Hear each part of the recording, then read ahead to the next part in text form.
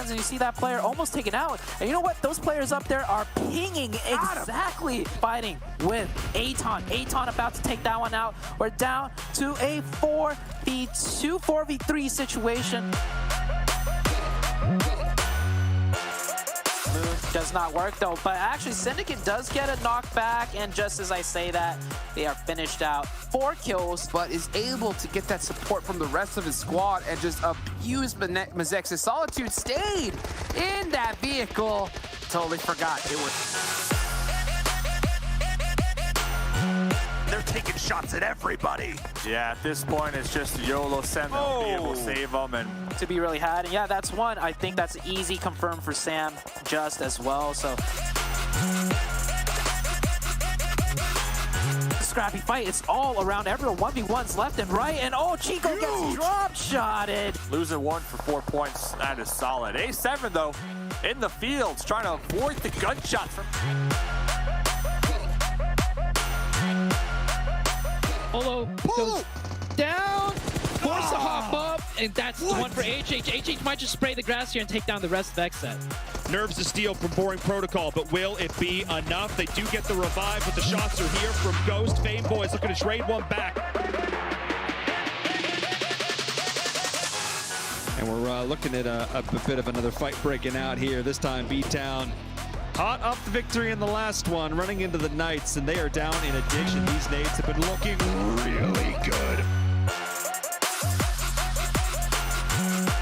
Rise is going to be able to take the fight they want to take. Find the shots. P in a 1v3. What can they do, Dave? Can they find the shots? Oh!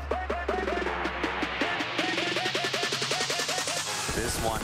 Let's take a look at Black Dragons and those two teams I just mentioned. Team Queso seems to have their eyes. We do not want to lose a player. And oh, long range. Oh my goodness! Put out the pressure, they'll get that revive. XSET full sending again, this time into Ogilvy. J7 is not, kill switch is done, and Thurston.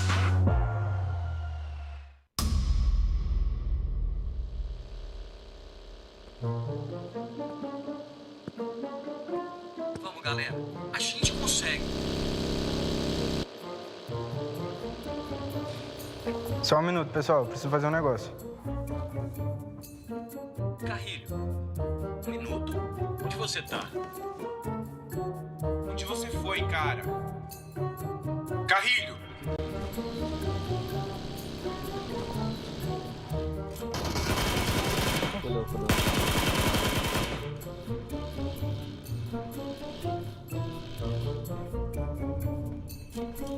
Carrilho tá FK?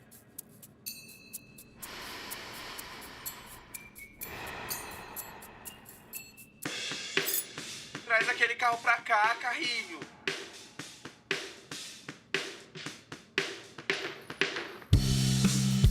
O que você tá fazendo, Carrilho?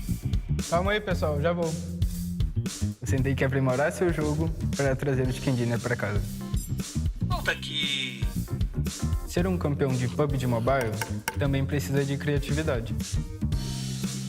Para de ficar zoando e vamos matar esses caras.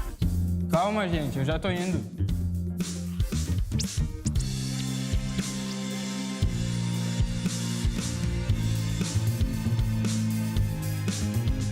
Perfeito.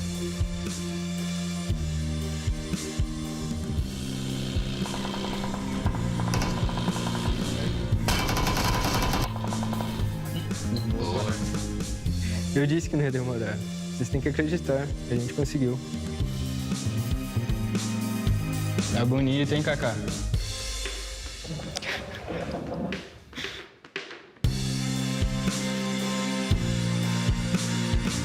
Ótimo.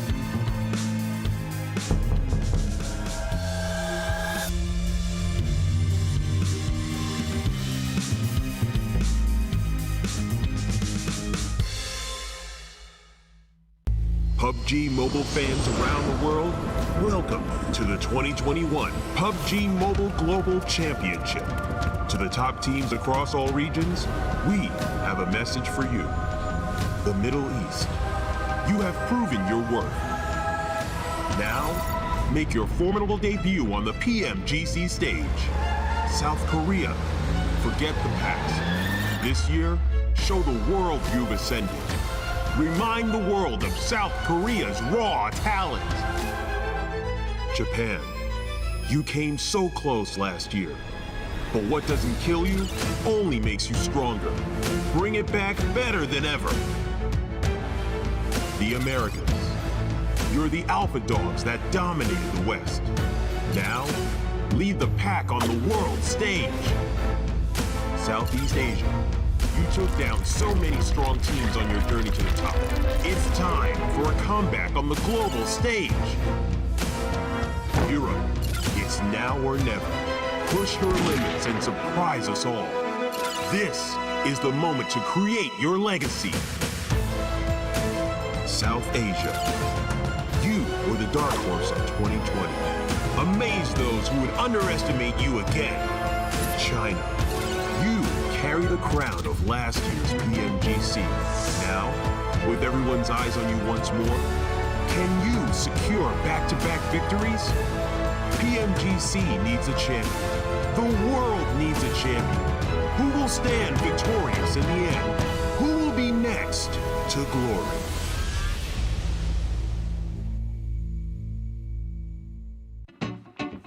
Watch out! Get it. Watch out!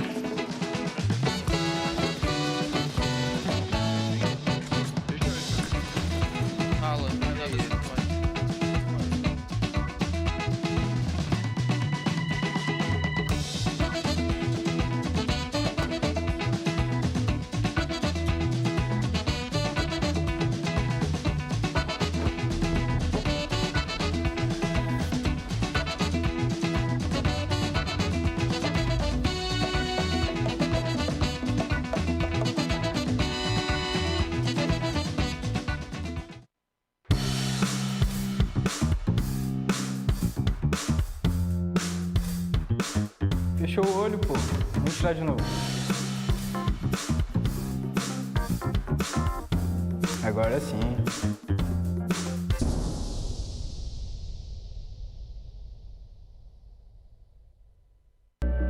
I saw the first light, the first steps. Now I see much more. I capture Earth in all its beauty. I see action. I see drama. And I see it in the finest detail. Moments of inspiration. And the first steps. I am the 1+9. Hello, PUBG Mobile fans. It's almost time to bring together the world's top teams for the PUBG Mobile Global Championship 2021. This year's PMGC has a total prize pool of $6 million for teams and players, and tons of great rewards for our fans as well. PMGC will consist of 2 stages, League and Grand Finals. The League phase will last from November 30th to December 24th. During the League phase, teams from the Americas and Europe will compete in the West League, while teams from Asia and the Middle East will compete in the East League. Each league, 20 teams will compete on Tuesdays and Wednesdays for 16 slots to compete on Friday, Saturday, and Sunday in that week's Super Weekend. The total Super Weekend scores over the first 3 weeks will determine which 16 teams will compete in the PMGC League Finals during the final week. The top 9 teams from the East League Finals, the top 6 teams from the West League Finals, and a special invited team will advance to the PMGC Grand Finals. The PMGC Grand Finals, which will take place on January 21st, 22nd, and 23rd, will determine the PMGC 2021 Global Champions. Who will be the next to glory? Don't miss a single minute of exciting PMGC action.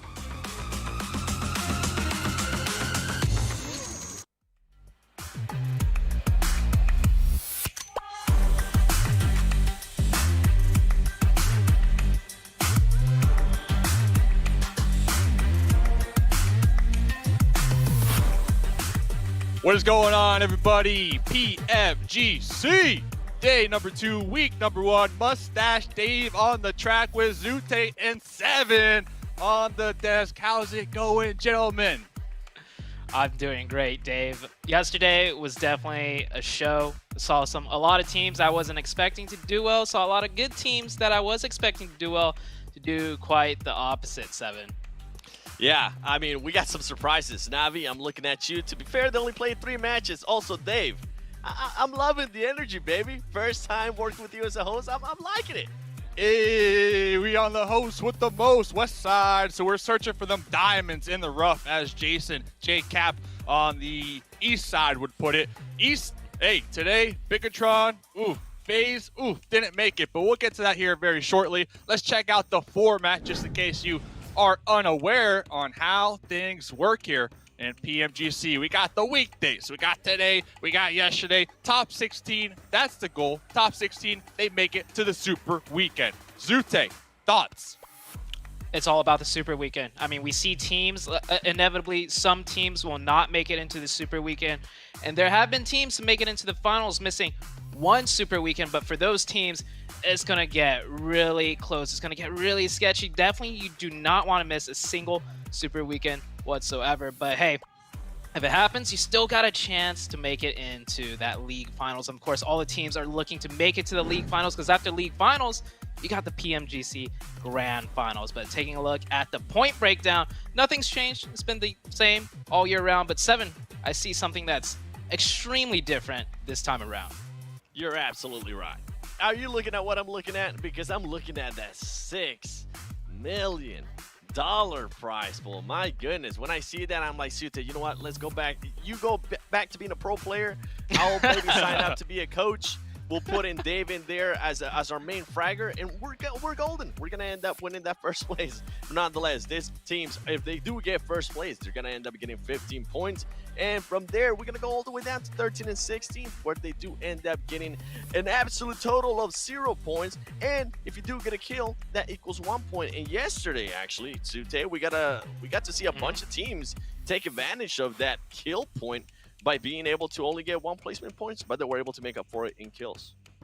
Oh yeah, the placement points, the kill points, they all matter. But the kill points you have within your control, so to say, more so in your control. But let's take a look at the groups right now. So we got groups A, B, C, D, and E. Just to remind for everyone that maybe not watched all of yesterday or are just tuning in today, certain teams have played 5 matches, some teams have played 3, and there are also some teams that have played 4 matches. So when we see the teams today, just keep that in mind. Some teams will be sitting out the last few games potentially, and some teams will definitely have extra games to try and catch up on, Dave. Yeah, the rotating lobby definitely keeping things spicy here, and today's the last day for the first week where we will have this rotating lobby, because after today, top 16, they go to Super Weekend, only 16 teams, and those points are the important points, right? Those points are the points that secure you that spot on the overall leaderboard. So there's a lot riding on the line, and we kind of touch on it just a little bit, looking at that east side here today. Bigatron, FaZe, 2 Goliaths in the scene didn't qualify for Super Weekend number 1. I want to kind of dive deep for our side of things. West side, we got teams at the bottom. We got Navi, we got Unicorns of Love, even Ghost Gaming a little bit, you know, on the cusp. Like, any kind of thoughts on that? Surprises? Are we surprised, I guess, is the better question here, 7. For me, not really surprised, because some of these teams, as Sute was mentioning, they have only played 3 matches to some of the other teams that have played 5 matches. If I'm going to say I'm surprised, the only team that kind of has surprised me is Buluk Chaptan.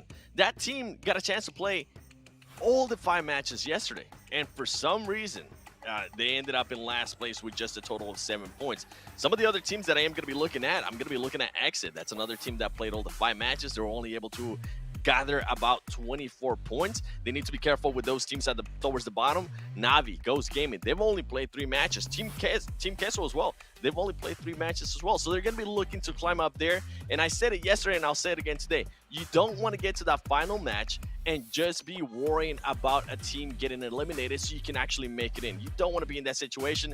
We saw what happened in East. You were mentioning there. If I'm not mistaken, I think they were tied in points. It came down to a tiebreaker. Yeah. You need to, if you get a kill, if you even get a knock, go for those kills. And we actually saw that yesterday, Sute, with Alucard. Towards the end of that Miramar, we saw him being able to get that knock, and he's like, you know what? I might not be able to make it here, so let me just actually confirm that kill and get the point. Yeah, confirming the kill is super important, especially under a stressful situation. I see a lot of players mess up where they kind of just choke and try and win the fight in itself instead of just confirming that kill point. And yes, you're absolutely right. 16th and 17th place in the East had the same exact points, so it came down to a kill amount, like tiebreaker, if I'm not mistaken. So that extra kill point is definitely going to be big. And as far as FaZe and BTR goes, there's a small chance. Like Ghost Gaming, they're towards the bottom. Yes, they've only played 3 games, but if there is going to be a Titan, so to say, a big star team out of the West that might not make it, it could maybe be Ghost. I think they'll make it though. Like seeing them play yesterday, they definitely don't look in form, but they're not so bad off that I wouldn't put it past them to not make it past the top 16, Dave. Yeah, and you guys both mentioned certain teams have more games to play here today, Na'Vi being one of those teams. But before today started, we were chatting in the back room with the casters, and we were talking about that one game on Erangel that Na'Vi had 4 up. They had the high ground. All they needed to do was pretty much defend it, in my opinion. And they crumbled, right? They fell apart. So I know Na'Vi, they have a lot of fans. They are one of the best teams here. There's no doubting that. But just looking at them yesterday, are they trying? Are they kind of falling apart? I mean, Zute used to be a pro player. You used to be in the scene and feel these nerves. Do we think it's nerves that's kind of hindering Na'Vi right now, or what can it be?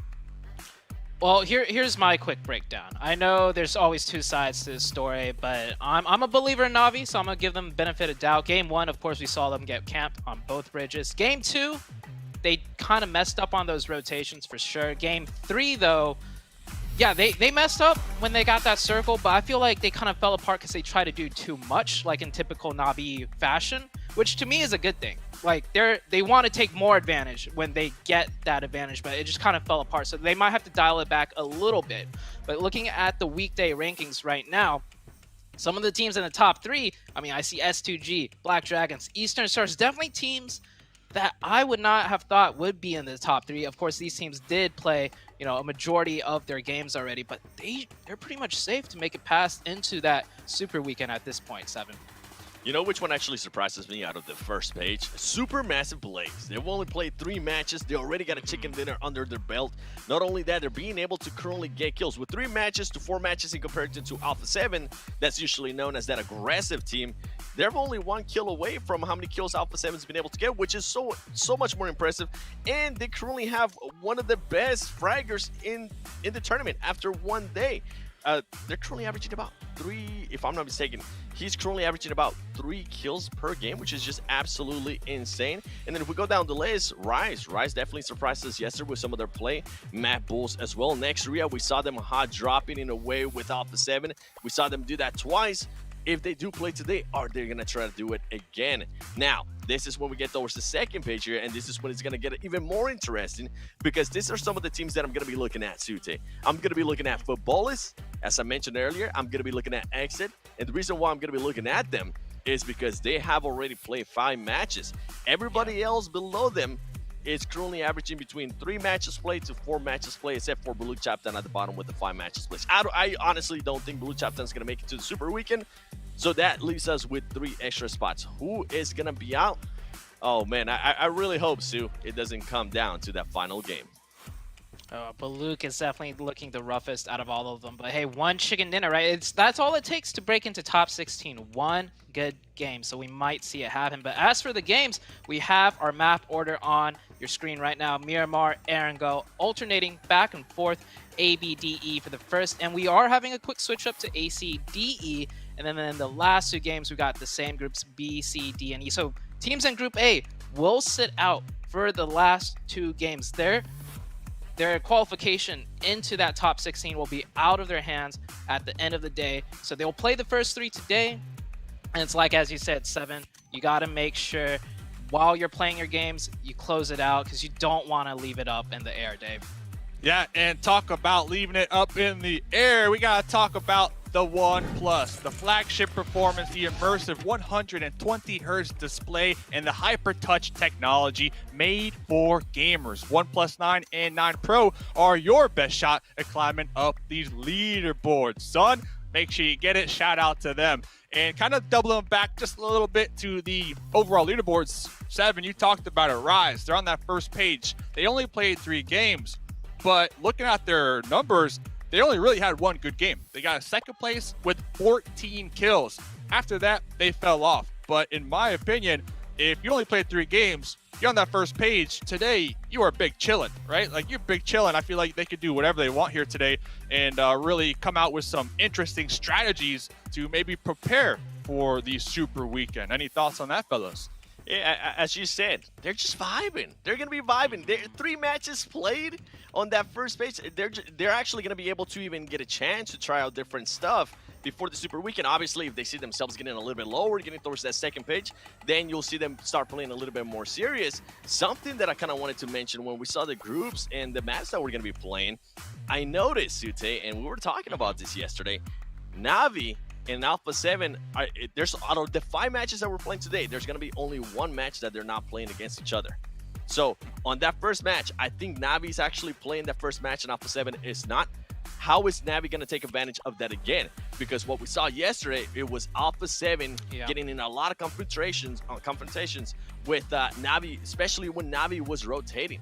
So this is something that I'm definitely going to keep an eye on, because with Alpha 7 in the position that they are, you would just mention it too, they're in the first page. They're kind of just chilling right now. If they can see an option to kind of stop Navi from getting to Super Weekend, if I'm that player, oh boy, I'm going to take that option. I would rather not have Navi in the Super Weekend regardless of how they're playing. How do you guys feel about that? 100%, because the one thing is, it's not just Navi is a strong team, right? I think every team would want to sit Navi out for the Super Weekend, but particularly Alpha 7, because we talked a lot about it in day 1. Their rotations are very similar. Their starting points are very similar, and Alpha 7, if they're looking comfortable to make it into that Super Weekend, why not go way out of your way to stop a team like Navi? So you have a higher chance in the Super Weekend itself to, make your own rotations without Navi in there. And to recap, if you guys missed day 1, well, in the 2 games that Alpha 7 and Navi played together, Navi got really, really poor results. I'm talking like single digits below 5 points per game. And the 1 game that Navi played that Alpha 7 wasn't in, well, that was their best game because Alpha 7 was not running into them on rotation. So this narrative is going to play out again today. And like you said, let's see what they do on the first game when they don't have to confront each other. Got about a minute 30 to go. We do have 3 Miramar games here today and 2 Erangel games. So kind of to tack on to that point, that discussion that you two brought up, A7, Alpha, they are in 7th position, 36 points. I think they're pretty safe right now because remember the goal, top 16. That's all you really truly need to make it to that Super Weekend. So let me pose one question here. One question to end it all. Navi, you guys talked about it. I'm Alpha 7. Let me get Zute, let me get 7. Yay or nay? I'm Alpha 7 and I'm hot dropping Navi. I'm going yay. I'm doing it. Are we talking about like right away? I'm talking about hot dropping. Hey, match? Alpha 7, all matches. Alpha 7 dropping on Navi. Yay or nay? I said yay. I'm yay. I'm for it. 2 yays. Zute? Oh, of course, I'm for it. But will they actually do it? You know how it is. That's another thing. Yeah, when we're on the desk, we want all the savagery possible, right? But like the teams, the nerves, personally, I think from a analytical standpoint, and if I was a coach, I would say yes, go for it. Yep. Take them out because they are right there on that cusp. Yesterday, they only played 3 games, but they had a challenging fight at it. And with only 12 points, they're only 1 point ahead of that 17th position. They have a lot to lose compared to teams above them. And it doesn't have to only be A7. It could be any team in the lobby with enough points to really hot drop them. But ladies and gentlemen, enough of us. Let's get into match number 1. But we are, Dave. Welcome everyone, of course, to day 2 of the PMGC 2021 League West. Myself, Highland Wolf, joined by Necro for all 5 games today. And what 5 games have we got? Already 3 Miramar games. I'm looking straight towards Eastern Stars with their dominance in game number 2. But there's also on the other end of that spectrum of the leaderboard, Necro, some really dodgy goings on for these teams. Exactly. Dodgy stuff definitely going on. Teams that we didn't really expect to be there, especially teams like Na'Vi and Unicorns of Love. Oh man, things are looking really shaky. And that was also the desk was talking about Bullock Chaptan. I don't know what's going on with them, honestly. They're sitting all the way in the bottom. They've played 5 games, Jake, and I don't know what's really going through their mind, because this is the time to step it up. If they're not going to be doing so, well, we know what's on the line. They're not going to be making it to the week 1 of the Super Weekend. Oh, that they are. But look, Chaptan, I think the onus on them more so than some of these other teams who we mentioned, because they're also playing in Group A, right? They've already played 5 games yesterday. We didn't see all that much. In fact, they're in 20th position, so they have a lot to work with here. But another one of these teams who has been slightly more disappointing, Ghost as well, who coming from the #1 seed in NA, right? Qualifying through for those PMGC points. They missed it again to repeat PMPL Americas in the full season. They're coming back into the PMGC because they did so well in spring. They're able to qualify through to the PMGC with their points from there. But they haven't showed us that skill that we're looking for in amongst this lobby. Exactly, that's for sure. The skill, as you talk about, especially when you hear the name Ghost Gaming, you expect some incredible amount of gameplay, incredible amount of game style coming out from their side. But up till now, that hasn't really been the case. But if you talk about Supermassive Blaze, right now they have clashed against Ghost Gaming and Picado. And if you talk about Supermassive Blaze, played only 3 games and they have been pretty impressive. But Fenerbahce, okay, another team that is on the shaky lines on the second half of the board. And Bullock as well. We do know each and every single game is really important for these 2 teams. Well, actually, I feel okay with Fenerbahce, right? I mean, yes, they're, of course, not going to be super high up there, but actually, considering that they barely qualified coming through from Europe and recently only getting into the PMGC compared to other teams who had already previously secured their spot, right? You can see that the skill that comes through from them, bring down to a sliver of HP, Dolken Machine with the sniper onto Farnan, but he can't quite find those shots. Of course, you need an AWM to be able to one-shot someone, and that ain't just there quite yet. Oh my god, that Winchester did hit him pretty hard there, Fernan. He realizes how lucky he is to be alive in that situation. That was a quick scope shot as well. Talking about Supermassive Blaze, feel like you see the lights leaving your eyes as you go to 1 HP. Thank God he also had a first hit on his name, so he was able to patch himself back up and make it back to safety. But Ghost Gaming, hopefully they have enough intel to work around how Supermassive Blaze have positioned themselves. They're quite split out. Keth's position is going to be really important inside this fight. If he's able to catch even one, that's going to be given a go call for the entire, or at least for the rest of the Supermassive Blaze squad, and they can feel a little bit more comfortable. You can actually see that the positioning from Keth is quite decent compared to what actually Ghost is doing. In this situation, if Keth was actually further away, but Ghost was sticking more together or looking for that push, then yes, I think Keth would be a little bit far away from that fight. But because Keth has this information, you can see that Ghost were moving away from the fight. They're not clearly looking to engage onto Supermassive Blaze. So actually, Keth is vital in this situation to stopping Ghost on that retreat, because it can't be done by the other members of Supermassive Blaze easily without crossing into the same apartment building. And the only way to do that, of course, is going from the ground or going through that top floor, which you can already assume Ghost have that covered on those 2 different entrances. So then it becomes more complex for Supermassive Blaze to make this push. And that's why actually Ghost, albeit despite the fact they are running away, do have that slight more advantage, but the information definitely goes over to Supermassive Blaze. Definitely does goes over that. Other team, Team Queso, had quite an interesting first day. The second day is where it really comes down to. If you talk about safety cushions, definitely the teams that are on the latter half of the board, I don't really know if I would say they have the safety cushion. Yeah, maybe teams that are on the 11th ranking, 11th, 12th, maybe they would be kind of in there. But still, they would need to have, or at least they would need to make sure that they're at least having a decent performance today. And as well, of course, keep in mind that this first phase zone, I was just going to mention it, but bit of timing. That there's some timing indeed there, Necro. But you can see that that is a more easterly shift, considering to what we've seen in the past so far. Yes, it could. Don't want to jinx it. Could go down to Los Leones again. I hope not, for the sake of myself and my knowledge and my experience of Los Leones. If we get more something towards the north, I think that actually the positioning here of S2G footballers, they have some of these core positions around Graveyard, right? Around having the pattern on these hills, because these are the main spots that teams are going to be looking to rotate around and rotate inwards onto the center of zone from. So particularly S2G on that main center A road coming in towards that center of zone, there's a lot of onus on them to stop all of these Western teams who are going to directly make that first initial rotation in. Whereas actually, if you are one of those Western teams outside, it could also be better to go slightly wider in this situation, because you can assume that Picardo and around the center of Miramar is going to be quite packed, considering the fact that the plane path was also fairly centralized. So heading actually on those wider rotations down to the south, up towards the north, where even Nikes are going to actually play more better for these teams on the western side, even if it's slower,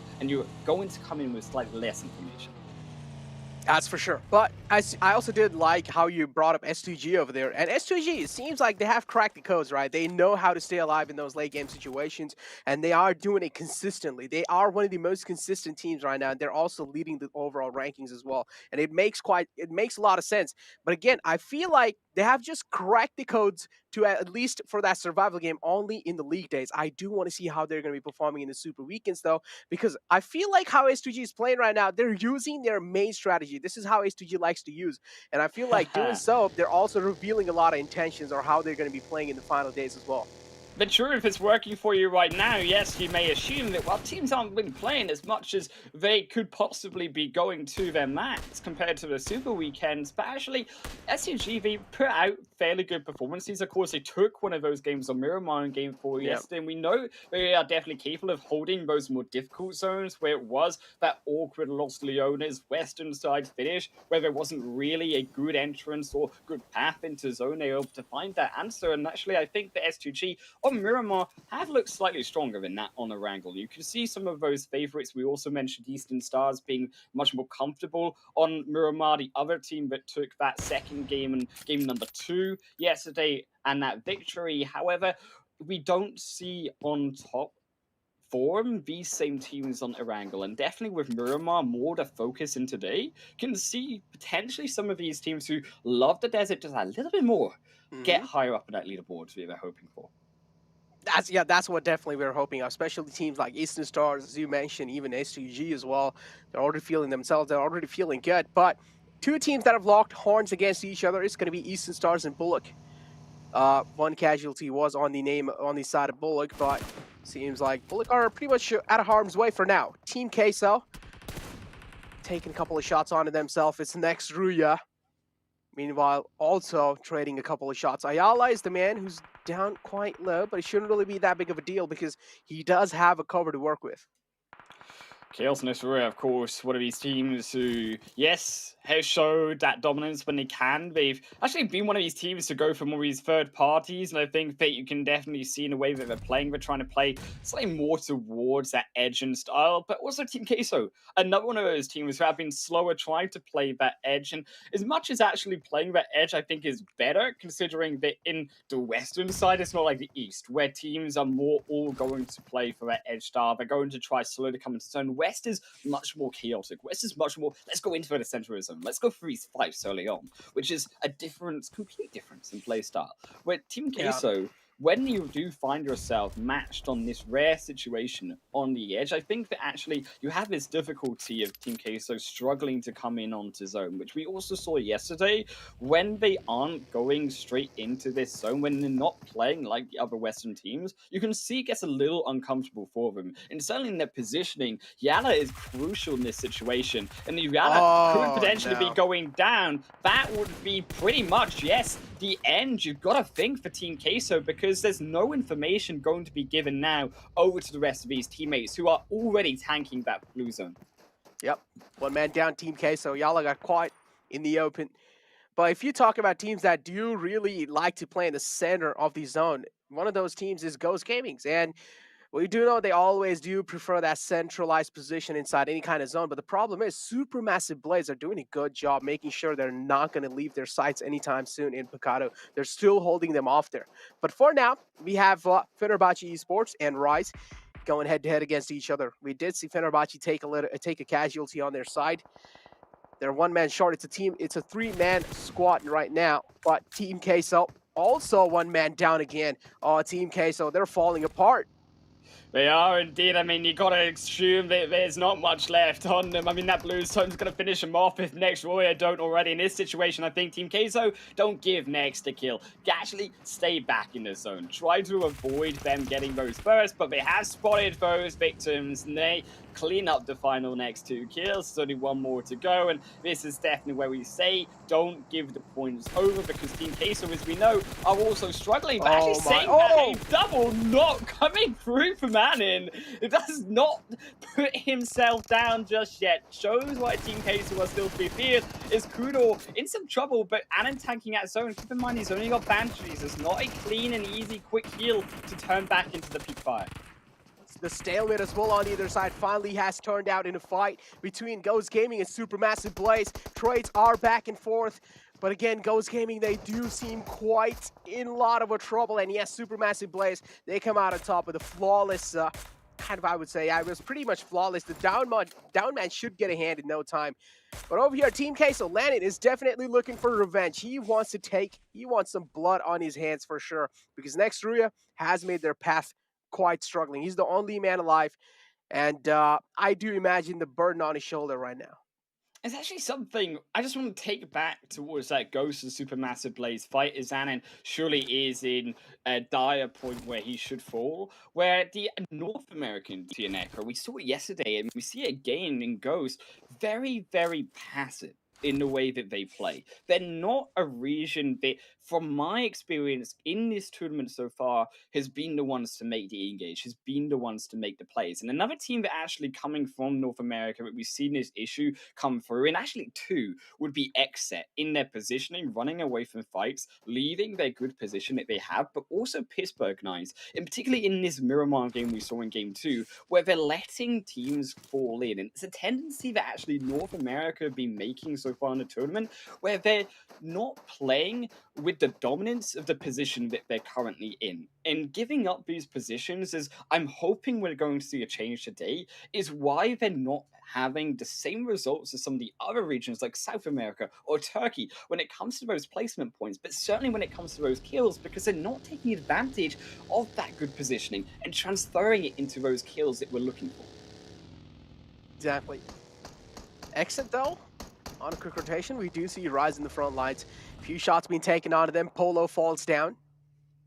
It's going to be quite tough to get the Rise back up on the fallen man Polo, but Mufasa as well is going to be the man who got traded instantly. Polo's kill will be confirmed, so Rise will have a little bit of smirks on their faces. But Exit as well, they did try their best to reply back. Mufasa was taken down quite low, but Exit in the end did realize they are on a man disadvantage. They can't just straight up head on inside the zone. They need to find a new way in. Rise now locking their horns against Eastern Stars. And what do we see in the kill feed? Did Lanning just kill himself?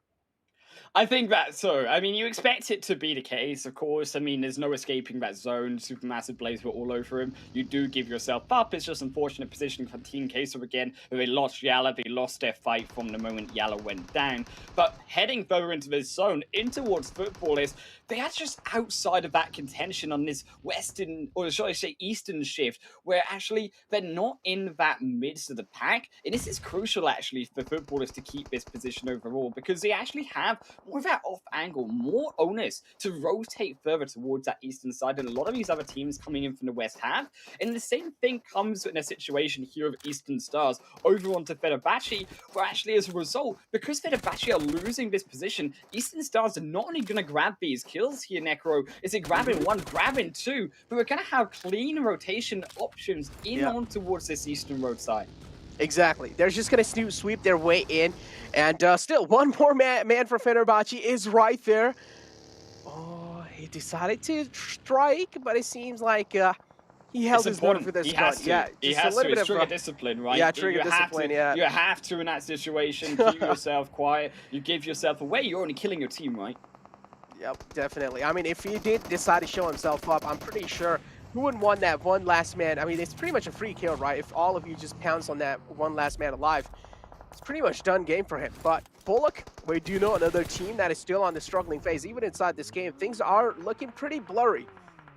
Do you want to see how they're going to be playing the rest of the game out, though? Rise is the team going against Eastern Stars. And Eastern Stars, we do know they're quite comfortable on the map of Miramar, but it doesn't really seem the case today.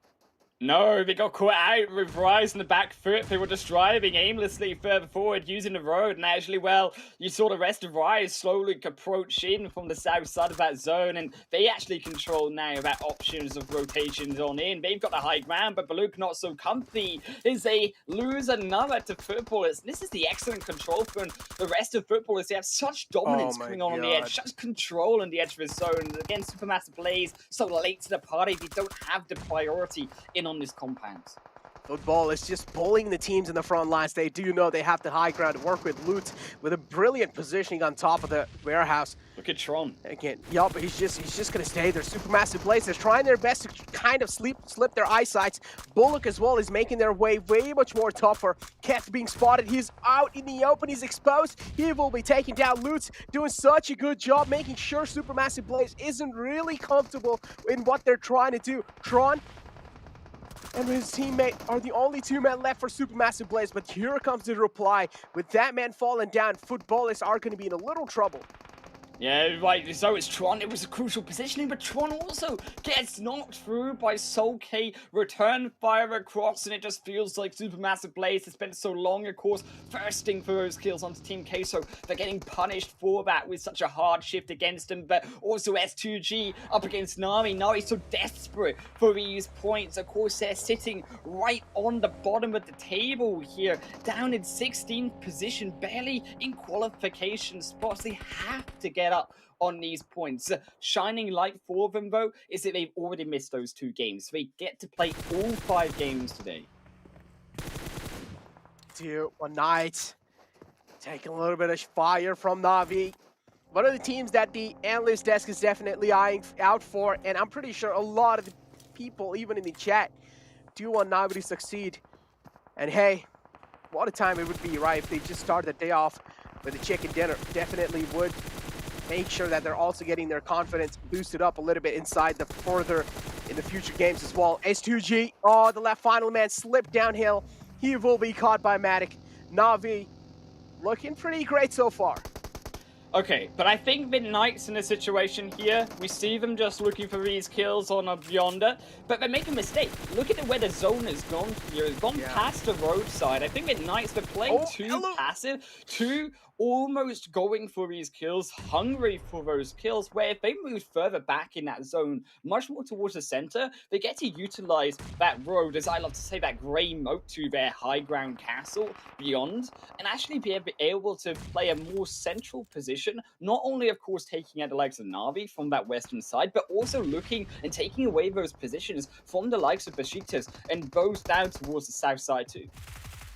Furious Gaming being pinned outside the zone, taking a lot of damage even from the zone and even from the members of Na'Vi. 2 players fall down. Triggers in, trying his best to stay alive, but not anymore.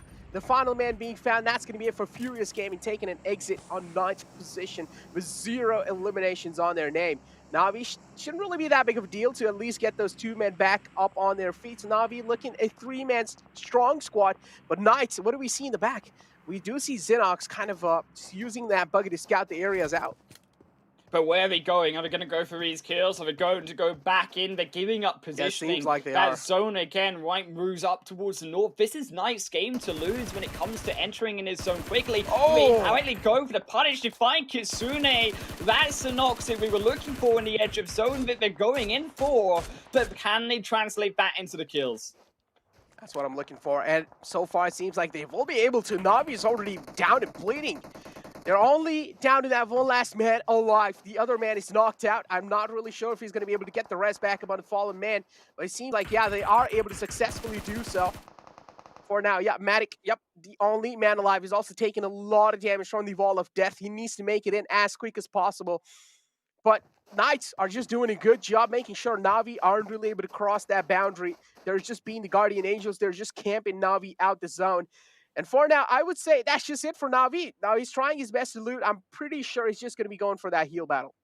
Oh yeah, it's all heal all day here for Na'Vi, but I don't think they're going to survive much longer. They're going to pray, of course, the fighting to ensue elsewhere, but you look again, it's so very open. Of course, a lot of these teams still to enter in onto that safety mark in Phase 5, and of course on the outskirts, that's where the battles still continue, that's where they still ensue, and footballers who have been trying to take those kills themselves, Lovesin takes a little bit too much damage, gets punished alongside with the blue zone, but Xset returned as well, backwards by Atten. They find that third party, but Jay knocks 2, but may also just go down. May go down. He's still up though on a sliver of HP. We do see Rise as well racking up from the back lines. Need to be a little careful. Exit one of those teams that we do have our eyes out for, but still yesterday it wasn't really that great of a performance from them. Today's the day to step up for them as well. Footballist Rom spotting a player out from Exit. J7 quite low. Same thing, same story with Rom as well, but he's taking a little too damage from the zone. Same thing goes with Exit. And you can't withstand damage over here. You need to respect the play zone. You cannot really go for those heal battles. Yeah, it's crucial that Jay gets in. He doesn't take that fight versus Atten. He looks for that positioning. Of course, he's get up further towards that central zone, which he has done. He's got the high ground position, actually. For Jay, although he's a solo player, he does have that position. The problem is he's got nowhere, no one here for to look towards that control, actually rise. With this 4-man push coming in or towards his center, you look towards the Knights, also Besiktas with these 3 players. These are the teams, the 3 squads that we're really looking at towards taking this first game. Milo's been taken down from the side of Aton. Now here comes the push from Rise. Mufasa, the man in the front lines with the buggy, being a little too impatient. If he gets taken down, there's no way the rest of his squad is going to be able to get the rest back onto Mufasa. He needs to be a little careful on making this push happen. This nade, if it's cooked to perfection, if it lands on the mark, it can change the entire course of the fight over here, but that's not the case. Instead, a little bit of overshoot coming in from his side. Mufasa looking to lob another nade in. Milos trying his best to reposition himself over and over again. And Aton, they find themselves the opening. The go call has been made. Coco is the man who decides to get the trade back in, but Aton, they're already a man short. Now it's all down to only that one last man alive. But it's a third party, Necro, coming in from Coops, from Knights, took down Lunas. There was only 1 versus 2 situation for Rise then versus the 2 of Aton, and there was nothing withstanding left for Rise, and they start to fall down. Exit as well. Jay now poking his head up, notices the kill opportunity is there, but also has to be careful, of course, right? There are still those players, those teams coming in from the northern side, and Knights now, I think you look towards Xenox, making that super wide flank even behind Besiktas, and you're really looking at Knights. If Xeros can pull off this flank, can have that surprise angle in and bail Knights further into that zone, that could be the way that they get inside of this game. But keeping his identity anonymous, is that's what he's really looking for. If his position gets revealed, he's really separated out from his team. And that wouldn't really pan out good in the future lines for Knight. And this is what he makes the decision. It's a way much more wiser decision to go back and reunite with the team, which is what, as I mentioned, it's quite a wiser decision because you do not want to be the one to get caught and then there's no way to get your teammate back up on the feet as well. So Knight making a wiser decision. Now, these are the final 2 teams alive. Besiktas versus Knight. Who do you think is going to come out on top here? Knights, they've got a closer positioning though. Look at the 2 of Besiktas. They've got all of this flat ground to continue moving forward. You see that crucial knock at the front line. It feels pretty darn over to me, Necro, when you got a full 2 members not even in the fight. They couldn't join in. The high ground, the dips were just a little bit too large for them to cover. They lose the front man, and now the vision is completely gone. Nice. They have everything. They got a central zone in Phase 7. It should shift towards, and there's no reason it wouldn't. Exactly, Besiktas, from a little bit of split coming in from Enjoy 7, they will have to pay the price for it. That separation didn't really work out for them. Now they're left with only 2 men alive. Knights have the man advantage inside the final fights. These are the final 2 teams alive. This is where, if you are going to be able to get the first game in your hands, it's going to be changing a lot in the future lines as well, because the rest of the day you can pretty much have a little bit of safety cushion on your back as well, and your confidence will be boosted up, of course, without a doubt. So Knights looking, or at least trying their best to take a little bit more tactical approach inside this one. We do see Coops getting himself that level 3 gear. That's going to be helping out quite a lot. Oh, it is. But Coops, you can see the triangular formation coming to that front line. But you got a 2 back line. There, those are the ones that you're looking to fire. Alucard, Xenox, there, the fraggers. Coops is the bait here for Besiktas to move further forward. And as those smokes dissipate, that's when we're looking realistically for Sun. Recent, they've got to start to move up. They've got to start showing their face, because keep in mind that phase 7 shifted outside of their position. So they have to make that move, and they're running out of those time as that utility fades. You can clearly see the confidence in Knights as well. They do realize they have the man advantage, so it's pretty understandable if you're going to be showing a little bit of confidence in the final few moments. Besiktas, they're being as cautious as possible each and every single move. As you can see, they are trying their best to calculate it. There is a little bit of separation coming in from these two. They're trying their best to keep their identities anonymous, or at least try and strike in from an anonymous angle. But and I do want to see if they're even able to find one that's going to be helping them that neutralize the man number, or at least the man alive number, and then maybe Besiktas can have an equal chance to try and clutch this moment out. It's actually a beautiful through from Knights, so because you see that slight ridge that you got Xenox, Coops, that slight dip, that's protecting him through from recent, and they're trying to focus down one of Besiktas just now. Sun HP is having the full 3-man focus from Knights, and I like this. They're trying to single out one at a time of Besiktas, eliminate one, put it down to the 1v3, then eliminate the other and take out this game. They're playing actually perfectly when it comes to that positioning, making sure they're not poking out too far out for recent to take that side flank out. 2 men in the front lines, Alucard in the back lines. What's going on here? Throwing the pan, just praying it. All right, hoping that it hits, but that's not going to be the case instead. Knights, well, I do understand, as I mentioned, the confidence is clearly being seen because they realize they have the man advantage. Now all they're waiting for is the zone for Besiktas to just push Besiktas in kind of like an uncomfortable spot where they are not really going to be having that much amount of cover to work with. Finally, Sun's HP being revealed, and now they do exactly know where Recent is as well. Both the players' position being revealed, it should really be that tough of a task for Nice to take him out of the game. No, indeed, Sun. There's only so much he can do is to now move in, but a buggy Xenox steps out, finds a kill, but no, he won't. Sun HP slaps him down. Can he make the 1v2 happen? No. Coops barely alive. Can he find it? No, he cannot find that extra one. And Coops closes out the game. Recent taken out by the rest. Nice. They have the one with the chicken ball.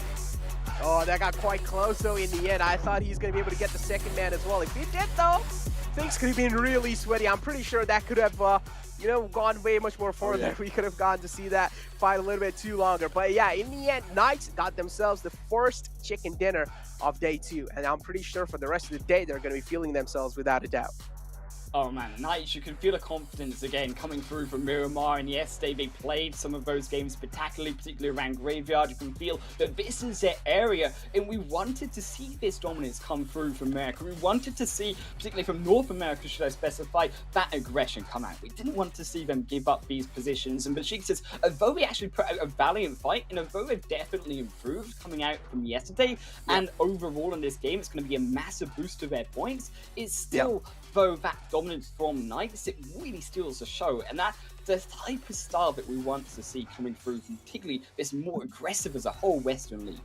But again, I mean, if you talk about teams like Bullock and Na'Vi still kind of lacking down there, man, as I mentioned, this was a really important game for them. Na'Vi, I do understand they had 2 teams to deal with. There was one team in the front lines. As soon as they got done with that, they got instantly pushed from the back lines as well. It's quite understandable. Third parties aren't really that easy to deal with, because especially you're already bleeding, you already have a few men down, and then you need to get them back up, and then you need to take care of the third party as well. So I do understand why Na'Vi crumbled down, but I still feel like there could be a little bit more different ways to challenge that fight. Yeah, I think that actually Na'Vi, if they were trying to come through further forward into that fight as a whole, I think what they should have been doing is playing more aggressive after those knocks were put down. I think that after you go for the knocks and they're put against you, so should I say, and Na'Vi lose those 2 members, you should be looking to try survive. I think that actually you can understand that are going to be players in that vicinity. Don't go for the revives. Don't play that slower when you've got to get over that open dip. You've got to continue moving further into that zone. You're playing on the edge of phase 4, phase 5, which is about to engulf you. You know the situation. You've got to leave sometimes your men behind. You've got to play for that positioning. And yes, the heal strat was right, but they were too far out from that zone because they didn't make that initial move further forward. Exactly. Let's take a look at the highlights. And, well, already, I mean, things started off quite heated up, right? Especially we did see even in Picado that Ghost Gaming and Supermassive Blaze, it was quite a stalemate till pretty much mid-game. That's when the fight started breaking down. And Ghost Gaming as well, they crumbled down against Supermassive Blaze. We didn't really get to see that fight much, though. I really wanted to see it, but unfortunately, it was just elongated a little bit too much, and that's where the problem was. I felt like Supermassive Blaze could have utilized that time in either like trying and positioning themselves way much more better inside the zone, and that could have helped them quite a lot in at least getting those placement points.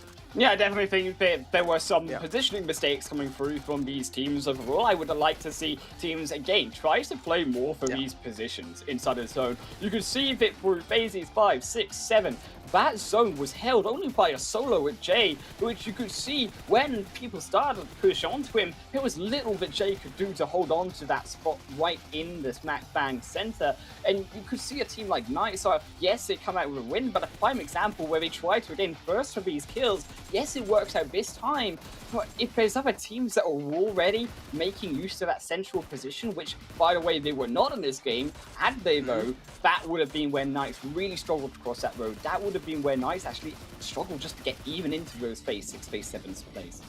Knights in general, though, I really like that they weren't really shying off from any kind of fights, right? They were always over there. They were always holding their stance. Even if anyone tried to charge in, they were able to successfully, try and neutralize the threat easily. Koops, this fight in the end, though, got quite close. I thought Koops might go down because the enemy definitely did have that little bit of HP advantage. And that push coming in, as I mentioned, they're definitely going to be having the confidence, but a little bit of overconfidence was being shown. Got taken down because of that.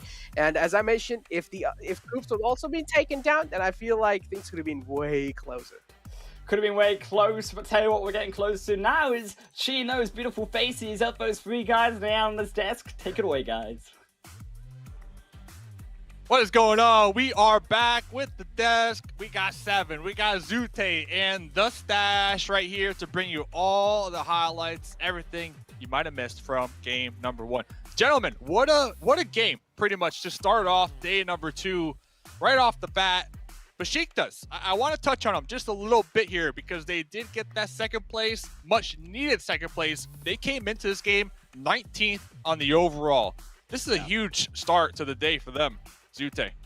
Yeah, coming in 19th and getting a second place, what that really does, it tightens up that 16th place qualification. It makes it that much scarier for teams to like try and make it in that breaking point. And we'll see soon after the points are updated and just how close it gets. But what a game. So much happened in that game in the sense of standings. Standings are really going to get shuffled around a bit, and I can't wait to get into it. But there were so many other things too, like the Knights 7. We were talking yesterday, Knights were doing good all day long, but they were missing that chicken dinner. They were in the front page top 5, the only team without a chicken dinner, and I think we know why they were doing so good, because they're a good team, and they clutched that chicken dinner for this game just now. They are. Something that they did that I genuinely love, and we were kind of hoping that Alpha 7 would do it at some point throughout today. Guess what? They decided to gatekeep Navi. They saw that Navi was in that fight. They probably were keeping track of how many people were getting knocked and stuff. They decided to back off from the zone and just set themselves up so when Navi had to push towards them, they'll be able to get those kills. They did that perfectly. They didn't get to get a full squad wipe, but they were able to at least secure those elims from all those Navi players.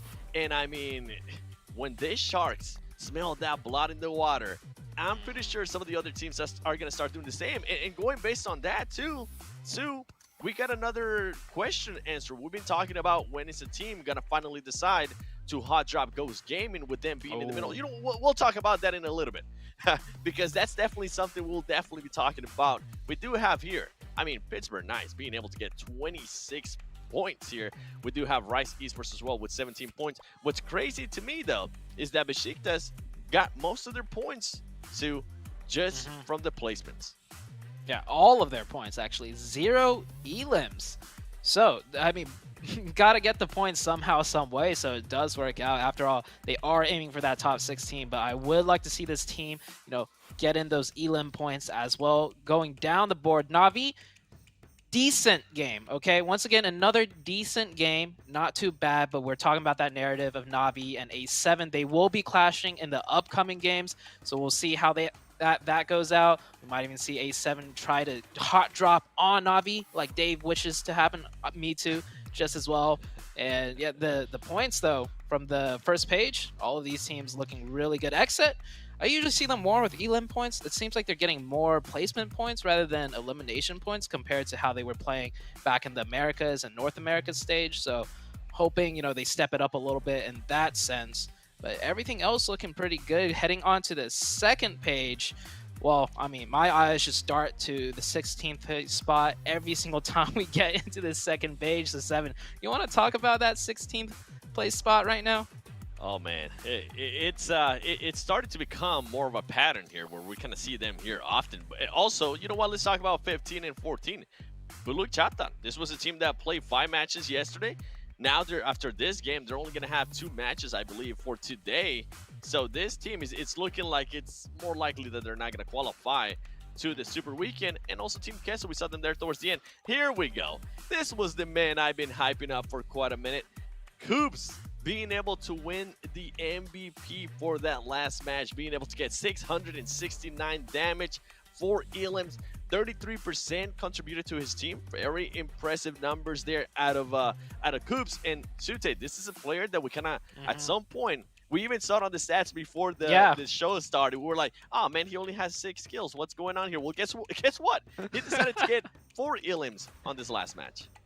Yeah, we were looking at the stats and it's like, wait, Coops only is like averaging like 1 kill a game. Usually this guy averages like 3 to 4 kills a game. Like this guy is a deadly player out of the Knights. And here, well, he got the MVP 4 elims in 1 game, and the Knights, after all, did win the game as well. So I think the Knights are really getting into form, which is great. You want to be a team that's in form heading into the Super Weekend rather than just, barely making it through and hoping, things start working out. But Coops, good to see him up there. And then head-to-head, we got the Knights and Rise. I'm gonna talk a little bit about Rise Esports. This team, just when they do well, it's in the form of getting those elim points. They get so many of them. Of course, the consistency isn't 100% there yet, but this Rise team, I think, is a team we definitely need to start keeping an eye on, especially heading into Super Weekend 7. I mean, with the aggressiveness that we've been seeing out of Rise, right? You mentioned it perfectly. When they have a good game, boy, do they actually have a good game. Now, the elims that they've been able to get on that last match, they were able to get, if I'm not mistaken, 9 elims. So this team is going, Rise Esports is going from a baby Alpha 7 to wanting to become the big brother of Alpha 7, because this team had only played 3 matches yesterday and they were right up on Alpha 7. So with this performance, there might be a chance, especially with Alpha 7 not playing in the last one, there might be a chance that Rise Esports has definitely passed them in the overall leaderboard. Something to keep in mind as well, something that Mustache Dev was talking about, is they were sitting pretty in that first phase. They were going to be vibing. They were going to be just kind of chilling a little bit with the cushion of points that they currently do have. Are we going to see Rise Esports maybe try to do what we kind of saw Knights there, try to stop some of those big name teams from going into the Super Weekend? We saw Team Queso.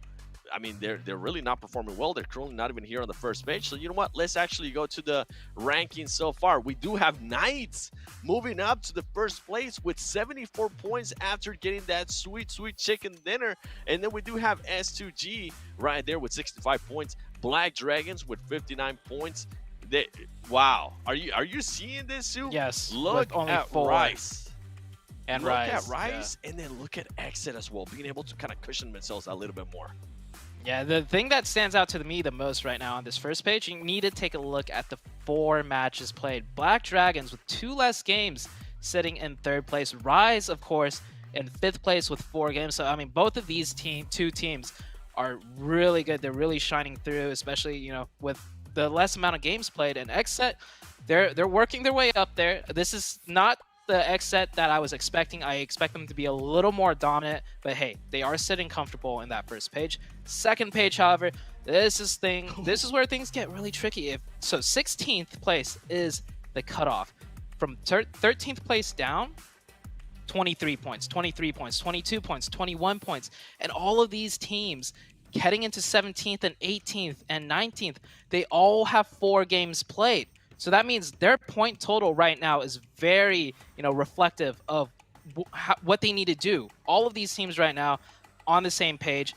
The only difference is that point difference, so it's getting really close for that top 16.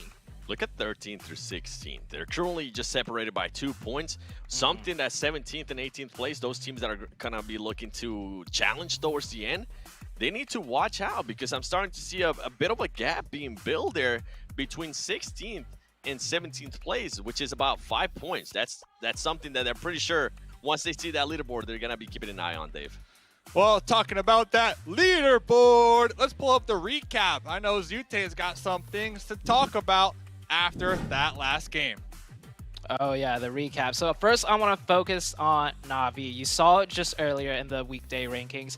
They are just barely making it through. So, I mean, I want to start off with the rotations. Once again, this is a rotation on the edge. They come in from the northwest side. They did get, pretty far into the late game, and the team that they were taken out by, which we'll see very shortly, was the team that ended up getting that chicken dinner. So, in a way, if Na'Vi kind of clean that up a little bit, they did get sandwiched. If they played a little bit better, they could have gotten the chicken dinner. But once again, a decent game with Alpha 7 not involved. We'll have 2 more games between Na'Vi and Alpha 7 coming up, but they did a really good job working their way in. 6 eliminations right here. This is the point, I believe, where they were taken out by the Knights. They tried their best, to get a bit more points, but an okay game. Definitely could have hoped for more, could have hoped for better.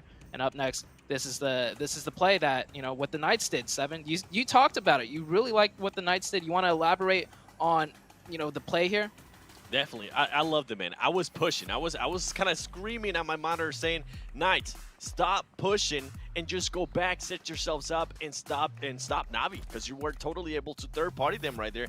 And guess what? Maybe they, in some kind of weird way, they must have heard me, because they did just that. They set up on this little hill. As soon as those smokes went away, you can see right there Coops being able to get the knock, automatically going for that elim, which is something that we were talking about earlier, Sue. If you get a knock and you're able to just secure that point for your team, just go for it. And I'm loving that Coops was able to do this. I'm also loving the angles that Alucard was able to get here, making sure that, he makes sure that Coops is going to be able to do his work, and if he is able to see anybody, he's able to also secure some extra ilims. Overall, I love this play from Knights. I love that they decided to back off. I love that they decided to gatekeep Na'Vi, because in a way, it's also sending a message to Tay. It's also letting Na'Vi saying, hey, you guys are looking kind of weak right now, and if we see that, and if we smell that, we're definitely going to take advantage of it.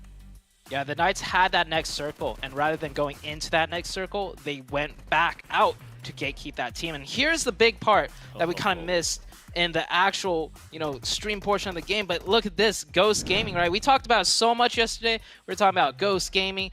They should get hot dropped on, Picado, Pachinki, prime positions on the map to start out, and no one dropped on them, which was surprising. But today, today of all days, when Ghost is looking, kind of weak, maybe these teams realize, hey, this Ghost Gaming team, they're not that Ghost Gaming that, people have talked about. They're not looking as good, and, Supermassive Blaze took that challenge with them and completely wiped the floor with them. At the end of that fight, I believe only 1 player of Supermassive Blaze was knocked, so it was a very clean finish for them. Yeah, and that's kind of the question on the top of a lot of people's minds right now after watching that hot drop from Supermassive Blaze. Like, this is a team that nobody would have expected to hot drop them, but at the end of the day, they did, and they took them out. So Ghost Gaming, I feel like really comfortable right now with their drop spots, and kind of losing sight of the fact that they might have lost some of that respect level when we talk about respecting each other in our drop locations. What's to say they don't continue getting dropped on here today? Will they continue getting taken out early? Like, that's the question right now. And for me, there's really nothing stopping other teams to do that, 7. Yeah, I think this is going to be a big eye-opener for some of the teams, especially with the way that Supermassive Blaze was able to dominate the hot drop. I mean, it took them 11 minutes to finally fully engage and be able to clear them out. But those were 11 minutes that they were able to kind of set themselves up, take advantage, and ultimately Supermassive Blaze didn't lose a single player. So when teams see that, that's going to be absolutely massive. Now in this match, when we're going next, B is going to be sitting out. We're going to have Football sitting out, Furious Gaming, Eastern Stars, next Ria Esports. So I'm going to be looking, since Ghost Gaming is going to be playing in this one, I'm going to be looking if anybody's going to want to challenge them in Pachinki. We mentioned that yesterday. Kind of saw some flashes here and there, but nothing really happened from it. I feel like this is the time. I feel like Ghost Gaming has been a little bit too complacent sitting at the top for the longest time, especially in North America. And when we talk about practice, I mean, I want to see more out of this team, Dave. I want to see the Ghost Gaming that we used to be like, oh, they're waking up. Everybody better watch out. I just don't see that right now.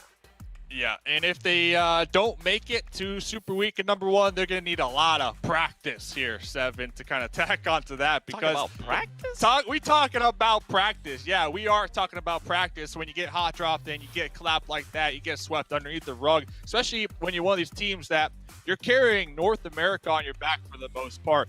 But fortunately for North America, we got the Knights popping off. We got Coops popping off. About time, Coops. Shout out to you, MVP. But ladies and gentlemen, we're going to send it to a quick break. Don't go anywhere. We'll be right back. Rasanya ya seneng banget sih. É uma sensação incrível. Nossa. Tu aprende a ter amor pelo próximo. É algo assim. Perdi, velho. Но когда закончил, уже ни о чем не мечтаю, просто живу одним днем. У меня просто цель выиграть чемпионат мира. 他现在的责任很重，因为他现在是作为中国和平精英的形象代表之一。 Gimana kalau lu tahu lu ngebuat kesalahan terus bikin mood tim jadi agak down ya? Pastinya kesal sama diri sendiri juga sih. Banyak lah, gede pasti itu pressure-nya.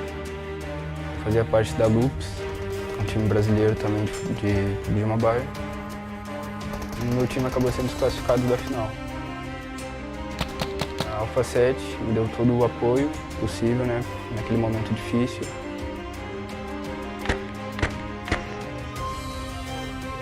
Я уверен, что команда в нашей текущей форме готова stать чемпионами. И мы идем за этим.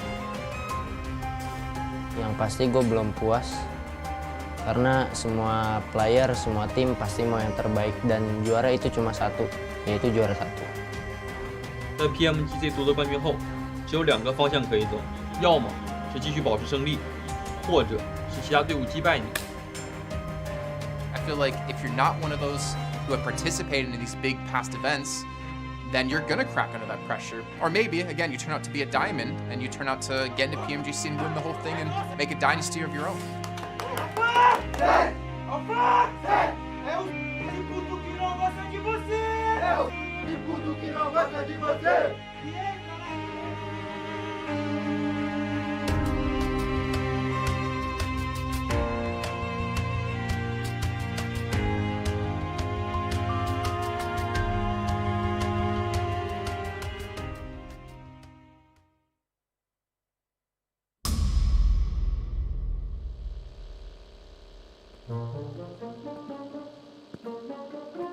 Vamos, galera. A gente consegue. Só um minuto, pessoal. Preciso fazer um negócio. Carrilho, 1 minuto? Onde você tá? Onde você foi, cara? Carrilho!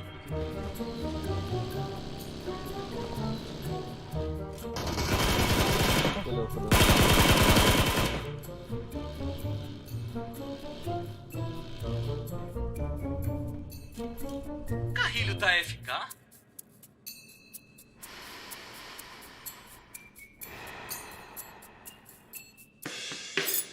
Traz aquele carro pra cá, Carrilho.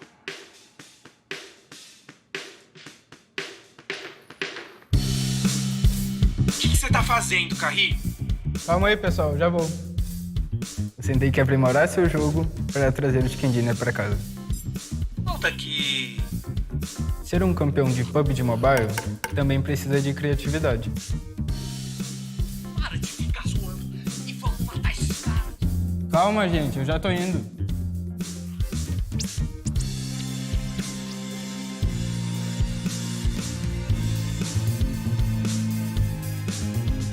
Perfeito.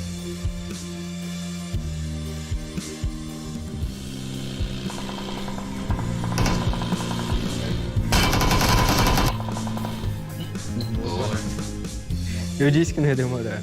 Vocês têm que acreditar. A gente conseguiu. Tá bonito, hein, Kaká?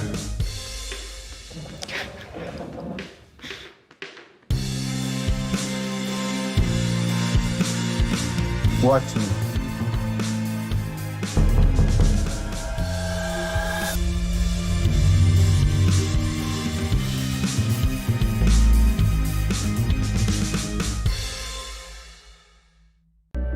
I saw the first light, the first steps. Now I see much more. I capture Earth in all its beauty. I see action. I see drama. And I see it in the finest detail. Moments of inspiration. And the first steps. I am the 1+9. We talking practice? That's what we're talking about. No, we're talking about game number 2, day number 2, PMGC West. That's what we're talking about here. Shout out to Jason, by the way. Keep seeing those promos of him riding that bike between the battlegrounds. Make sure you set those notifications. Check that one out. Last season was phenomenal. You really get the inside scoop on these players, these teams, and that mindset. But we're back with the desk with the boys, Mustache Dave, Zute, and Seven. Real quick before we get into the match here, we got to talk about SMB.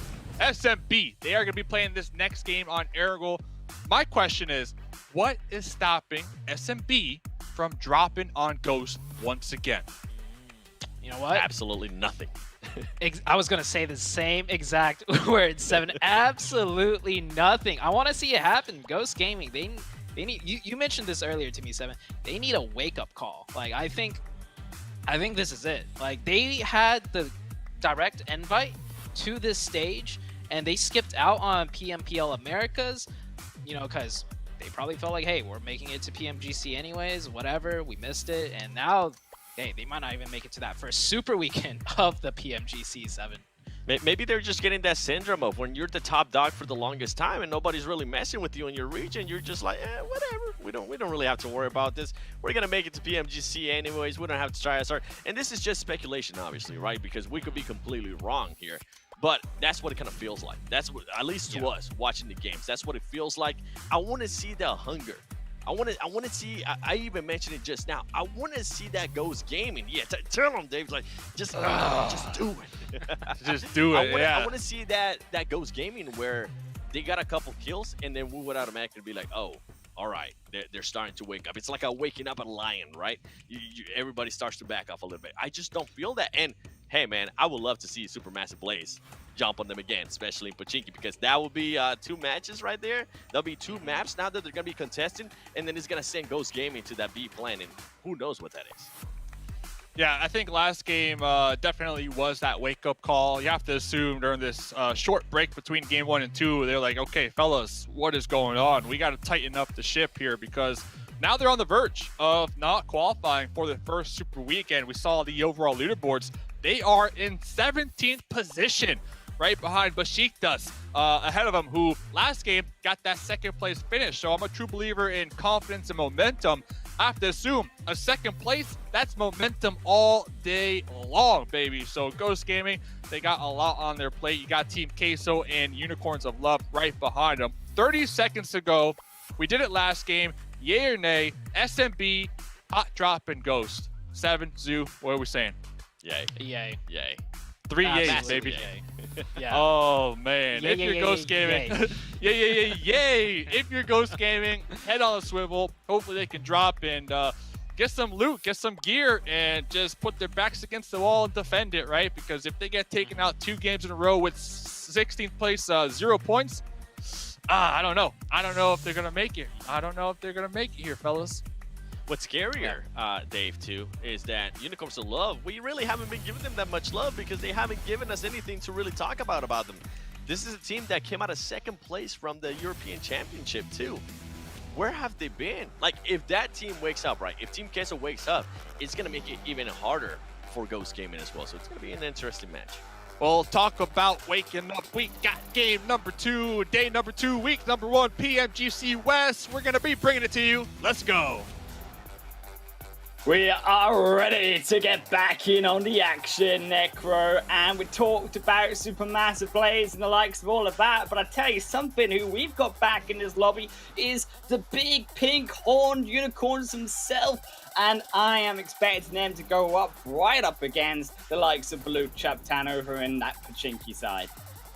Well, definitely, yeah, we are. But yeah, Primorsk for now, it seems like it's pretty uncontested. Unicorns of Love are the only one who have managed to drop in there. No one else is trying to challenge them.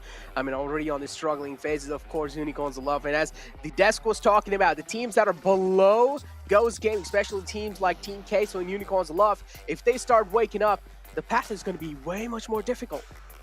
Oh, rightly so, and of course, when you look towards that zone, me, I'm just gonna have to take a breath here, because I mean, Erangel isn't playing fair. It is dirty, dirty, dirty zones. We've not even got Sanok yet, but it's gonna be all the way towards over that eastern side, and you look towards the amount of those teams who waited on that zone, on that plane path, to go all the way over towards that eastern end. They've got a mistake made in their notebooks, because they got a long way back over towards the opposite end of Erangel. And guess what? Ghost Gaming as well is uncontested in Pachinki, so they're going to be pretty safe, feeling pretty safe for now. Do you already see the kill feed dancing? It's going to be Mafioso running people over with his car. Okay, we were talking about Team Queso trying to wake up, but with this kind of a starting, I don't really think so. It's going to be that easy. Supermassive Blaze as well falls down. Unfortunately, starting for a lot of teams here. Already, though, of course, I mean, you see these early knocks, something that we kind of expected coming back in. I mean, of course, got to also keep in mind those four teams who are jumping back in. Of course, you've got Alp 7, you've got the Black Dragons, Mad, and of course, UOL jumping in on the fray. But a little bit of a scary time, I think, for some of these other squads who aren't going to be playing. And I think with the likes of Footballers, you've got Furious Gaming, Eastern Stars, and of course, Next Warrior, all out of the next two matches, changes it up a little bit, of course, because Alpha 7 being particularly one of those dominant teams over on Erangel, now hitting it back up, they're going to be playing this game round, and even over on that game number 4, and you can definitely see the play in which we are expecting to change that slight little bit with some of these more dominant teams. Of course, keep in mind also Black Dragons, who've already shown that they can take a game on Erangel, coming back in onto the fray. Definitely they can. But one thing I really noticed over here is that because they play in fly path, of course, A7 couldn't really go to the Georgia apps. And A7, I mean, their second plan has been working pretty good for them. Even in the first day of the first match of Erangel, we saw A7 do quite decent over there as well. So at least the second plan has been working out. But Navi, on the other hand, no matter what kind of plan fly path it is, they always do like to go on the Northern Georgia pool side. So I guess Navi, yeah, for now, they're going to be looking comfortable. They're inside the zone. They don't really need to worry about it. So they're going to be in a little bit of, I would say, better positioning if you compare them to A7. But Fenerbahce already starting the day off on a good note. They got themselves 1 kill point. Yeah, it's really curious coming out from Supermassive Blaze. We can't see it right now on your screens, but I will say that there's 2 of Supermassive Blaze have just died over from farm. But guess where the other 2 are, Necro? They're over in Shelter. All the way over to the eastern side, a super wide split, and I think this is rightly so punished. See, a little bit of a style play coming through from Alpha 7 as well, taking out one of Team Queso along the route, and of course, unfortunately, Tron makes it almost a second, but it's like swerve through from Mafioso, quickly finished up by Snackster on the opposite end. I think that actually you can see that definitely Supermassive Blaze dropping very split out on this second game. They're trying to go for more coverage, they're trying to go for more information, and a slightly riskier early game phase, of course, and looting, and the latter works out, where actually they do get rightly so punished for it, and you can see why I think teams must stay together slightly more when it comes to lobby list. You can see even in the plane path, something else, knowledge that can be given to them, that there were a lot of players heading over to that western side, and to split so deep in this early game, considering you know that the majority of players are going to be on that side of Erangel, is a big mistake coming through from Supermassive.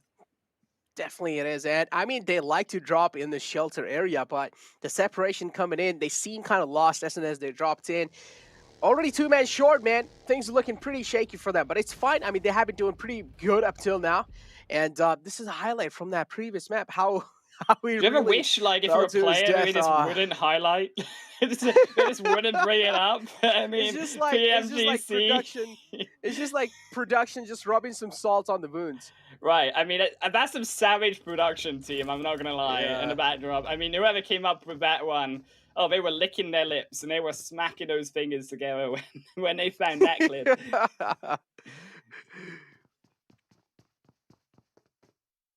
Fenerbahce. It's one of those teams as well. Doing still, they need to step up for sure. And if you talk about the bottom teams, of course, Team Queso is one of them unicorns of love as well. And Ghost Gaming, as we talked about, we were expecting Ghost Gaming to be contested in the Pachinki area, but that wasn't really the case. They went uncontested. They were looking quite safe, but it seems like now STG spotted the players of Ghost Gaming out. We do know what Ghost Gaming likes to do. They like to go all the way in the center of the zone, and that's what they like to play. They have gotten themselves the big boy mountain control, but are they going to be able to defend it successfully? That's the question. Is that what you call it? Do you call it the Big Boy Mountain over on your side? I mean, we call it Everest, but I quite like the Big Boy Mountain.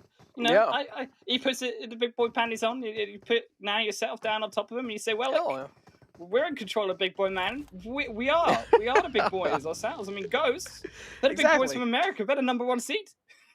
Exactly. I mean, well, it deserved spot, right? That's what you say. That's what you say. But yeah, for now, they definitely are looking like the big boys. So I mean, in the overall rankings, I wouldn't know if I would call them the big boys. But yeah, already do see a couple of teams making that rotation. And if you take a look at the right side of the map, I mean, we do have the map feed available for us. We just see a wave of vehicles just going inside the zone at the same time. So I'm expecting a little bit of teams kind of clashing against each other, teams kind of locking their horns, spotting each other out while rotating, a few knocks here and there, a few casualties here and there on the teams. And if you talk about casualties, well, better start off with Exit. Already Exit again. They look towards so many of these teams. All in fact, but Besiktas they're all on the west side driving right now, trying to find that position inside the zone. And Exit, of course, bound to be one of those teams that meet up opponents against their opponents. Fenerbahce, Alki caught out on the wrong side of the fight, though. Gonna be a quick and easy kill for Exet. Feels bad, Unlucky. man. And Fenerbahce, with that loss, are gonna have to take their bags, gonna have to pack it through further into more of that central zone. They're gonna be cross teams, keep in mind, around that Pachinki side, heading in towards those Gatka fields. And a lot of these teams also not choosing to go out of that situation in towards the north means that we can see particularly a lot of those fights in the future happening around these more open spaces. And I think a team, of course, like Rise, who are moving further forward on in towards those Gatka, those noodles and those chopsticks earlier on, compared towards the likes of Knights and Co further back, they're going to have a big advantage. And you can see it was just a small mistake coming through from positioning of Fenerbahce.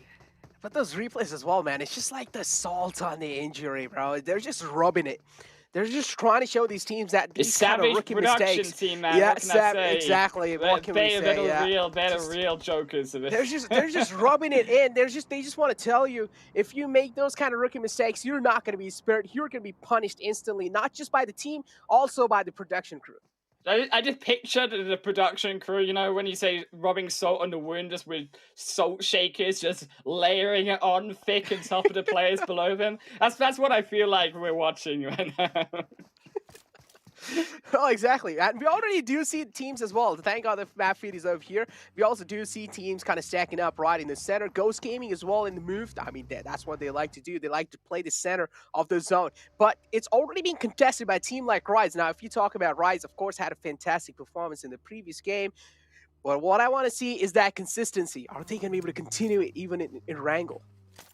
That's to be fair, though, because again, this zone, we talked about Gatka being more of that open space. I was hoping that we would see more of that central shift, but because it has actually, in accordance with that first zone, gone again a little bit more shiftier when it comes to that second phase too, it's going to be trickier game for these teams. You're looking, of course, like Supermassive Blaze being one of these teams towards the more noodle side, more towards controlling that center position. But keep in mind, Supermassive Blaze, the only team with 2 players also in that lobby, so that control going to be a little bit more hard pressed, considering that you can still have, albeit that big one-time push from these 4-man squads still very much alive in this game. You keep thinking, man, Bullock is still in this game. I mean, Games are slipping away from their hands, man. And you got to realize it's time to step up. It's time to wake up. And if you really decide to wake up right now, it better be a good kind of kill points at the same time, a good placement point game for you, because you cannot go away with just minimal amount of points. You need as much as possible if you're in the shoes of Bullock. And to do that, things are looking quite slim. I don't really know if they're going to be able to pull off such shenanigans, but let's just find out if they're going to be able to do so or not. They're still trying their best to make it in the zone, and I do like how careful they're being over here as well. Yeah, Bull's definitely one of these teams, right, who play more of that passive side of control. They only have 9 kill points versus their 23 placement points currently in the 4 games that they have played. And the good part about Bulls in this situation is they've still got all of these rest of the 4 games to play. They don't have to worry as much as some of these other teams. So although they've been slipping, it's actually kind of skewed when you look at the statistics right now, because there are some of these teams in Groups B and A, of course, who are now going to be missing out, and we can expect Bulls hopefully should be able to surpass a lot of these teams heading further forward with also the good positioning they showed us so far. Exactly, good positioning for sure. It's one of those things. Na'Vi, again, Na'Vi and A7, always, they just lock their horns, man, no matter what. Always just spot each other out, take a few shots onto each other. Revo, this time, it does realize Matic isn't really interested in fighting over here. Actually, I tell you something. I just want to hold on to that 4 because as well we see Na'Vi, right, who's so in the distance. There's a little bit of a problem though for Na'Vi, and that is because they've got one of their players, when it comes to Matixi, not really in the vicinity of the rest of Na'Vi. We're going to have to escape through the slip and the slide through from A7's eyes, but it does look to be the case that that could happen. You can see Matic as well going to move forward to help Tixi out. On the opposite end, though, not so lucky for Mythic on Rise, as actually Knights do spot out one of those kills close towards the center of that zone, and that shift is going to take effect as it does move further towards that more north and that Everest side on towards the west of Erangel. So another hard shift going away from these eastern side teams. You can see now that push, that flush being forced through from Rise from PK, because actually we know that both of these teams, they have to now force this fight. They have to go forward. What? Because if they don't, they're going to be left behind. There's a lot of these other teams coming in from behind, and Coops knows it. Coops, damn, that was a precise spray for sure. But yeah, Mufasa as well, not knocked off the way. Rise looking pretty weak. Nunes is the man there in the clotheslines. He also gets spotted, taking a lot of shots on him. Gary got taken down, tried his best to save Mufasa out of that position, but that wasn't the case instead. And here it comes. Well, Coops is on a chase. He wants to take the final man down. Nunes taking a lot of shots on him. He's barely surviving on a sliver of health, and he's able to make it out alive. Oh, you gotta thank his luck. You gotta thank his health bar, but he had half of it remaining. If he took one more shot, he took a little bit of a misturn there, that would have been the entirety of Rise out, but they keep themselves alive. But albeit now we mentioned about these other teams moving in from behind, right? But nice, they had to make this fight quick because of that immediate shift, that hard shift over towards that Everest point. But actually, Na'Vi, of all of these teams that's controlled, we talked back about that disaggression coming through from North American teams. They're lacking that push power, they're lacking that staying power when it comes to those good positions, and Ghost, who held Everest previously, have given that up towards Na'Vi, who weren't even in the vicinity coming in. Exactly. Except though again, it's just unfortunate things happening to Exet again, and it's a prime example of that kill switch, and Polo got taken down. I feel like Polo has always been the man who is the first one to go down, no matter what kind of a situation it is. And Bullock just charging in forward. The goal call has been made. Bullock looking really strong in this fight. Oh, they just got those knocks easily. But where was that coming from Bullock in the past series of games? Necro, this is what we've been looking for from this team. We've been looking for that dominance coming through from one of the bottom place teams, and finally they picked up those pieces when the pressure is on them to make this count, to be able to find those kills, considering that of course Bullock, they've only got this game and next game left. They have to, rightly so, pick up these points now. They definitely do have to. Bullock now. I mean, I do realize that they've gotten the wake-up call. Probably they do realize it's do or die situation for them. You either go big or you go home.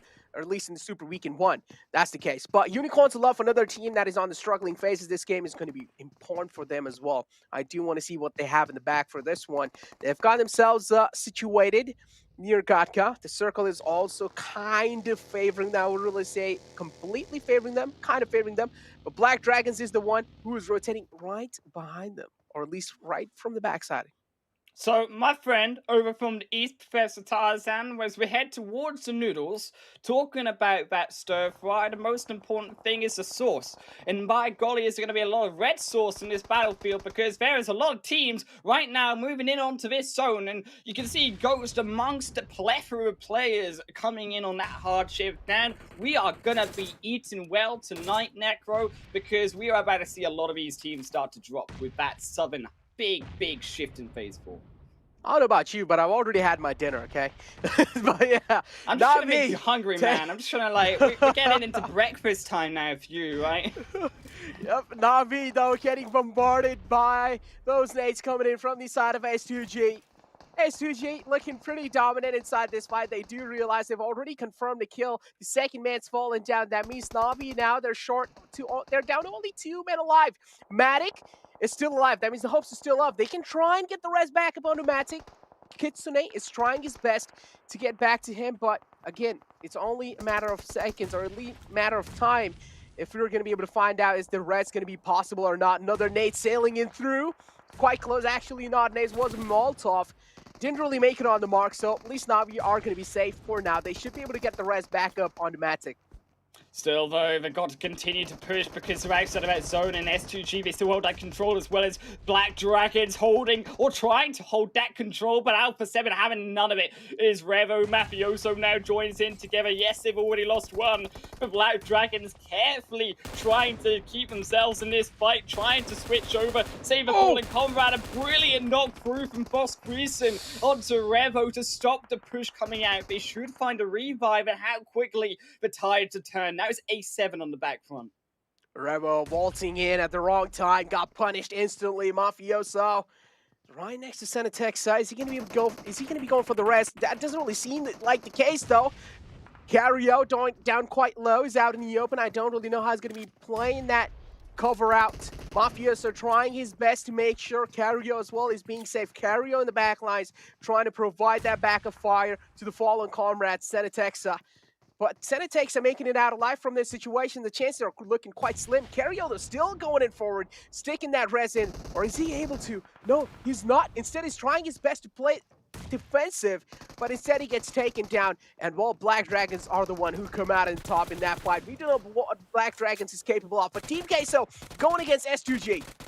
S2G, they also slapping up some of the Team Queso members, scooping up the cheese with a cheese knife of their gun. They found 2 already, and it's only the cheddar cheese remaining. That's my favorite, but it's already gone. It's been eaten up by S2G Timber, and he has knocked all of the Team Queso members down. But look now towards that zone. It's S2G with so much space given over to them potentially, if they can just now quickly find that push back in on towards that northern front. Oh, look at the circle shift as well. Ghost Gaming, boy oh boy, guys have found yourself in a lot of luck right in the center. And well, that's their main play style. That's how they like to play. So I'm pretty sure Ghost Gaming are going to be feeling comfortable. But the main problem is the man number that they have. They only have 2 players alive. If to make this possible, if they want to hold, if they want to defend the position that they have, I don't know if 2 men are going to be able to do it successfully. That's the question. But on the other hand, Besiktas as well, stepping themselves up. Yeah, there's a lot of onus on these noodles compounds, on these 2 dips coming in the gutters, coming into this zone. You've got Aston on the one side, you've got Fedabachi on the other here, Necro, and these 2 teams are going to be reliant on using that lower ground coming further in. They're going to be reliant on actually holding up versus Ghost versus actually that solo, of course, Fedabachi making it slightly easier for them on the opposite end of those chopsticks, because that's the way in onto zone. As you can see, on the other end, it's going to be a lot more fighting. Unicorns are they don't have that luxury. They've got to now fight, of course, against Black Dragons, who at the same time have tried to walk their way forwards, but actually clipped out of their wings by Fosqueeson, almost getting knocked, but thankfully stays alive. He is still able to fly up, find that vision. It is now while he stands. But not for much longer. I jinxed him a little bit too quick. GK first with an nade elimination combined with roll kiss. It's a little bit too much. As you said, he was able to make it out alive. He gets taken down instantly. Pretty much, you just jinxed it, and I feel kind of bad for him. But it's yeah, the curse. Yeah, it's literally the curse. But yeah, now Aton, pretty much in the open, but still they look pretty confident. I like Asta's confidence though, but again, being overconfident in certain kind of situations doesn't really work out. Asta moving from cover to cover, moving from hay bales to hay bales. He's trying his best to at least stay with the cover, trying his best to be the one with the nature. And now Aton, they're being focused even from the right lines, even from the front lines. They've gathered a lot of attention on them. And while Coco goes down, that's the result. Yeah, it's all off of the fact that Ghost are in this Gunner Necro. Aton, they tried that situation to try play it low, but then they realized that, hey, actually someone's already there. We're going to be forced to play up front, up to the top side, where it's all so much more dangerous. Supermassive Blaze going to be next to fall, though, as unfortunately Kokora cannot last on the opposite end, on that more eastern side. The west just too more powerful as Adam pushes further forward. Still all 4 players alive, but look at the utility count, look at the vehicles, not protected those vehicles, and those smokes beginning to run out for them overall. Ghost Gaming, a 2-man army, trying their best all the way in the center to rack up as many kills as possible. On the other hand, Unicorns love going against S2G. The fight has been going on for a long time, and Unicorns love, we do realize what's on the line for them. It's for them to make it in the Super Weekends, and while they were sitting all the way down in 18th position, so Unicorns love actually a 19th position in the overall ranking, so this game is really important for them. They need to make sure that they're at least going home with some decent amount of points from this game. Ghost Gaming do realize they're being challenged by Aton, and it's Coco in the clotheslines. So he got a few shots off onto Coco, did manage to swallow them, but again, Coco's down quite low. He's going to be able to patch himself back up, so Ghost Gaming, still, they have a little bit of threat on their looming on their heads. This is a fight, Negro, between those still coming out of the sitting waiting room, now jumping into the final 4 games. Mad Bull still alive on the opposite end, but it's also the fight, of course, of Ghost Gaming as they look to try find that nade. Does it land in perfect? Doesn't quite, but will be Mad, who strike up next. Besiktas will be the 7th team to drop in. Aton, who have barely found some ground lower down. Ghost will keep them at bay as the rest, Unicorns of Love, look to push forward. And I think actually Unicorns of Love very happy with the fact that Aton are being at distraction, because Unicorns, they've got a big problem crossing over that big open flat ground where there is no hay bales, there's no grass, there's no nothing to protect them coming in on further into that zone. The intentions of PUBG God are pretty clear. They want Ghost Gaming to win this one. Ghost Gaming being his zone magnet for now. Look at the field. It's just filled with complete smokes. Mad Bull is the team that is trying to charge in forward against S2G, and S2G is being a little bit of a problem, including Fenerbahce for Mad Bulls. They need to worry about 2 different angles at the same time. Monkey all the way back in the zone, taking a lot of damage onto himself, and he's being pinned down by S2G. Timber being taken down, that should at least release a little bit more stress off of Mad Bulls, but again, Unicorns of Love now joining inside this fray. S2G down to just 1 man alive, and they're getting charged on by Mad Bulls. Zagori is the man at the front lines. He's being helped by his teammates, and here comes the charging. Kelsey just managed to get the res back up onto Timber, but he's quite low, and they're quite vulnerable. They lost a lot of health onto Yin Yang. It should make it easier, but also Kelsey dropping out. Can they find a drop shot? No, it's not enough. And the beautiful smokes played through by Mad Bulls to block off the rest of Fenerbahce, to block off those opposing them. They took the win, but it's not quite enough. The nade coming through from GK first was a little bit too heavy. As Unicorns of Love, they put a horn into their hearts. Oh, that nade was quite close. Beck was quite lucky he was behind that little vehicle. That's why it didn't really blow up. But now Unicorns love Fenerbahce in the front lines. I do like how Fenerbahce is trying to play this, but still, I don't like that separation coming in from their side, especially when you don't really have a lot of intel to work around with. The only teams that you know are pretty much Ghost Gaming. They have that little dip for themselves. Aton, they're also getting charged by Aton. So Ghost Gaming, they need to worry about a lot of things, especially the main thing they need to worry about is Aton right now. Still, look at the position, look at the spread.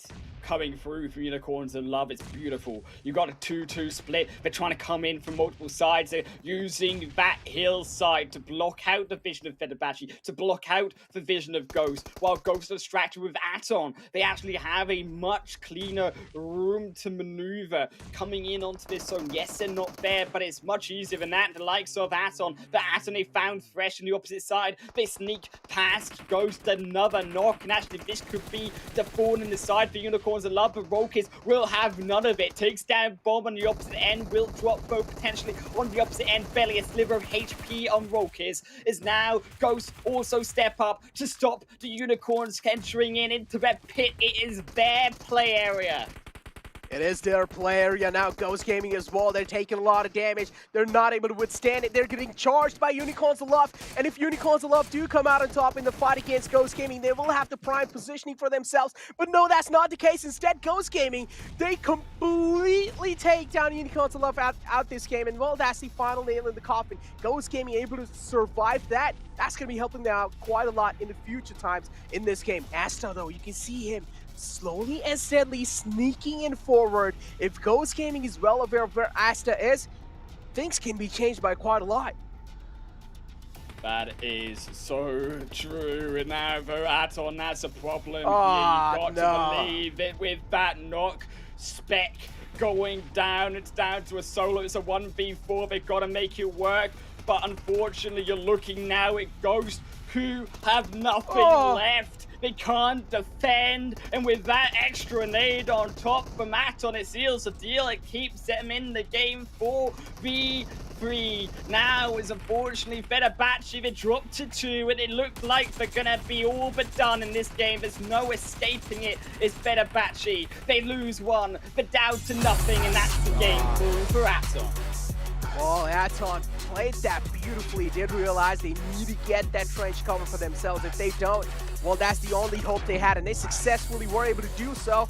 And somewhere down the line, Ghost Gaming, yeah, I feel like just 2 players surviving was a little bit of a problem. If they had even one more, if there was just a 3-man strong squad, things could have been changed by quite a lot. But still, they came out on top against Unicorns of Love. Unicorns of Love were taking a lot of damage from all the different sides, but still, they were being charged by 2 teams at the same time. Aton from the back, and then Unicorns of Love from the front, but still, they came out on top. So Ghost Gaming, overall, I would say a decent performance, but still, they need to do, or at least they need to do way better than this.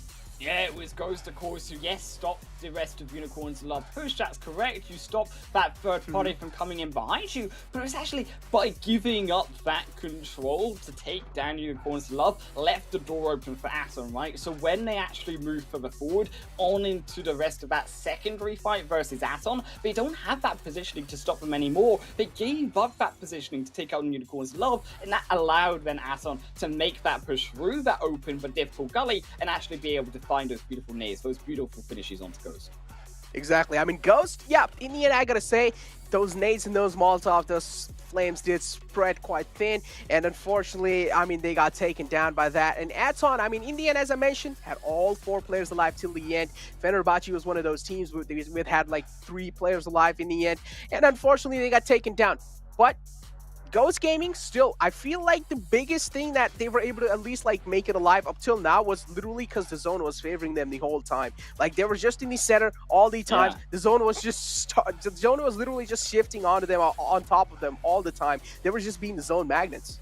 Yeah, I think it's still the concern, right? You look towards Ghost, who gave up that position over in Everest when it looked so dominantly going towards there on the high ground. They gave it over to Na'Vi. Na'Vi, who disappeared out of the game. They allowed then, actually, I think, Ghost a little bit of an easier time. One less team coming further back on in towards that zone. And actually, I do respect how quickly, though, despite being very, of course, passive in that game, Ghost were to take that noodle compound and actually take those chopsticks, because by doing so, they were available then to stop the teams like Aton and making that easy push through these sewers, through that underground, to also secure just a dominant position. And also we got to talk about a team like Bullock. The charge in came from their side against Exit, and they came out on top. That was a quick wipe as well. For a second, I thought maybe they're going to be having a banger of a game this time, but well, that was not the case. Instead, they got taken down immediately after that. But yeah, Ace2G, they played their best as well. They tried their best, but in the end, they were just being targeted by a lot of teams. Mad Bulls as well, they were able to make it alive till quite late. They tried their best, but unfortunately weren't really able to make it on top. And again, the zone was what's screwing the teams over, right? If you don't really have a lot of smokes to work with, of course, making your presence known inside the late zone, that was quite tough.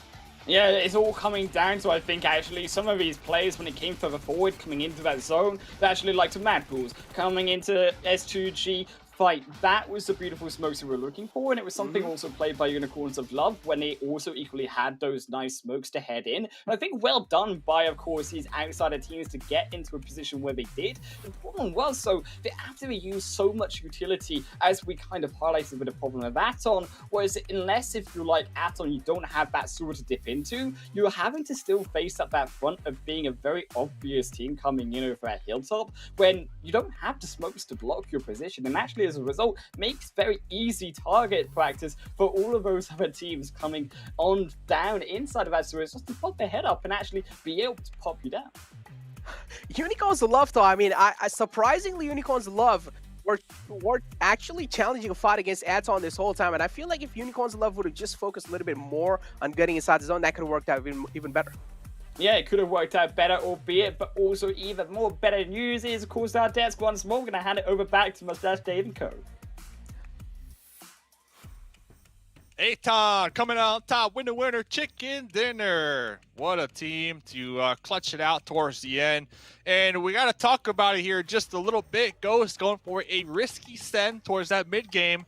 Zute, it definitely paid off, at least when we're looking at them and gaining those placement points. Yeah, placement points. I mean, 2 elims you see in 5th place, Ghost Gaming, total of 12 points. The reason why we're focusing on Ghost is because they're trying to qualify right now. And yeah, it was kind of risky. It was a full send, but it paid off.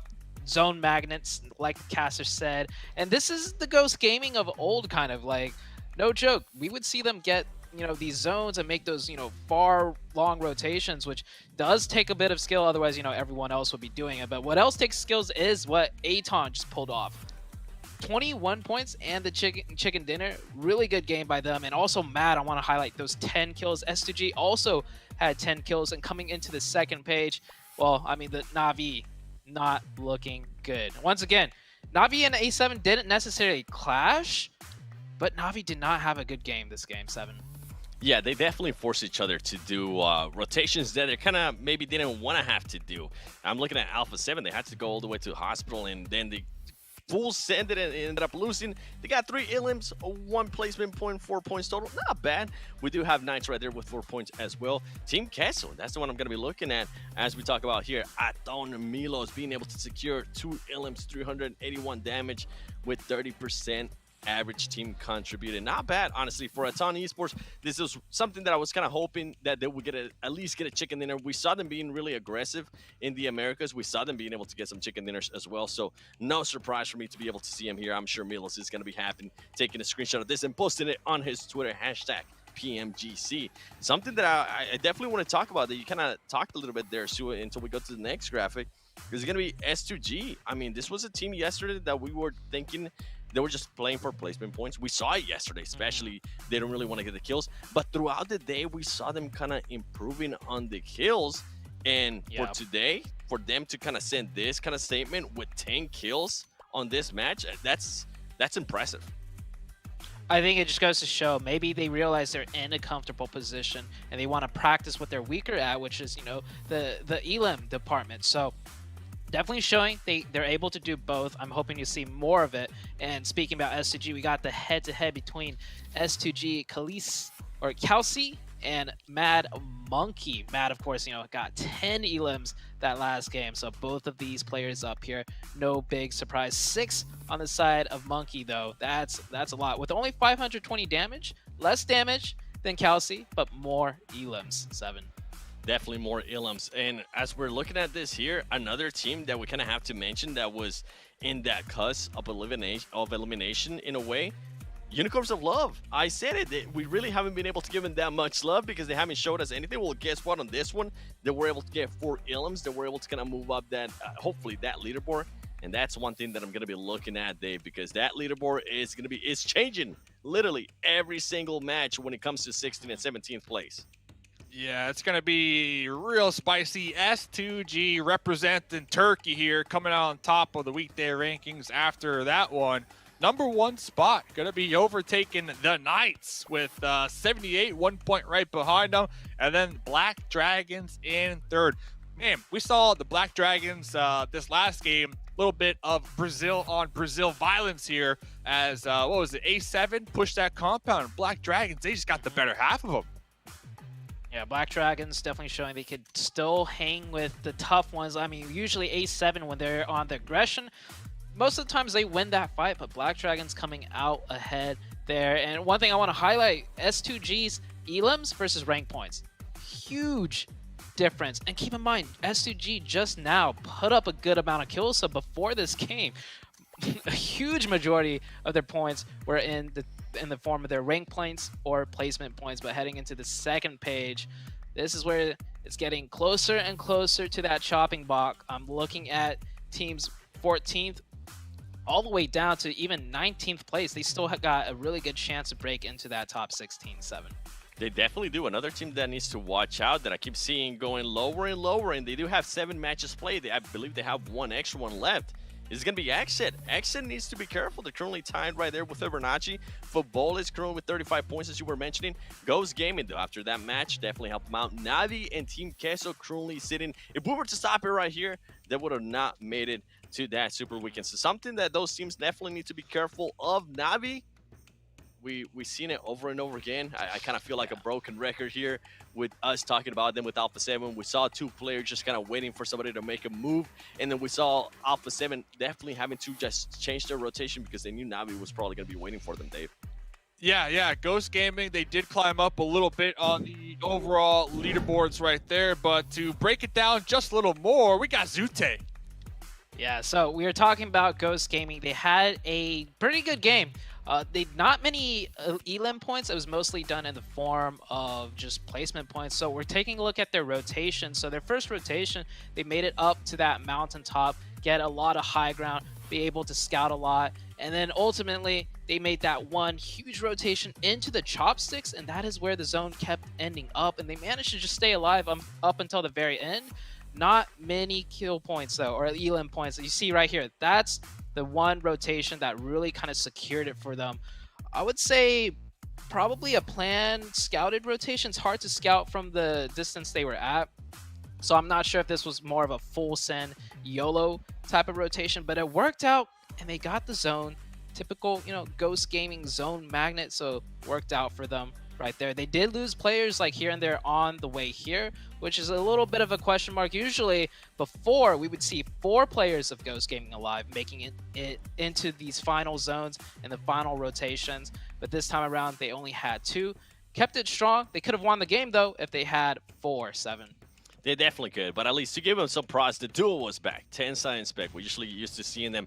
And then this engagement right here, SGG and Navi. I mean, honestly, if you would have told me yesterday that SGG was going to be able to put up 10 kills, and on top of that, they were going to help eliminate Navi out of this match, I would have told you were crazy because of what we just saw in regards to elims. They're just not that team that's used to getting elims. But you can see the aggressiveness here. As soon as they realize it's Navi as well too, they kind of get a little bit more aggressive. So it leads me back to what we were talking about earlier, saying, hey, these teams are starting to smell a little bit of weakness out of Navi. They're starting to realize that they could stop him from going to the Super Weekend.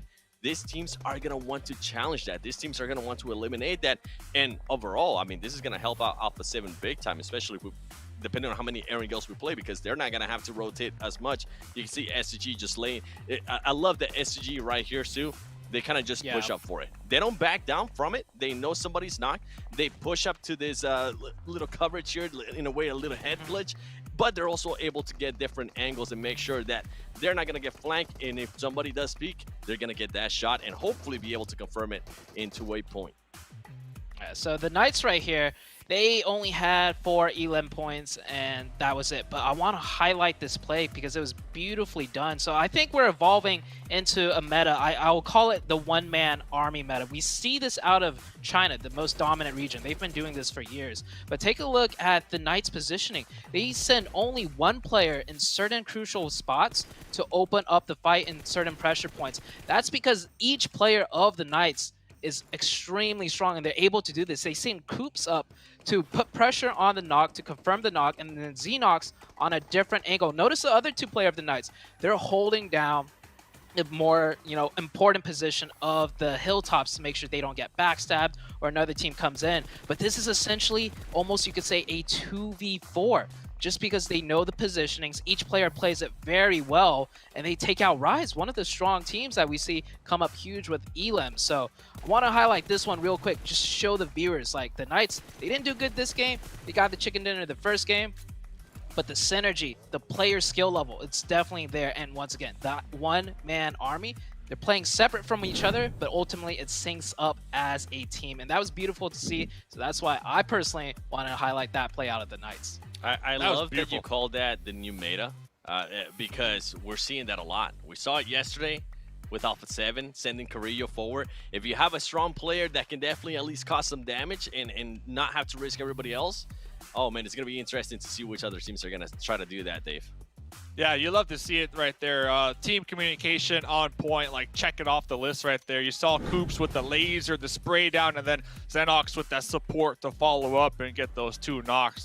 That's the Knights that we all know from NA that qualified here. So I feel like they're finally getting to form within the lobby of PMGC West, and they should definitely qualify to that super weekend, and hopefully they can continue on with that momentum. And talking about momentum, well, we got 3 more games to go. As you can see, A, C, D, E will be the next groups to play on Miramar. So once again, Group B will be sitting out. That's Football List, Furious, Eastern Stars, and NRX. So that's going to open it up a little bit here, and you guys talked about it just a little bit. I wanted to kind of get your take here. A7 rotations in respect to Na'Vi. I'm bringing this up, Zute, because Na'Vi, they are in 18th place as of right now, and almost every single game, A7, they're always near them. So last game, we didn't see a clash, but like Seven mentioned, it did cause both parties to maybe rotate in a way that they didn't want to, maybe force them into fights that they weren't usually comfortable in taking. And like, we're repeating it a lot, but once again, A7, Na'Vi in the lobby together, Na'Vi once again has struggled. This has proven true for like 4 or maybe even 5 games now for Na'Vi. So that's my takeaway, Dave. Yeah, well, great takeaway, and we got 3 more games to go, ladies and gentlemen. Let's see what Na'Vi can pull out the hat. Don't go anywhere. We're going to send it to a quick break. PUBG Mobile fans around the world, welcome to the 2021 PUBG Mobile Global Championship. To the top teams across all regions, we have a message for you. The Middle East. You have proven your worth. Now, make your formidable debut on the PMGC stage. South Korea, forget the past. This year, show the world you've ascended. Remind the world of South Korea's raw talent. Japan, you came so close last year. But what doesn't kill you only makes you stronger. Bring it back better than ever. The Americans. You're the alpha dogs that dominated the West. Now, lead the pack on the world stage. Southeast Asia, you took down so many strong teams on your journey to the top.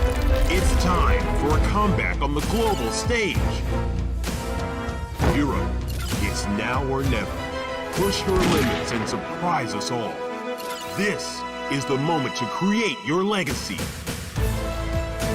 South Asia. You were the dark horse of 2020. Amaze those who would underestimate you again. China, you carry the crown of last year's PMGC. Now, with everyone's eyes on you once more, can you secure back-to-back victories? PMGC needs a champion. The world needs a champion. Who will stand victorious in the end? Who will be next to glory?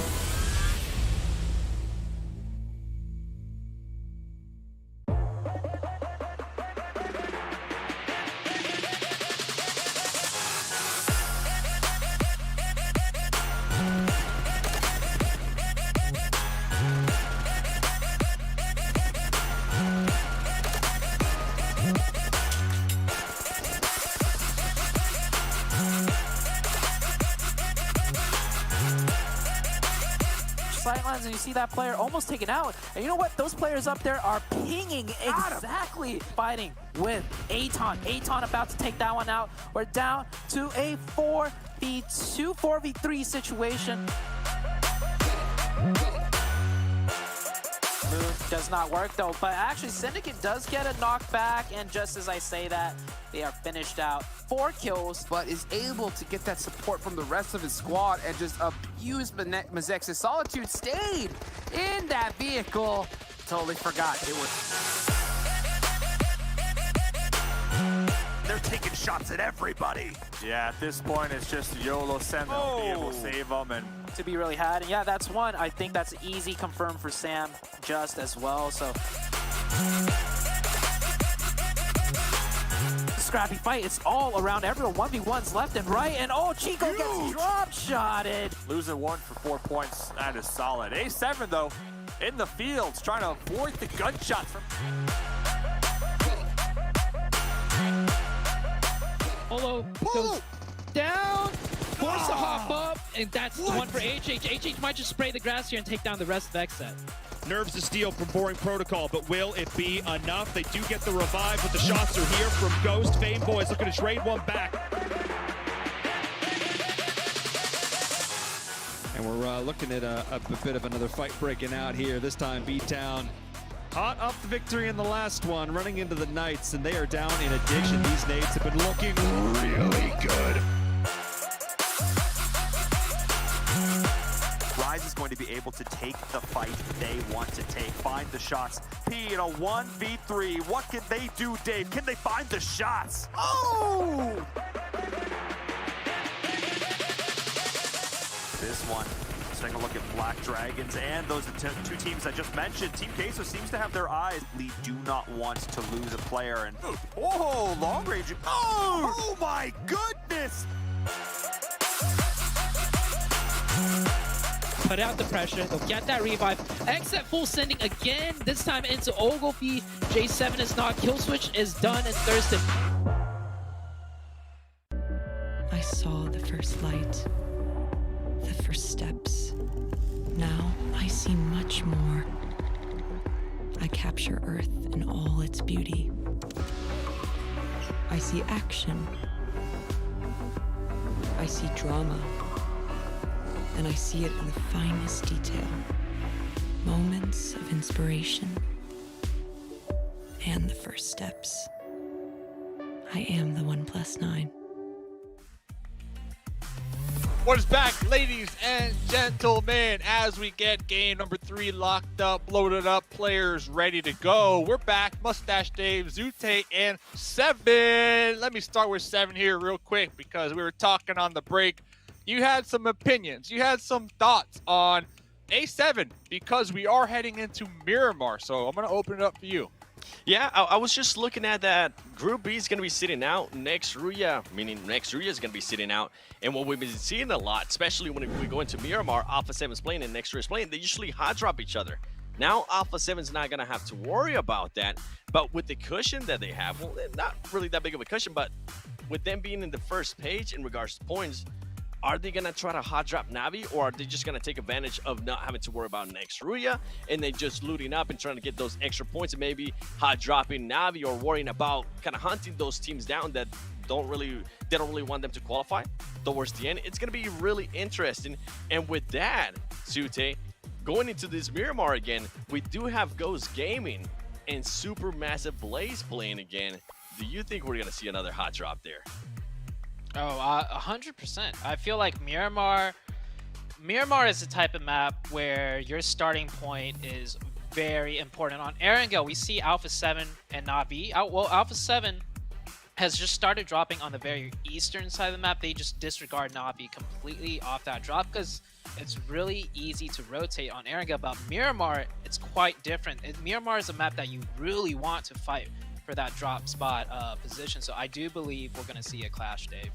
Well, talking about clashing, talking about making things a little bit easier, OnePlus has your back with the flagship performance, immersive 120 Hz display, and the Hyper Touch technology made specifically for gamers. The OnePlus 9 and 9 Pro it's your shot of climbing up these leaderboards here, fellas. So we're heading into Miramar. We kind of chatted about a couple teams to keep your eyes on. I'm going to focus once again on those bottom teams, Unicorns of Love, Na'Vi, Team Queso, and even Bulak all the way down there at the bottom, because remember, at the end of today, 4 teams will not be playing in the Super Weekend. Yeah, I think Na'Vi might just be the BTR of the West, right? Like, we talked about it in the very beginning of the show. BTR, an iconic team coming out of PMGC East, didn't qualify for this Super Weekend. And Na'Vi, man, that last game, I gotta point out for Na'Vi, that should be their bread and butter, right? They come in from the edge, they had 4 players up, they had the setup to break into an entry point within the circle. That's what they're known for. That's their strategy. That's what they do. And S2G just like slapped them down and just completely stopped it. So I don't know, man. Na'Vi is not looking anything like the Na'Vi that I've been hearing about, 7. They're definitely not. Same with Unicorns of Love. I mean, we have first place and second place out of EU Championships currently on the verge of possibly not even qualifying. And then on top of that, to add that extra sprinkle in regards to top teams, we have Team Queso that hasn't even showed up. We haven't seen anything from it. Maybe we saw like a somewhat good performance yesterday from them, but besides that, we haven't seen them. This is going to be a make it or break it, I feel like, right here, right now. Yeah, I agree with both of you. This is that halfway mark of day number 2, that make it or break it for these bottom teams. And shout out real quick to the birthday boy, Highland Wolf, as we pass it over to the casters. Oh no, you can't do this to me, Dave. I've been rumbled. I've been busted. I thought I could get away with it. We're in match 3 already, but there's no escaping it. Well, you can't really get away with it, man. You kind of messed up when you told me that it's your birthday today. You know, yeah. I went ahead and conveyed that info to the analyst desk as well. And Field's birthday man in the chat for sure for this, man.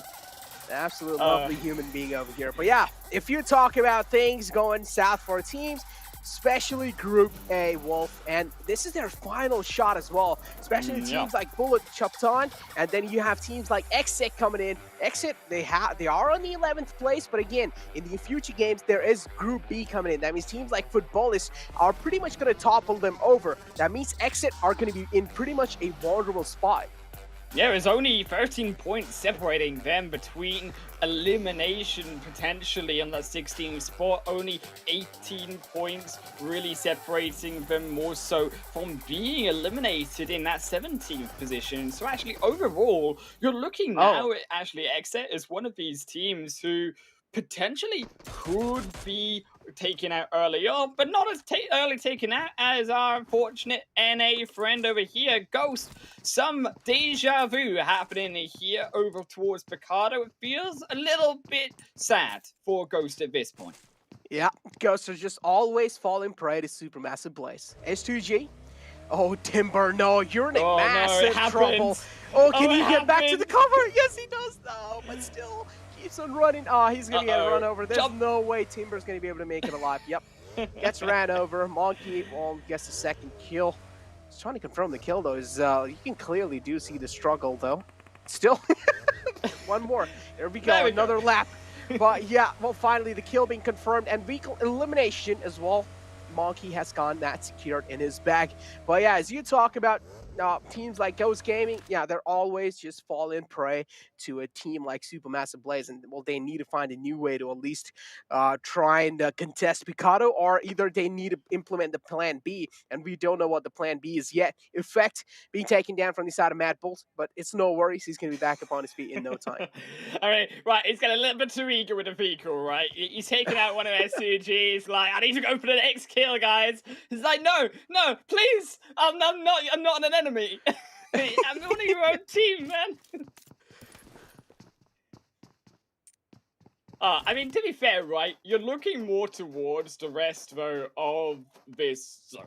And I'm a zone man myself. I like the zone. Do you like the zone, Necro? Do you like this zone? Is this a good zone for you, would you say? Is this a comfortable zone? I would still say it's nothing really special. For me, it's a pretty standard circle. Wow, you know? I can't believe you just said that. Pro zone man. Listen, I've seen a lot of these circles in SA region, man. Not gonna lie. For me, this circle is pretty normal. I've seen a lot of these kind of circles. But yeah, this is how the first kill went down. There's a little replay. And Ghost Gaming, yeah, Tensa was the man who was pretty much popping off in the previous game, and Tensa being taken care of early off in this game. Ghost Gaming are going to be sweating a little bit there. Yeah, indeed. Of course, that zone, of course, has gone towards the more eastern side once more. And unfortunately, it looks like it once more. A little bit of a dip dive dodge missing. He's found 2. Can he find 3? That's the surprise factor you were looking for. And unfortunately, Team Case was feeling like it's lights out already and have only just got back onto Miramar. And this feels dastardly. That's the double knock that we were looking for. Goodbye, my cheesy friends. The Yella will be the final one to drop. Well, that's Team Queso getting completely dismantled. Exceal the last man alive. Rise. Oh my god. Rise are definitely rising up in this fight for sure. And, well, it's pretty much a done case for Team Queso. And Exceal, unless if he's able to run away, the final man is trying to play the survival game, then maybe we can still have hopes up for Team Queso. If he tries to fight against Ryzen, we know what the outcome will be. Other teams that the analyst desk as well is looking out for are teams like Na'Vi and A7, and especially Na'Vi, because we do know they're pretty strong. They're on the struggling side on the overall rankings. I mean, to be fair, he's going to need some Swifties, right, to get out of this situation. They're pretty hot on the heels. But the light of this situation is to actually Exhale, if he can't get over that ridgeline, which he does, is further out towards that coastline. So he has a comfortable position in the zone. He's going to be away from all of that action of teams heading in through again, that Picardo side. But you also look towards not just Team Queso, not just to Rise, but a majority of these teams who, again, have stuck towards the same position. In a similar zone, are they going to switch that tactic around? Are they those who haven't performed well, like Na'Vi getting caught in the zone, like also A7 potentially also struggling in some of these games of Miramar, getting out so far from El Pozo over in towards the zone 2, will they be able to change up their strategy and be able to then have a successful result here, given a second opportunity? Oh, Rise running in the line of sight, so Unicorns of Love. There was a man in the clotheslines, took a few shots. But Rise looking pretty safe in that bus, and they're on their way inside the zone. Seems like they're going to be having a fantastic journey over there, but yeah, another shots, a little bit more shots being taken onto them. Rise, though, they're finally going to come to a stop. No, instead, they're going to keep on going. It doesn't matter what's in the way. The main focus here is to try and get a comfortable spot inside the zone. And talking about a comfortable spot, Black Dragons, they have one of the best spots in the zone that they can ask for, right in the smack center of the circle. They don't need to go anywhere else. All they can do is just sit down. But as you can see, Ghost Gaming, they've already moved in forward, Jake. That means Ghost Gaming, they didn't really have a lot of time to loot in Picado because Supermassive Blaze was kind of controlling the most amount of part of that city. So I'm pretty sure Ghost Gaming are going to be on the struggling phase, especially when it comes to that loot as well. And I think actually you had a good point there through from Black Dragons in that center. Is Exhale, poor soul, has not been left alone. He tried his best, but it's not enough. Will be punted down by the full squadron of the Rise and the beat bus, and they honk him good night. But to head further back onto Black Dragons, that central zone, yes, it is beautiful to be already in that safety, but also I think it's almost a devil in disguise, where you're looking at so many teams heading around you, Knights being one of them now. You're going to be a center attention point too, and you are going to have to hold this compound, or albeit around that central zone, for the entirety of these next 20 minutes. And you can see how hard it is to then look towards that information side of things, but then stay together is, of course, Knights punishing hard that wider flag from BD. Black Dragon, a little bit of rookie mistakes being made. They were not really aware of their surroundings, what was going on, and Knights, well, they striked in the exact time when they needed to. And they got themselves the opening kill as well. Now, Knights, they're looking pretty comfortable. They also do have the man advantage over here. Black Dragons, on the other hand, only have 3 players left. So I do want to see how Black Dragon are going to be defending against a team like Knights, because you can see, Knights, they have surrounded Black Dragons from almost all the sides. And the difficulty is this zone with a position of Black Dragons. They can give this compound up, yes, and move further back from the fight, but where do they go? Because there's nowhere really actually favorable for Black Dragons in this situation, and actually as a result, you're probably looking at a scenario where Black Dragons are going to want to hold this ball, and especially considering now that Knights playing this so well are wrapping around the entirety of these exit points that Black Dragons could have looked for, coming more towards that eastern exit line. Instead, now it is stoppered by those Knights players, Coops, and also Chico from the opposite side, and actually Black Dragons, they're forced into the fight. Their only option, I think, now is if they can start to move further back towards that solo player of Knights on the flank side to Xenox. But by doing so, you give up those sound cues, and rightly so. That's why Eden has to play so carefully, so slow, and giving up that position, he immediately get fired upon. Do get immediately fired upon, and well, here comes the charge in. Here comes the push from the side of Knights. They have managed to find themselves another opening against Black Dragons. This leaves Black Dragons with only 2 players alive. There is 1 man in the clotheslines, but Xenox from all the way afar, he takes care of that man in the clotheslines, and now only left with 1 man. Black Dragons, oh man, they're already struggling. As we were talking about how great of a position Black Dragons had, they just messed things up. Yeah, it's all down, rightly so. We've mentioned that center of attention problem. You can put yourself in the center, but inside a compound, inside that bowl, they didn't have the vision actually that they were looking for. And unfortunately, of course, rightly so, is nice. They walked up in, they closed them down, and the Black Dragons 15th position with no eliminations. A very disappointing game considering that actually as a team coming into this in the first day, even in the second day so far too, they have actually been one of those top contenders. Exactly, definitely have been one of those top contenders without a doubt. But Ghost, already off to a struggling start, even in the map of Miramar over here. Spec was down quite low. He's going to be able to patch himself back up, as we did catch up on how Tensa went down early off in the game, especially having that great of a game on the Erangel side, and then now coming up to Miramar. He was the one who got taken care of pretty early off. But Besiktas now looking at charging forward against Knight. And this would be one of the fights that I would be really eyeing out for. Zessi in the clotheslines, taking a lot of damage. He's quite lucky, though. He's just caught 1 headshot onto himself. Still, he's only going to be scouting. Zessi, who survives, knows now that there are going to be perpetrators inside that compound to take them out. So as a result, Besiktas do move smartly further into that zone. Actually do move further away from that center point, though. Potentially going to go for that wider flank round instead. But you look now towards that next shift. And actually, La Bendita in the center of that zone. The power, actually, of these hilltops. You can see why so many of these teams are looking further forward to try control this high ground position, because particularly if you are a squad like Fibonacci and also Unicorns of Love, you are heading further in onto those more high hills, coming out of Los Leones, entering into La Bendita, where you can maintain that high ground, maintain that information coming in onto the central zone, and then from there, look further north, look forward towards that western side, where it is going to be more flat, and you can take out all of those wider rotating teams who are also equally just as slow coming into that play. Exactly. That'll be, again, one of those teams. Again, I mean, this is what they like to do, making late entry inside the zone, but I'm going to hold on to my words over here because Besiktas looking at charging against Rise. Mufasa falls down. He's being knocked off the way. Besiktas, the call has been made to charge in for it. Enjoy 7, of course, the man who likes to play on the front lines all the time for this team. Lobbing in some nades to make sure if there's anyone else, he is being forced out of their comfort zone. Now all he needs to take care of is the left side. And he does know on the left side it was Mufasa who's been taken down. The kill will be confirmed easily. Besiktas get themselves the compound control as well.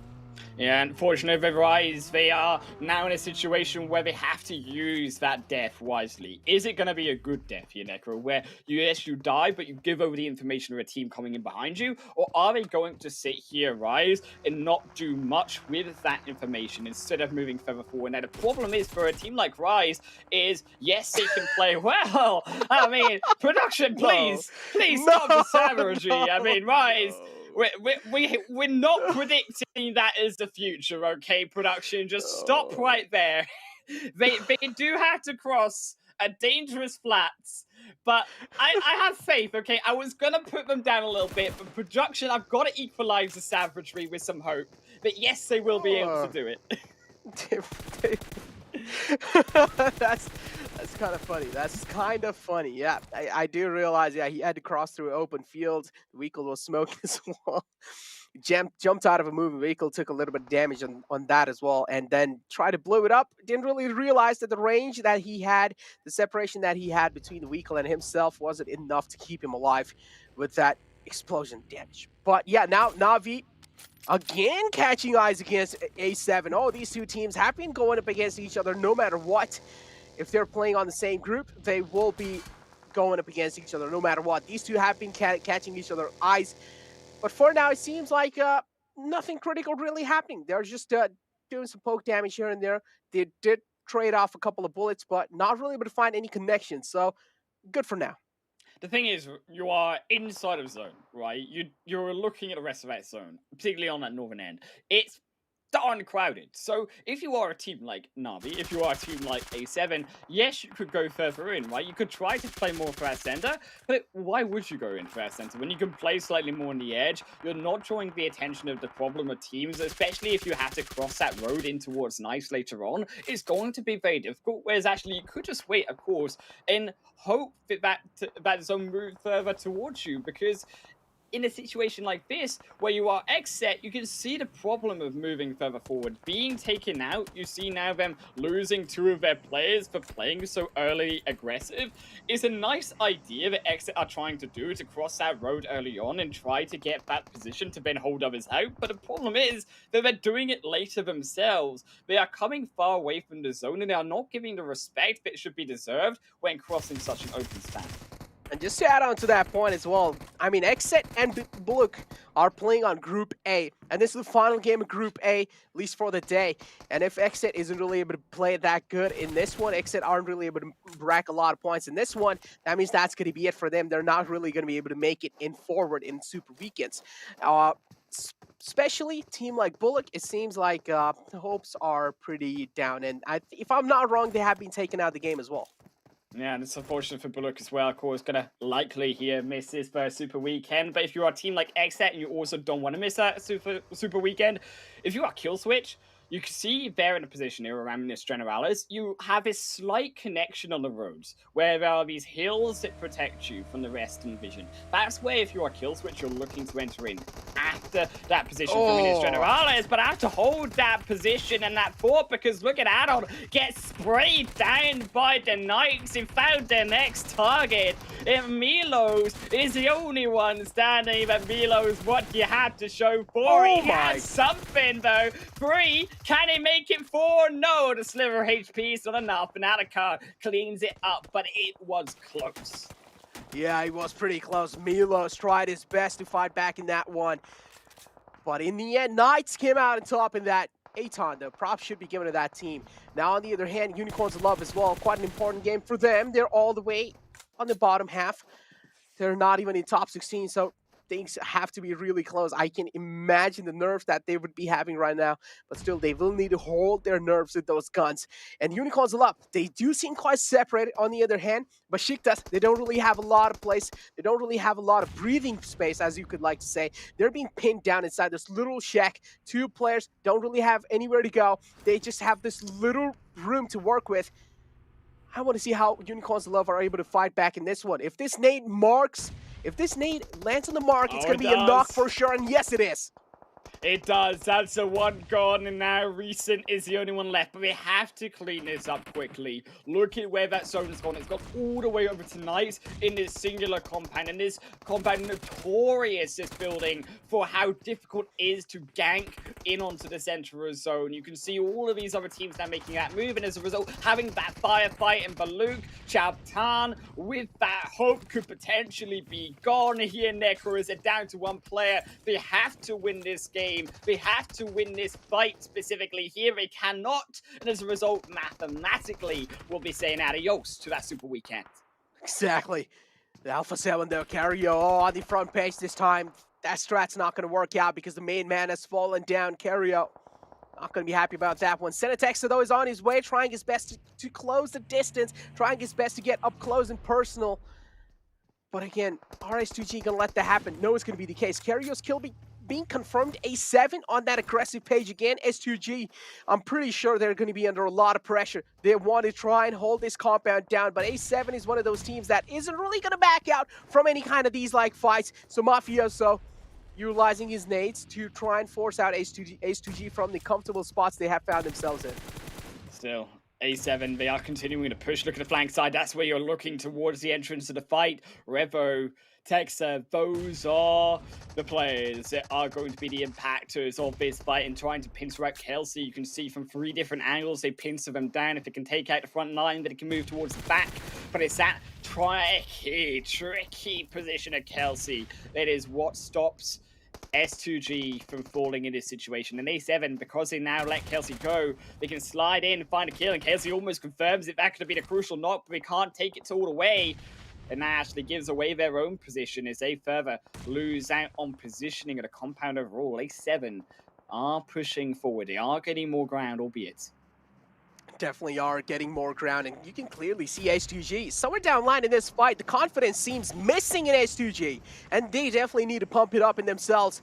Kelsey was low. He's trying his best to banish himself back up, but Vol is also going to be costing him a lot of time, and that's the exact thing. He doesn't really have a lot. He doesn't have a lot of time to work with over here. If he gives more time for A7 to breathe, that means A7 are going to be able to mentally reset themselves in this fight, and that's going to help A7 out quite a lot in charging in forward again against H2G. And it seems like another knockout has been found, and well, just like that, as I mentioned, the final nail has been put in the coffin, and that's going to be it for H2G. But they don't need to worry about anything. They're sitting all the way on top, baby. Tell you what, we got to worry about though, A7, this zone. Yeah. I think STG been counting their blessings, saying, thank goodness we don't have to work with this devil. I mean, look at how open this is. There's only really 1-2 positions you're looking at that are strong, as Mad Bulls also can see that struggle of entering further in on the open ground. They've had 1 knock, had 2 knocks against them. They should fall here to the hands of Rise, but look at Rise also dipping into the blue. They take that damage from phase 5 and they take it hard. Is of course you only are having these spots. Knights inside that compound still, but also Na'Vi actually with a beautiful spot in the edge of map in Dita Hills. They've got some ridgelines to work with here. It is much more than actually the likes of course Rise we are mentioning have to work with, trying to fester their way into the center. Trying their best. Rise, as Gary being taken down, Nunes has a lot of pressure on his back for sure. He needs to get the res back up onto Gary. Is he going to be able to do so? Mad Bulls being in the front lines, they're making sure that Rise aren't really able to make it in the zone. They're being the guardian angel on the edge lines of the zone. Nunes is going to be sticking the res onto Gary. Is he going to be able to patch himself back up as the wall of death is moving in from the back lines? Gary needs to be quick as possible. Rise is running out of time. And Mad Bulls, luckily they're not in the game anymore. They got eliminated on hashtag 10th position with 3 eliminations on their name. So that's quite decent, I would say. But still, not really the best you can ask for. On the other hand, Rise as well, taking a lot of damage. Nunes being taken down. This leaves Gary, the only man alive. And while he's looking pretty uncomfortable with the position he's found himself in. Alpha 7 on the charge. The goal call has been made. Gary, as soon as he gets spotted, that's going to be it for him. And yes, Mafioso takes him down. A7 cleaning up, sweeping away the top side of the fight, but now also you head back in towards Knights, who have somehow, some way allowed Unicorns of Love just to walk their way in onto this compound, and they've given up all control, and now Chico has to make the plays, has to come in from the flank side, but he can't do it. He takes almost deadly damage, is upstairs, it feels the same situation. Utility, the only thing stopping Unicorns of Love from pressing the charge. Exactly, but still, the big threat is alive, Coops. And he's gonna be a threat until he's being taken down. But Unicorns of Love, that charge was successful, but also came in at a cost. 1 man went down there, but Chico charging in forward. Coops still alive, has a nade cooking in, spots 1 man in the out, and as I mentioned, the threat is still alive. As soon as well, I saw Coops alive, I knew that there is still a massive hope alive for Knights. And well, Coops managed to clutch that situation out, and that's how they came out on top in that. But Unicorns of Love, better luck next time. MVP Coops keeping the hopes of the NA alive. Another slips away. Ghost slapped twice by the rest of Fibonacci, and now they move further forward down into the slides of these hilltops, and they confirm all 3 of those kills. Goodbye, the rest of Ghost, as it is going to be FB's time to shine, and Fenerbahce here continuing further forward, looking now towards Na'Vi, as they have the control. I gotta feel here, yes, only 3 kills, but the position is all so much stronger. Tables turned against Knights. They had the best positioning inside the zone, and now the circle took a hard shift. Not really looking good with the positioning that they have found themselves in. But again, Na'Vi, they have a little bit of this shack to work around with, trying their best to try and rack up as many kills as possible, as many points as possible. Fenerbahce looking a 4-man strong squad, 1 man being knocked out. This leaves them with only 3 men standing on their feet. 2nd man, Rebellion as well. Rebellion is down quite low, but he's lucky to make it out alive from that. Still, we move forward into what is this open expanse. And Necro, it's going to be a slow one, I have a feeling here. Even though we're phase 6, it's going to be even slower for Na'Vi. His A will be the 4th team remaining to 3rd. Final 3 here. Fenerbahce going to lose 1 because Supermassive, they are still here to play, but they've got no vehicles to play with, and this is a dire problem they've found themselves in, whereas Knights, they have that buggy, they have that position further forward, but no one wants to go because they know as soon as you pop your head up, you get put straight back down. Another revive on the cards here for Fenerbahce. Fenerbahce, of course, will be handing haircuts out to all players because they have the high ground. They have a lot of intel to work around with, especially the man advantage is on their side. They have all 4 players alive. Supermassive Blaze, though, being forced in by the zone, and they're also taking a lot of damage from Knights. Chico finds the opening on a Supermassive Blaze. This leaves them with only 3 men alive. Savian trying his best to stay alive in those smokes, but again, as soon as the smoke dissipate, his position will be compromised as well. And they tried to get rid of the eyes of Fenerbahce, focus on Supermassive Blaze, but by doing so, they blocked complete vision of them. And actually, Fenerbahce used the smokes of Knights, right, to get inside of that zone. They're the ones with the control, but it's all up to Bolivia on the back end to stop this push coming in, because inside that zone, no survivors are being ruined. Falky is gone, and Nox Bomb on the back, barely alive. It's all up here to Machine, but not so much for Supermassive Blaze. At least they've secured 2nd. There's now Fenerbahce. They move further forward to punish all through, but Dokun Machine finds the star of Coops, and now it's only Chico remaining in his zone. He's not even in the zone, and this has to feel like their game. 1 hay bale, 1 player left to clean up. 1 player left. The only hope for Knights, Chico. Is he going to be able to clutch? The chances are pretty slim. And well, just like that, Fenerbahce, the circle did try to play the squad sports, though. It was kind of favoring Supermassive Blaze, but again, Supermassive Blaze didn't really have those utilities, didn't really have a lot of cover to work with. That's why they got taken down by Fenerbahce. But in the end, man advantage is what really matters, and Fenerbahce proving exactly my point. 9 kills going over to Fenerbahce, but you're looking towards Nice. What a spectacular game coming through from them once again on Miramar. They feel like the Lions of the Sahara Desert here. That is Miramar itself. They look towards these 9, 13, 15 kills they were able to grab for themselves. Necro, they look clearly the most dominant team here. I mean, I was looking towards Eastern Stars, but they are relevant compared to the position the Knights have put themselves in on this desert itself. Definitely got to say, Fenerbahce is looking really good when it comes to the firepower as well. And, well, in the end, that helped them quite a lot. And they had just the man advantage overall. They had all 4 players alive in the end. That's what helped them. But also talk about Knights. They got 2nd position inside this game. And what helped them was that push against Aton Esports. As soon as they got that compound control, as soon as they were able to successfully flush Aton out that compound, I knew Knights, they're going to be having a lot of success in this game. Yeah, I think that Knight's definitely stepping up. I think also Supermassive Blaze, rightly so, also stepping up when it comes to those positions on that leaderboard. And I think that we're starting to see the rise, actually, yes, of these underdogs here that we didn't expect would be the ones, the big contenders coming in onto this tournament. We were looking at those favorites of Na'Vi, of Alpha 7, of also even some of these more decisive teams, of course, like Ghost coming in. Are they going to be able to stick up to the top?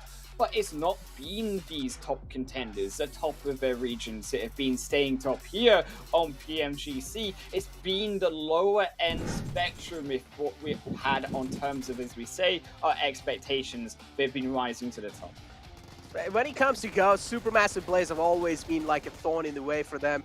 They've always been the one crossing their lines, crossing their eyes in Picado, especially in this game. As I mentioned, I mean, they were being shook off really early from Picado as well. I mean, Ghost, they had to take a leave no matter what because they realized that they're falling weak against Supermassive Blaze, so they took an exit from Picado quite early. And as I mentioned, it did also seem like they were lacking on a little bit of loot as well, had quite a less time to loot there. But yeah, overall, this push from Knights against Aton, this is what helped them, or almost could have helped them win the game as well. But this is what got them the prime positioning. This is what got them that second place. I mean, it looked rightly so when it came to some of those later zones at night, so we're going to have everything in their hands. The zone was going to come to them. It went actually far away, but dealt with it well, actually. I felt that Knight, moving through this game, their positioning, not just their kills, were on point when it came to dodging out of the difficulty coming in later on into these fights. Holding on to that center position where actually we looked up towards Black Dragons could not. Knights could live up to that name, but also you have to announce it. Fenerbahce here coming towards his end game dominated that control, that beautiful high ground spot gifted to them. Yes, it was not easy, but yes, it was powerful enough to the point where they used it beautifully to gatekeep both Supermassive Blaze and then also, of course, Knights away from the win.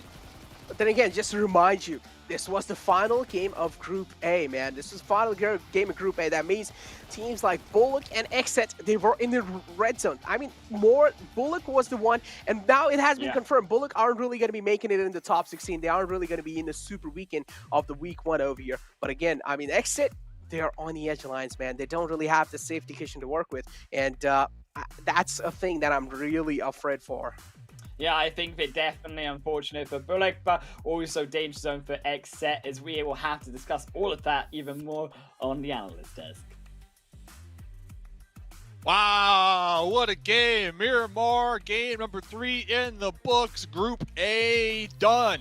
Done here for the league stage, the weekday play, and that's going to be Knights, Bullock, S2G, and Xset looking to rep that set. Knights, 15 kills, but of course, the winner, chicken dinner, Fenerbahce coming out on top here, fellas. Fenerbahce with a really good chicken dinner right there, but the Knights not getting the chicken, but just, the kill points, or the elim points, they were raining in right there. And take a look at this. It was actually the Knights that got more points than the team that had the chicken dinner. Of course, 15 eliminations. Well, you might have gotten 15 points for rank, but the Knights, they just took it in the form of elims, 7. Yeah, the Knights just decided to flip it upside down. And YouTube chat, you disappointed me, YouTube chat. I asked you if you guys just take a guess on who was going to win. They didn't guess Fenerbahce right. So shout out to Fenerbahce for surprising everybody here with the 24 points total. Supermassive Blaze. We're going to definitely be talking about them here in a little bit because they decided to hot drop Ghost Gaming. They got one kill and kind of pushed off Ghost. Don't worry, we'll cover all of that. They do end up with 15 points. Alpha 7, seeing that aggressiveness again, being able to get 8 elims out of Alpha 7 is great. With 14 points, I feel like it's a little bit safe to say that they're going to definitely be moving on to the Super Weekend. Now he was able to collect 9 points. And then we move on here towards the second page. Ghost Gaming, only being able to collect 4 points, and it is only for placement points. We've seen this a lot so far, especially today, in regards to Ghost Gaming being able to secure mostly those placement points. Bulut Chaptan, as Dave said it, I mean, this team definitely not going to make it to Super Weekend. They are done with all their 8 games. Same with Exit. With Exit, it's going to be interesting. I think they maybe end up with 41 points here too. So they're going to be coming down probably to the last game with all the teams that have missing games. Yeah, and take a look at the MVP from the Fenerbahce. rebel enough. I hope I'm saying that correctly, but 4 elims, almost 600 damage, definitely putting in work for the team. And yeah, I gotta agree with 7. YouTube chat, come on, man, you gotta trust in some of these teams. And actually, we've seen a lot of the teams that we weren't expecting to do well to do really well, and the teams that we were hoping to do well kind of fall to the wayside on the opposite end. So I mean, anything could happen. It is a league weekend. Maybe that's why, you know, we're seeing a lot of shenanigans, but still, it does not excuse the performance of some of these teams, 7. It definitely doesn't. And I mean, we always talk about when we go to Super Weekend, it's a completely different animal. I mean, if we see Navi, if we see Ghost Gaming in there, hopefully we do get to see that different animal, right? Because we always talk about this is weekend league play. Some teams will cut some slack for you. But when we get to the Super Weekend, we got to see the real thing. Talking about the real thing. Look at the stats right here coming out of Cubes to head-to-head. 2 Knights players. And I just, as an ANA fanboy myself, I love seeing this here, seeing Cubes and then Chico. I mean, both of them by themselves, Sute and Dave, they were able to put up 2k damage, just 2 players. Like, what? Some of these teams wish that they could have this kind of numbers for the whole team, and these guys are just putting up this number, Sute, by themselves. Yeah, it's amazing to see. The Knights are definitely in form. Out of all the NA teams, only the Knights are playing like they were back in their home region. As far as XSET and Ghost Gaming goes, like it is nothing like what we are used to seeing. And I don't know, Dave, what are your thoughts on... let's focus on the Knights. What are your thoughts on your boy Coops, Dave? MVP. Hey, I ain't stressing at all. Coops is the main man out here. And right there, Coops Chico, they had 60% of the total damage done to themselves from the entirety of the team that game alone. And you can only assume once when Xenox starts to pop off, that team, nothing is stopping them. And this was their last match of league play. We see them up there at the top. They are going to be group number A. They're safe. They're good to go. They booked their ticket to the first Super Weekend. They are good. Hopefully they can continue on with this momentum, with this aggression that we saw here during the league stage, and they don't just sizzle out, right? Because, man, 15 kills one game, that is huge. But these points, at the end of the day, I hate to say it, fellas, these points, it doesn't really matter, right? Like, your top 16, that's all you need. After you get that, you're good to go. You could be first, you could be 16th. That's the only thing matters. But the league play, once we transition to the Super Weekend, those points is where they accumulate for the total. And getting back down here to nuts and bolts, Buluk, done, son. Not going to be making it to Super Weekend number 1. Definitely not. Something that I kind of wanted to point out from that first page is we have first place and second place team. They're pretty much done with their matches. They're going to be sitting now. We're going to be seeing this next 2 matches without those big dogs in a way. So hopefully some of these teams that kind of need the points, I'm looking at you, Unicorns of Love, I'm looking at you, Besiktas, they need those points. And hopefully they're going to be able to take advantage with Knights not being here. You saw Knights, how well they were performing. They have 50-something placement points, 50-something elim points as well. Like, those are very consistent stats. I feel like so far this week, so we've been seeing a lot of teams kind of focus heavy on just one thing, and so far Knights is being able to kind of just secure that nice marriage of placement points and elim points. Yeah, the Knights definitely having a really good balance. But back to that bottom of the leaderboards, you guys see how close it's getting. We've got 2 games left. All of those teams on the bottom of the leaderboards have 6 matches played, so we'll be seeing those teams duke it out for the next 2 games, Dave. Yeah, it is going to be exciting. 2 more games to go, decides who makes it to Super Weekend number 1. We got Unicorns of Love, Besiktas, Team Queso on the hunt, on the grind. Ladies and gentlemen, don't go anywhere. We'll be right up after the break. Recap. Oh, psych. Recap. That's what they said, Zute. I'm seeing if you're on your toes here. Let's send it to Zute's recap. I was hoping I could sneak off on that one. But yes, we are going into the recap. Of course, we're going to be starting with Na'Vi. I know we've been showing Na'Vi a lot, but that's only because they might not be going into the Super Weekend. There's a chance we might not be seeing them at all after the next 2 games. So let's give them a little bit of a spotlight here. So Na'Vi, once again, with the rotations, you see they only managed to only have 1 elim, but with a total of 990 damage. And right here, you guys can't see it, but Alpha 7 was right in front of them on Junkyard, and 7 pointed it out to me.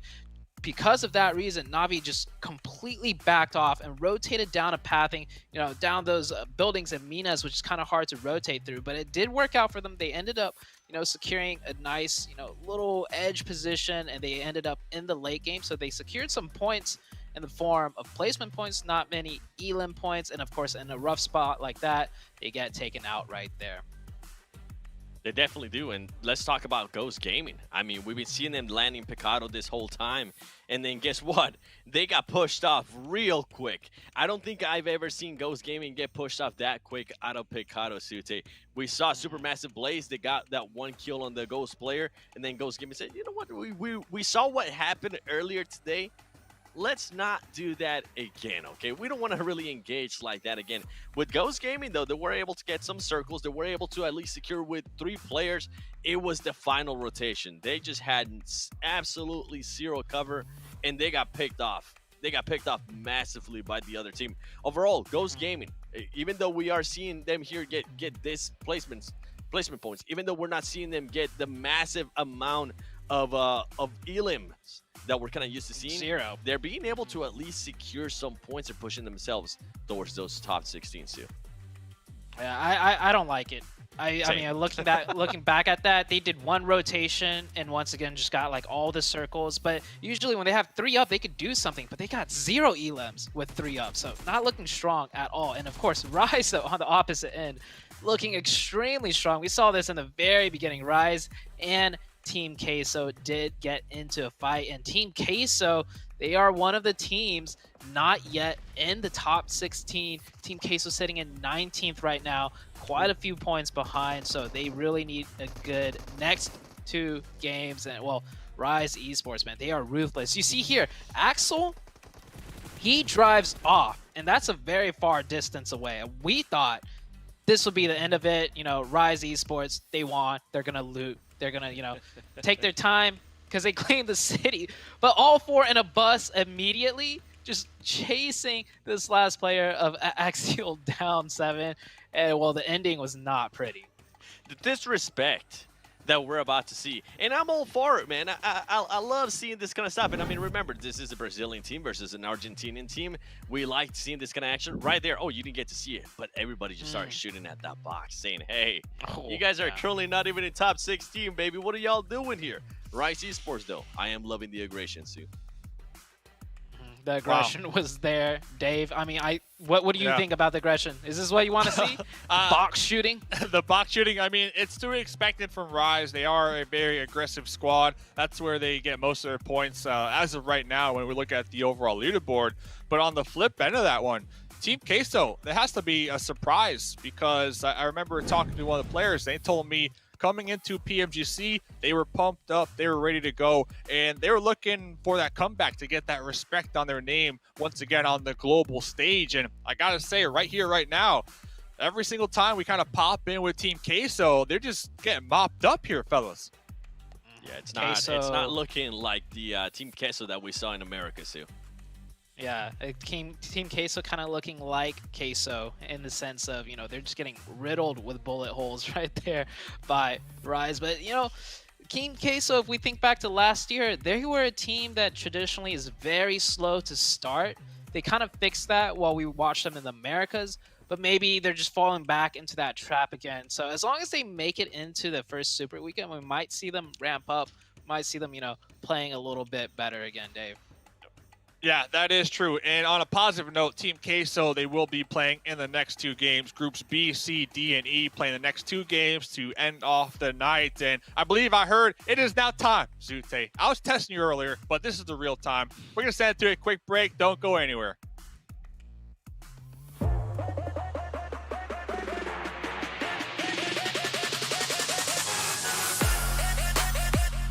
Aynısını söylemeyeceğiz. Son HP Vesi'yi çekecek. Sonrasında uzun mucizeleriyle beraber tabii ki Erangel'de çok güzel puanlar toplamıştı ama ikinci bir mucize yüksek ihtimalle gelmeyecek burada. And their careful approach, their caution, their patience, it's paid off. They've had to wait a couple of months for the package to arrive, but the circle's here finally. but jumps out of the vehicle. Now it has to be a really slick movement. They've controlled the lower floor. This is really well played, getting that. I mean, there's nowhere for him to...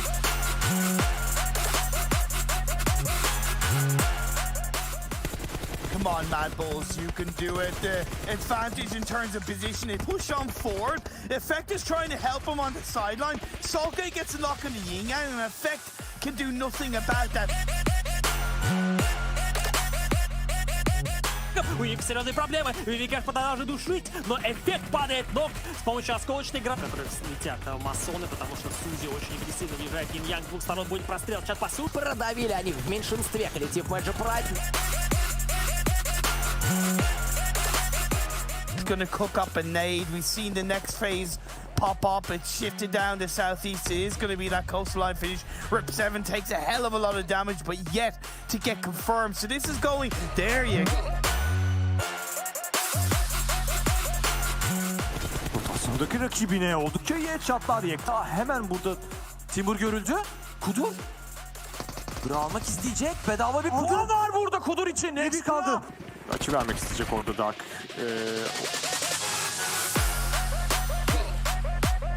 Vermek istemiyorlar Fenerbahçe'ye. Rip 7'da bombasıyla... Çok güzel bir bombası var. Araç var. Aracı çarptı orada. Bir kıvılcımlar çıktı. Rebellion ne yaptı? Ne? 24 players alive, and Savian tries to make something happen for Papara. The blue is ticking away. Beautiful nade from Lavaz, and that sealed the deal for Fenerbahce. Now we see Supermassive Blaze, but power coming in. Tron!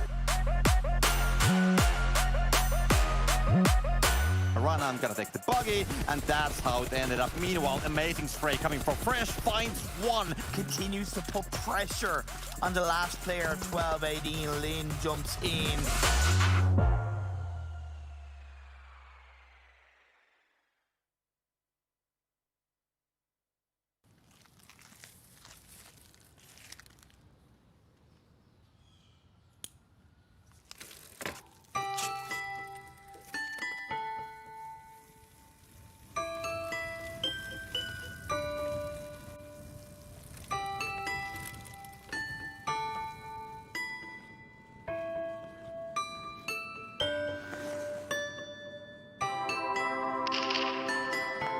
Лед — это отличное место, чтобы остаться наедине со своими мыслями, для того, чтобы сфокусироваться.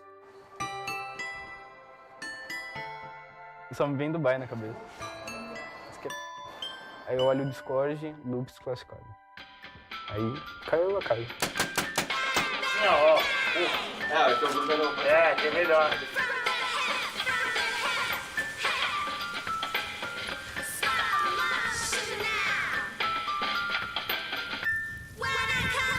Menurut gue tim Nova juara mulu, gila. Gue bosen sampai lihat dia juara. 而且上个问题可以重新来一遍，特别强的队伍嘛。其实我们中国的战队其实就我们两个战队一块去的嘛，然后感觉双方都是很厉害。在 PMGC 夺得冠军后，只有两个方向可以走，要么是继续保持胜利，要么是其他队伍击败你。 Kalau Jimmy tuh kayak gue, menurut gue ya, para boy kayak Bagas dan Order tuh kayak playstyle mereka tuh mirip kayak kita bertiga sih. Но в этот раз я увереннее в будущем китайце и вообще наша команда, потому что мы тренируемся столько же, сколько и они, и так же, как они. А больше у нас, по сути, конкурентов нету, кроме как китайцев. Muitos aí julgam fora, como eu já disse. E hoje eu posso dizer que eu sou um novo Carrilho.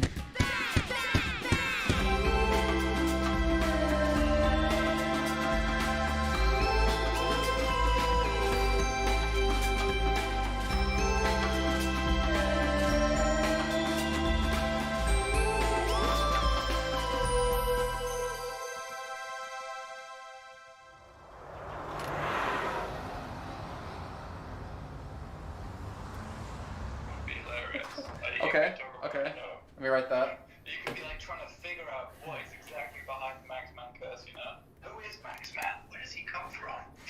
All that Is kind he of a stuff. demon? Is he even real? Look at the refilming, have fun, tell me how it goes.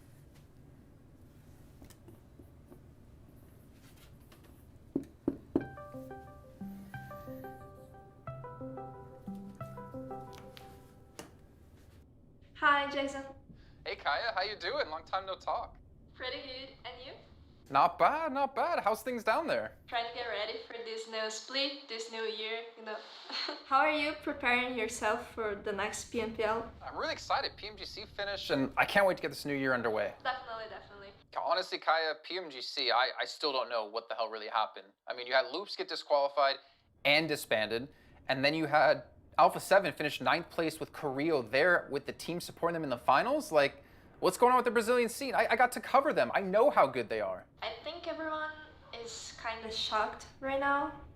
They're still trying to figure out what really happened, and I don't think we're going to know it so soon. It's a great opportunity for all of them to get a new start, a fresh start, to show what they're capable of and to be on the top. Now that there is no Loops to be on the top of everything, it's a chance for everyone to get better results, to, I don't know, to try to beat the new Loops or something like that. Okay, well, I mean, getting better is a good sign, but like, can they compete against Nova, 4 Angry Men, like Bigatron? There were so many teams above them, and a lot of teams we never expected to be better than them. Look at Zeus. Definitely Alpha 7 is the strongest team we have right now, because they went to PMGC as well. But there are a lot of good teams on Red Souls, like Dragons, Vivo Cage, Influence Rage, which is a great team as well. I think they all might surprise us. Yeah, Kaya, honestly, I appreciate you so much. Like, you give us such good info for the shows and some really good background, and I really appreciate how you have your ear to the ground. I'll call you again.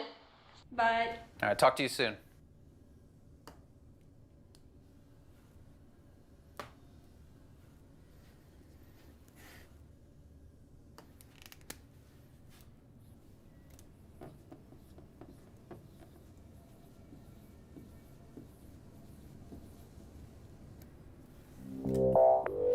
Loop's having a little bit of a meeting here about what they're going to spend their $20,000 on from qualifying in 6th place. Let us pray. What are you going to spend your share of the 20K on? Oh, I don't know, I think. Not yet, not yet. But either way, they will stay strong.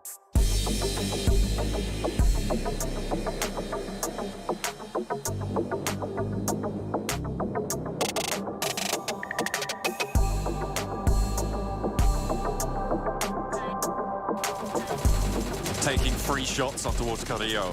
He knows he wins these trades.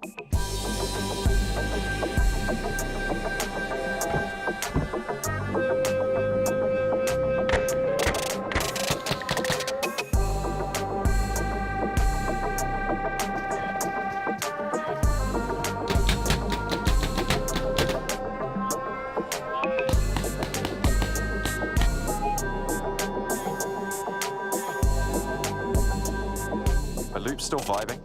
They're absolutely vibing. We'll have to get a double check on that. Someone needs to give them a little bit of a pep talk. Yeah, there they are. They are still vibing. I can confirm the Loop's vibe continues.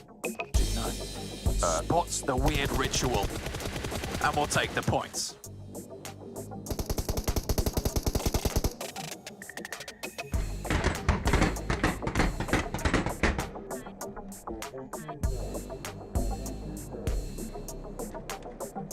Dá maleta.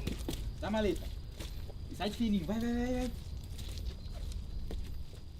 Mete bala, mete bala, mete bala. Nice, é isso. Bom, acredito que para ser um jogador profissional não tem segredo. Basta ter muita dedicação, foco e força de vontade. I feel like if you're not one of those who have participated in these big past events, then you're gonna crack under that pressure. Or maybe, again, you turn out to be a diamond and you turn out to get into PMGC and win the whole thing and make a dynasty of your own.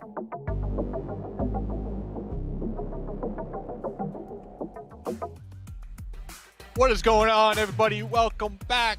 Week 1, Day 2, PMGC. West side is the best side. Zute 7, Mustache Dave. First of all, gentlemen, I gotta ask you a real serious question. I need a true answer here. Did Jason call you guys up? I didn't get the call. I see Jason riding that bike, working on the calf muscles, but I never got the call. Did you? No, I haven't. I mean, I got an invite to the pool one time like 2 years ago in Malaysia, and then after that, it's just no invites anymore, man. What about you, Zoo? I mean, I didn't get one either. If it makes you guys feel any better, honestly, like I think we're cooler than Jason. Anyways, next time we should go do something and just not invite Jason. Yeah, I said it. Sounds good. Ooh, Jason, still looking for them diamonds, I bet, out there. So getting into the last two games, B, C, D, A. These groups will be playing back-to-back games. Pretty good stuff. And I want to bring it up because we saw after that last match, Na'Vi, 16th place. About time, right there on the cusp. Na'Vi, the team from CIS with that direct invite. Whoa, right behind them, gentlemen. Unicorns of Love in 17th position. That team with the direct invite from the West Europe League. So what are we going to say? Like 2 points difference? Who walks out alive here today? Who's going to be qualifying? Are both teams going to be qualifying or only one? 7? I think with this one, man, you put me in a spot here, but I'm going to actually say I don't think both teams are going to be qualifying. I think it's definitely going to be Unicorns of Love. Navi has kind of showed us a little bit of them waking up, a little bit of them just trying to focus a little more on their rotations. They're more aware now that these teams will challenge them. I did ask YouTube chat. I asked them, do you guys think A7 is going to hot drop Navi? They're saying no. So we'll see what happens. I personally think if now it's the time. We've seen the leaderboard. We saw where currently A7 is. They have a lot of cushion. For me, they already qualified pretty much to the Super Weekend. If you can stop a rival of that magnitude, Sue, I would totally hot drop it, especially going into Erangel. You know where they're going to be going. Yeah, if anything, I don't think Alpha 7 will hot drop them. I think Alpha 7 is going to actually just hunt them down because we've seen their rotations. They end up running into each other like almost 100% guaranteed. In a hot drop, it's almost a little bit RNG in terms of who wins, right? So Alpha 7, they could lay a trap out of North George Pool. They can hunt them down later on in the circle. I think that'd be more comfortable with what Alpha 7's already been doing, right? Alpha 7 hasn't dropped on them at all. Of course, Dave, I want to get your opinion in on this too. Zute, you totally avoided the question, man. I see what you're trying to do. You're trying to be on the fence. You're trying not to get roasted. 7 said Na'Vi. Zute, 7 made a pick, dude. I want you to make a pick. You have to. It's either A. Man. Yeah, it's either A or B. Unicorns of Love, Na'Vi, or both. Who's going? Who's going to qualify here? Top 16, and then I'll answer your question. I'd have to go with the Unicorns of Love also. Oh, no. 7 picked Na'Vi. So you're going with Unicorns of Love. Oh, okay. Well, yeah, I'm going with Unicorns of Love because I think like coming into these last 2 games, Alpha 7, like, well, I mean, it's just, I don't know. Navi's just been looking so shaky, man. I'm not feeling it with Na'Vi. I feel like Unicorns of Love still have a chance to kind of like spring back. But Na'Vi, like when you're at that top and you perform so well and you drop down this low, it has to do something to the mental. So how do we feel about Ghost then? Oof. 15th place. So right now, Ghost, they're clearly just playing for placement points. I think we can all agree on that one, right? That's why, in my mind, I'm kind of thinking both Na'Vi and Unicorns of Love both have a chance to actually qualify and make top 16, just because I feel like Ghost right now, I'm a big fan. Everybody knows that, but I feel like they're playing really scared and they're only going for placement points, and I feel like that can really bite them in the butt if they don't try to get some elim points along the way. I love that you say they're playing scared. Because, Sue, if we go back, I mean, didn't you do an interview with Tensa a couple months back when we kind of had Ghost Gaming on a certain, pretty much at the top, right? And what did they tell you on that interview? What did Tensa tell you? Yeah, so I asked them, like, going into PMGC at the end of this year, and this is like 6 months back when Ghost Gaming was like in their prime, when we saw them like just absolutely dominating the North American scene. I asked Tensa, like, you guys drop in a hotly contested area. Like, I look over across the seas on the other side, on the eastern side, so many strong teams want Pachinki, Picado, and so on. I was like, what are you guys going to do in that situation? And Tensa's like, we're going to be stubborn. We're going to drop there. We're going to fight them. We're not leaving. Like, we're a strong team. And at the time, I was like, yeah, I could see that. But we just saw just now, in Miramar, they dropped, Tensa went down, and they ejected really quick. And right now, like, we know they're going to drop Pachinki. Are any of these teams going to like try and target them? There's so many teams sitting comfortably right now that can afford to target. So I don't know, Dave. Like, yeah, we'll see soon. It's going to be exciting. 2 more games to go. This is going to be the final Erangel of the evening. So let's see if it will get stinky and Pachinki. Let's pass it to the casters. Man, I tell you what it is going to be. It's going to be the rest of the X-Set here, Necro. Whipping out their Bible, and they're going to start praying because they ain't played the next 2 games. And they're in 12th position, 41 points. But below them in 13th, Footballers, Necro, basically 5 points between them and elimination spots down in 17th and below. Yeah, exactly. The bottom lines of the overall leaderboards, man, they're definitely looking really shaky, especially Na'Vi. And then you have Ghost Gaming as well. Ghost Gaming on 15th, Na'Vi on 16th. They're barely hanging on the ledge, man. And all they need to do is just either try and hold on or either try and get a little bit more safety cushion on their backs. I also did like the conversation that the desk was having. Is A7 going to challenge Na'Vi on their drop spot? And well, seems like the case is. They both are dropping on the Northern Georgia pool. This is going to be an interesting one. Oh, baby. I wanted it since the start of the tournament here, Necro. Here we go. Get it. A7 v Na'Vi on the north side.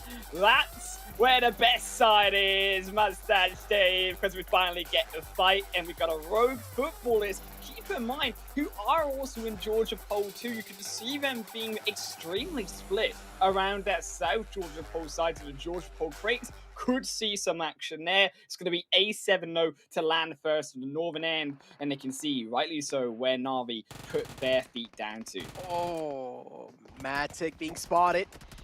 Lucky that was quite... Oh!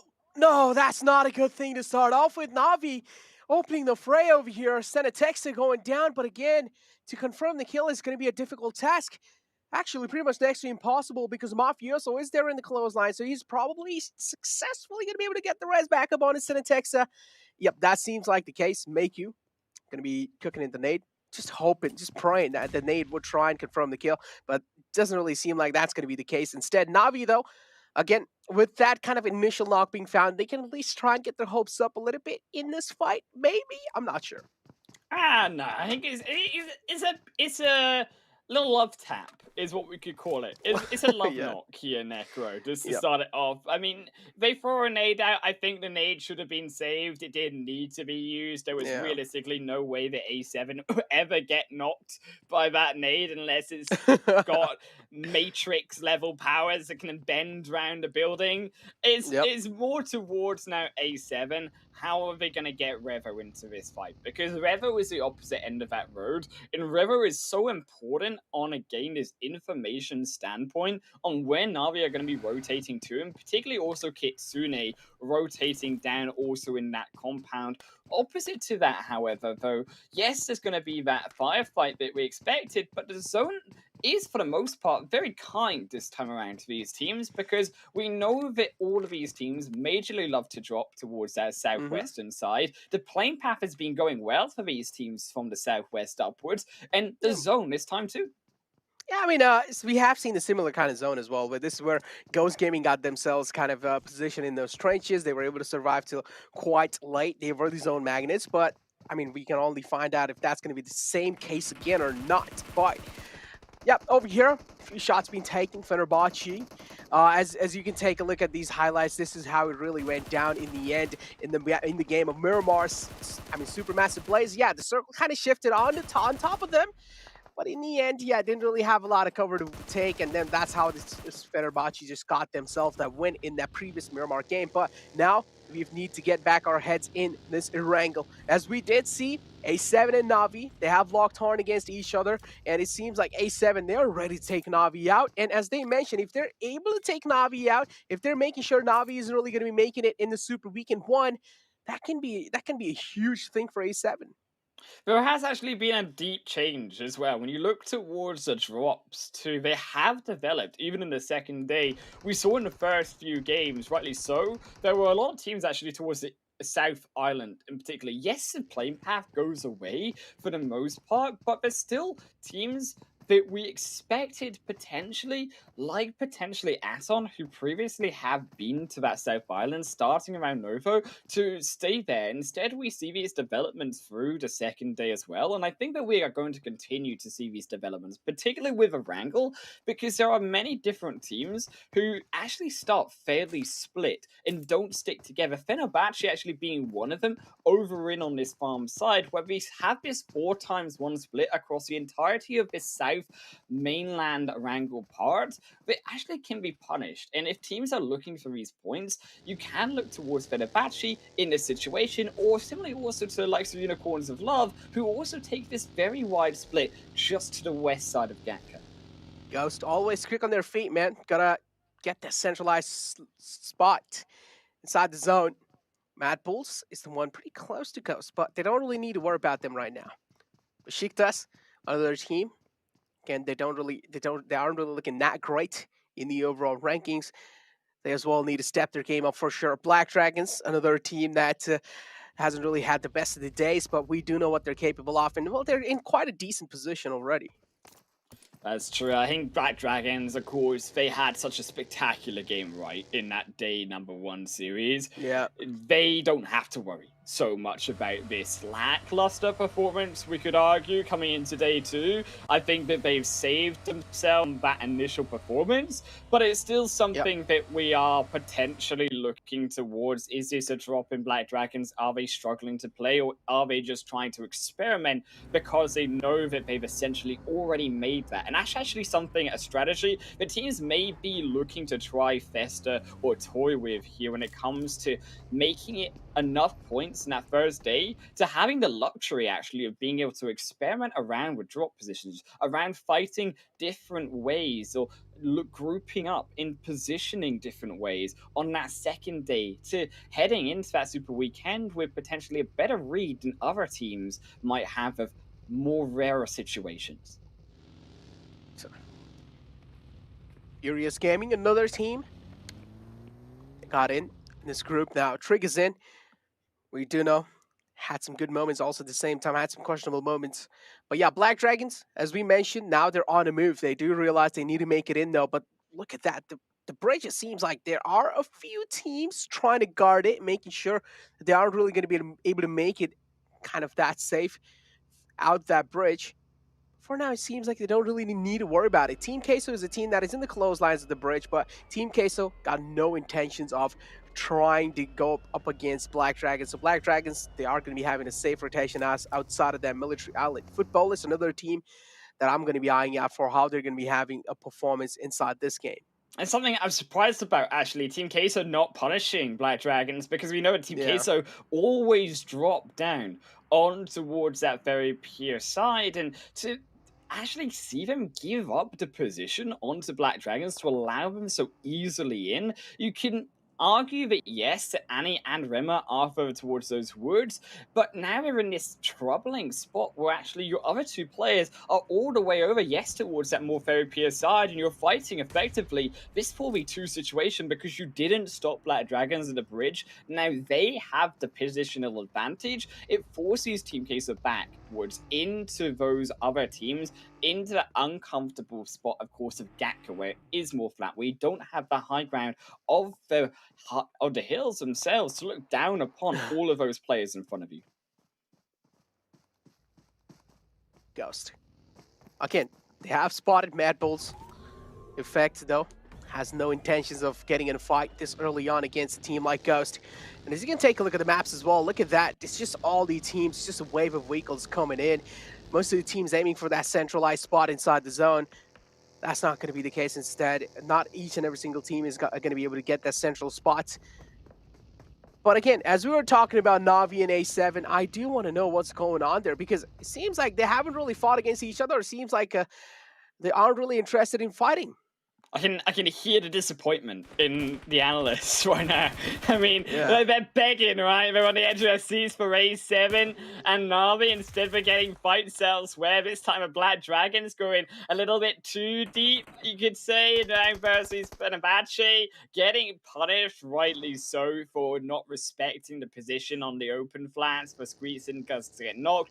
And it will be Dokkan Machine to actually clean that kill up. The smoke's not going to be worth it for Squeezing, only going to try taking away from Dokkan Machine, as he does confirm that first kill for his team. The second kill, though, of the game. And actually, I think, well, it's been actually a slower approach on this early game. We see teams being slightly more respectful as the PMGC West goes on. Could just be a safer strategy for teams not willing to go for those risky fights early on, particularly because we are approaching the end of this qualifying stage to the Super Weekend. And teams realize they need to start getting these points and relying on those placement points more so. As Na'Vi going to be the third to lose out in this game is A7. They are away, but they weren't quite far away enough. There we go. This is going to make the analyst desk happy for sure. They're going to be happy.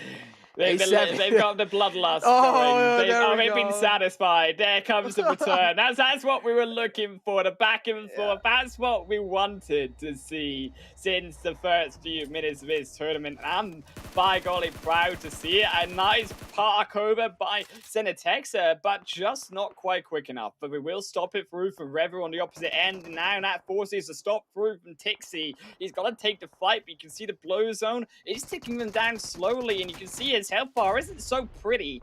Neither Narrow is a health bar of Revo as he does tank a few more shots, goes back for the heal. This could be the push potential for Revo, but again, pushing further down is so risky, so he does to do the same. Heal back up and a reset of the fight. Na'Vi replying fire to fire. And it seems like A7 are falling apart inside this one. Senetexa is well taken down Na'Vi. As soon as Kerio went down over there, well, I did know that Na'Vi are pretty much going to be able to at least try and deal as much damage as possible on to A7. Senetexa have been taken down the sleeves. A7 with only one last man alive, one last man standing. It's Revo. All eyes on Revo now. Is he going to be able to make sure that Na'Vi is having the worst game of Erangel this time? Or is he going to be just going down without dealing any kind of damage? Now, Revo's main intentions over here is to try and make sure Na'Vi isn't really having a good game in this Erangel one. He's getting to the Jeep. He's trying to get out of here. That's what he's trying to do, Necro. But the problem is he's misparked his vehicle. He parked it all the way to the top of the hill, and Na'Vi can see the moment it starts to move. Had actually Revo parked it behind the hill, would have been better. Instead, he has to take the fight, and it's not going to work out for him. Na'Vi secure 4 kills, and I think this is important for Na'Vi, more importantly, though, getting these kills on board, because they are one of these teams who are on that bubble, on that potential elimination position. Exactly, and this was a proper team fight as well. I mean, you can judge which team is better from this fight because there was no other team trying a third party. There was not a lot of pressure over there. It was just one of those fights that was pretty much out of like any other fight that was going on. It was out in middle of nowhere. So Na'Vi and A7, these were the only 2 teams that got their own time to try and figure out who's going to be coming out on top in that one. But Fenerbahce, I'm going to hold on to my words over here. Fenerbahce going against Aton, and Milos seems like he did try to do a decent amount of damage with that nade. Rebellion was taken down to quite a decent amount of HP, but again, Fenerbahce, that's a huge split coming in from their side. Rebellion is all the way in the front lines, while Flaky is trying his best to give him that cover fire. It's actually, though, Aton who controls such a strong compound. Of course, Fenerbahce trying to go for the side rotation of the zone, but here also too, Mad caught out on the northern side. They forced into the fight versus Next Warrior, and actually, it's Next Warrior who are struggling. They're losing one. They get run over with a second, destructed down into the tree he goes. He's fertilizer for it all is now yin yang as a balance is set completely. Mad Bulls, they take all 3 of those kills. They definitely do take all 3 of those kills. That was a crazy fight for sure. Eastern Stars as well taking an exit from this game on 15th position. Not really the placement you want to get eliminated on for sure, but Besiktas, they're definitely going to be feeling good about that one. Aton don't really have the best position. They're all the way on the bottom right of this circle. They're kind of on the edge. If the circle takes it hard shift against them, then Anton will definitely have a tough time to make it in. But Fenerbahce, again, they're trying to take the control from Anton, and that's not going to be that easy. Still, over here, though, you have these early fights, you have the zone, of course, again going towards that south side. Very Pier was where it stands, and actually, you have to then take a step back here. Necro, where are these strong positions? Well, there's a lot of fields open in this more central belt of the zone, and actually avoiding all these fights and going round towards actually where Team Queso are. Team Queso have a beautiful spot right now on those hills, Erangel 2.0 hills, just above Ferry Pier. They can spy down everywhere out of these hills and those coming from the quarry side, but they can also, more importantly, stop those teams down below. Ghost, Unicorns of Love, that's why it's going to be such a strong spot for Team Queso. And unlike Na'Vi, who are trying to enter in onto this more open expanse, they're going to have a harder time because there is not as much cover and it's much more difficult to navigate, because even if you do have this cover, you have these tricky situations like this where the ground is in an awkward elevation point. You can't see your opponents heading further up, or you can't see your opponents through the dips in between these grounds, and that's what creates that surprising factor from these teams being able to snipe down, just as you can see through, unfortunately, Furious Gaming feeling that surprise heading up into the open arms of Supermassive Blaze. Supermassive Blaze already opening the fray up against Furious Gaming there. But yeah, the circle moves out in the open. You don't really have a lot of covers to work with in that upcoming circle. But Fenerbahce now looking to go ahead against Footballists. Footballists are the one to open the fray up against them. They have found the opening there, and Footballists Lutz as well finds another one. The kill will be confirmed instantly, but that nade deals a lot of damage on Lutz, and he will be taken down instantly. Trades are happening back and forth on both these sides. Crucial, though, Fenerbahce, that nade, that beautiful trade back with Dokkan Machine to make sure they confirm the kill. They execute it perfectly, but those nades, those ones go wide onto Footballist, and that means that a revive comes through. Rebellion has the eyes on it, but it wasn't cooked to perfection. Actually, now Footballist, they've set the fight back to themselves. There's also Team Queso, that beautiful strength of the Erangel 2.0 hills. They went away from it in towards Supermassive Blaze. They took the kills themselves and down towards the bottom right of your screen, and they win that fight, but who wins the main one? That's to be said. Team Queso for sure looking pretty confident in challenging that fight against Supermassive Blaze, but Footballists and Fenerbahce, this is way much more interesting one, because Fenerbahce came in hot, and now it seems like they have a huge man disadvantage inside this one. It's a 2-on-3 situation, and Lovazin charging in forward, but here comes that beautiful double peek from their side. Fenerbahce is just lacking in on that man disadvantage they have for sure. Nox being the only man alive right now from Fenerbahce is trying his best to hold his ground, and he's going to be finding another one. He's replaying back in style. Footballists, they have a lot of things to worry about because Lovazin is quite low, and here comes Black Dragon charging in. The third party is in. That's right here, Necro. It's unfortunately a disaster here for football. As Fenerbahce on the outside of the fight, they might have struck luck right now. As it looks like even a fourth party is going to join the fray. Aton wants some of the action too, but it's break back down onto Unicorns of Love as Roll Kids, Unicorns on their final stand, trying to pick up the points where they'd missed them in day one, taking down the final pieces of Supermassive Blaze. He ran there into goes the an nade. aid. He got it. GK first finds the kill, but to look back again towards this warehouse fight, Football is excellent recovery, to be fair, using the opposite end of that warehouse, using the interior inside there as some form of defense against Black Dragon's push. But again, I mean, the man disadvantage is clearly being seen in Black Dragon. They do seem like they have a lot of confidence on up their sleeves for sure. They find one, kill being confirmed instantly. Golden, the man charging from the back lines. He has a flank covered, and just like that, Footballists weren't really able to withstand the damage that Black Dragons was doing on top of them. They get eliminated, they get taken out. Furious Gaming, another team, they are in quite a decent kind of a compound, and that's the only cover you're going to be finding in this kind of a zone that you have gone. That means teams will need to start to stack up on the smokes.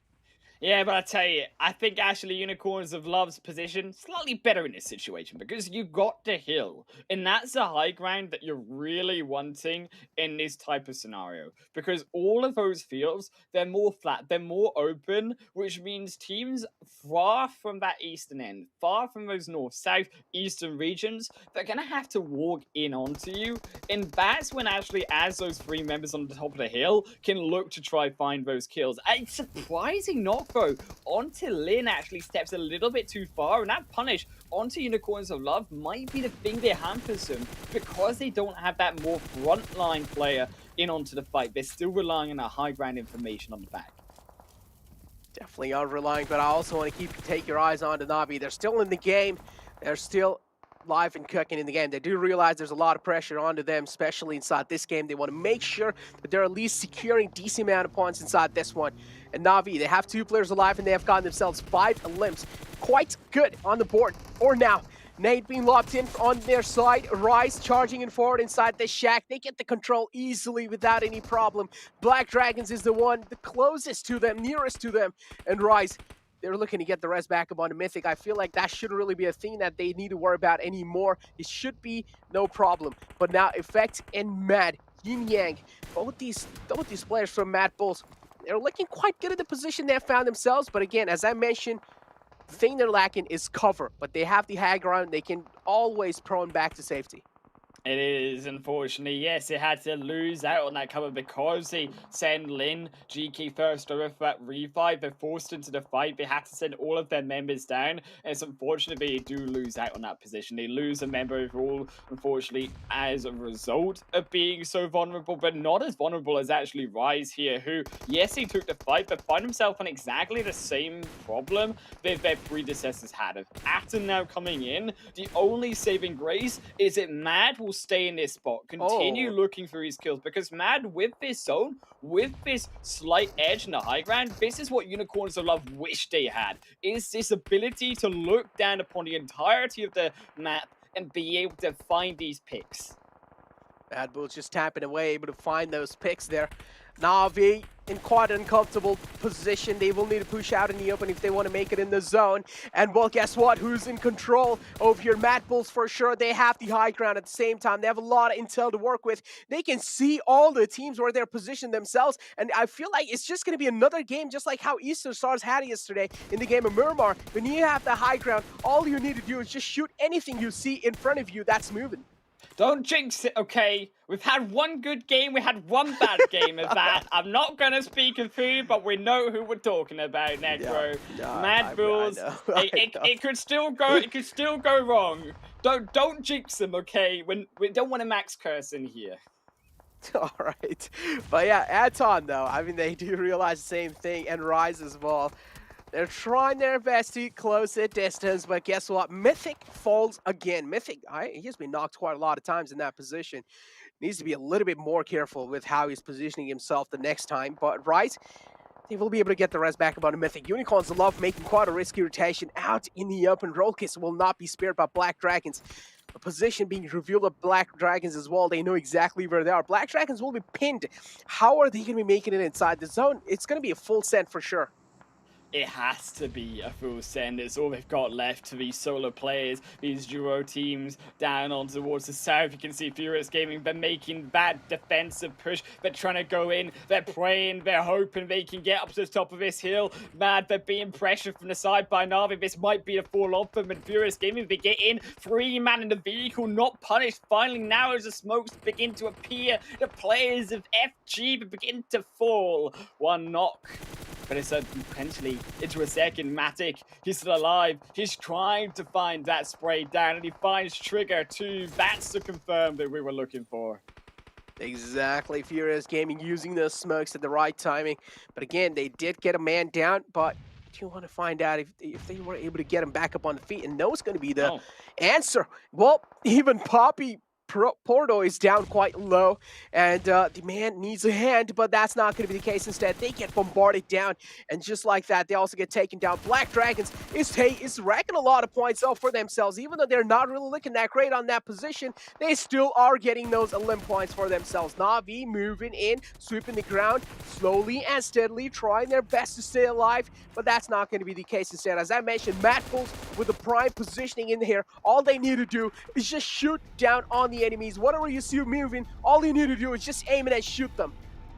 But this, as much as it's Black Dragon's game, they survived to second place. They can survive and get those 12 points. But here comes the pain train of the Mad Bulls. It's just like a Spanish bullfight. They're gonna charge their way up. And there's no escape. There's no jumping over the wall this time. Dragons get punished. Well, those bullets of pain, definitely Black Dragons are feeling those, but what a positioning coming in from the side of Mad Bulls, and well-deserved game as well. But as we talk about what teams really needed this game was Na'Vi. Na'Vi, though, I mean, I would say not really a bad outing, quite a decent one, but still, it could have been better.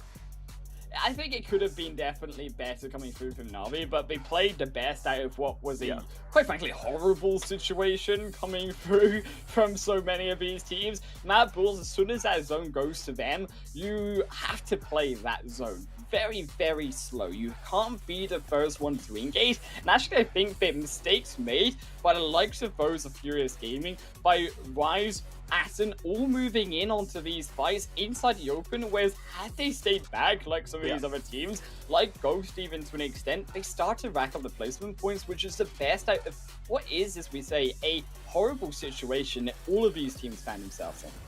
Exactly, but gotta give props to Mad Bulls, man. They always just stick with that position they had for themselves. They did realize they have the prime positioning, they have the high ground. And as I mentioned, all they needed to do was just shoot at anything they see moving, because they had a lot of intel to work with. And well, they used it to perfection. Talking about Rise though, Mythic kept on going down in that position he had for himself over and over and over again, but luckily his teammate had his back. There's still one alive, right? If there's one alive, I'm still getting the points in this game. You only need one player your team to win, Necro, and that is why Black Dragons came out on success. I think they rightly so. We begged for this fight early on versus A7 versus Na'Vi. It was a little quiet. I've gotta say, I wanted to see the 4-on-4 quick, decisive blowout play. They still came out on top. Na'Vi equally so did. Mad Bulls roaming their way across, and you can see overall that teams are starting to improve. Teams are starting overall to get into their comfort zone coming into the end of this day too. And what excites me the most is going into this final day and this final game of play, how are these teams, particularly on the bottom, going to adapt? Because teams are adapting to them. There is no surprise factor of day one to have on your back to try get those pity points, if you like. Now they've got to step up with big dogs. They've got to be able to show that they can muster those wins, because the likes of Unicorns of Love as one, they haven't showed that. And there's these mistakes that they had the high ground but still gave it up that are why they are where they are. Exactly, and I mean, as I was talking about, right, I mean, Super Weekends is what I'm really eyeing out for, okay? And I mean, I just want to see if League Days are already being this crazy, I just want to know how crazy Super Weekends can be, right? Because we're already seeing some high action games already. And A7 tried to contest Na'Vi in that drop spot, but in the end, A7 kind of struggled. As soon as Cardio went down, I felt like, all right, well, things are looking pretty slim over here for A7, man. Because Na'Vi, they were able to reply back no matter what. They were able to reply fire to fire. And in the end, A7, it's just I would say you can try it again. You can try it again, definitely, for sure. You can go for it again. Why not? We all love to see it, right? I like to see it. They're not going to be able to try it this time around. On the Super Weekends, maybe, because that's the last round game we have before we head on to the final Miramar game. We're heading back to the Analyst desk.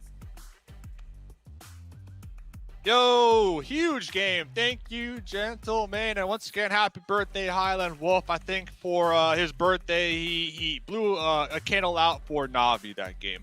And I'm bringing that up because Na'Vi, pretty solid game. Same could be said with Ghost Gaming, gentlemen.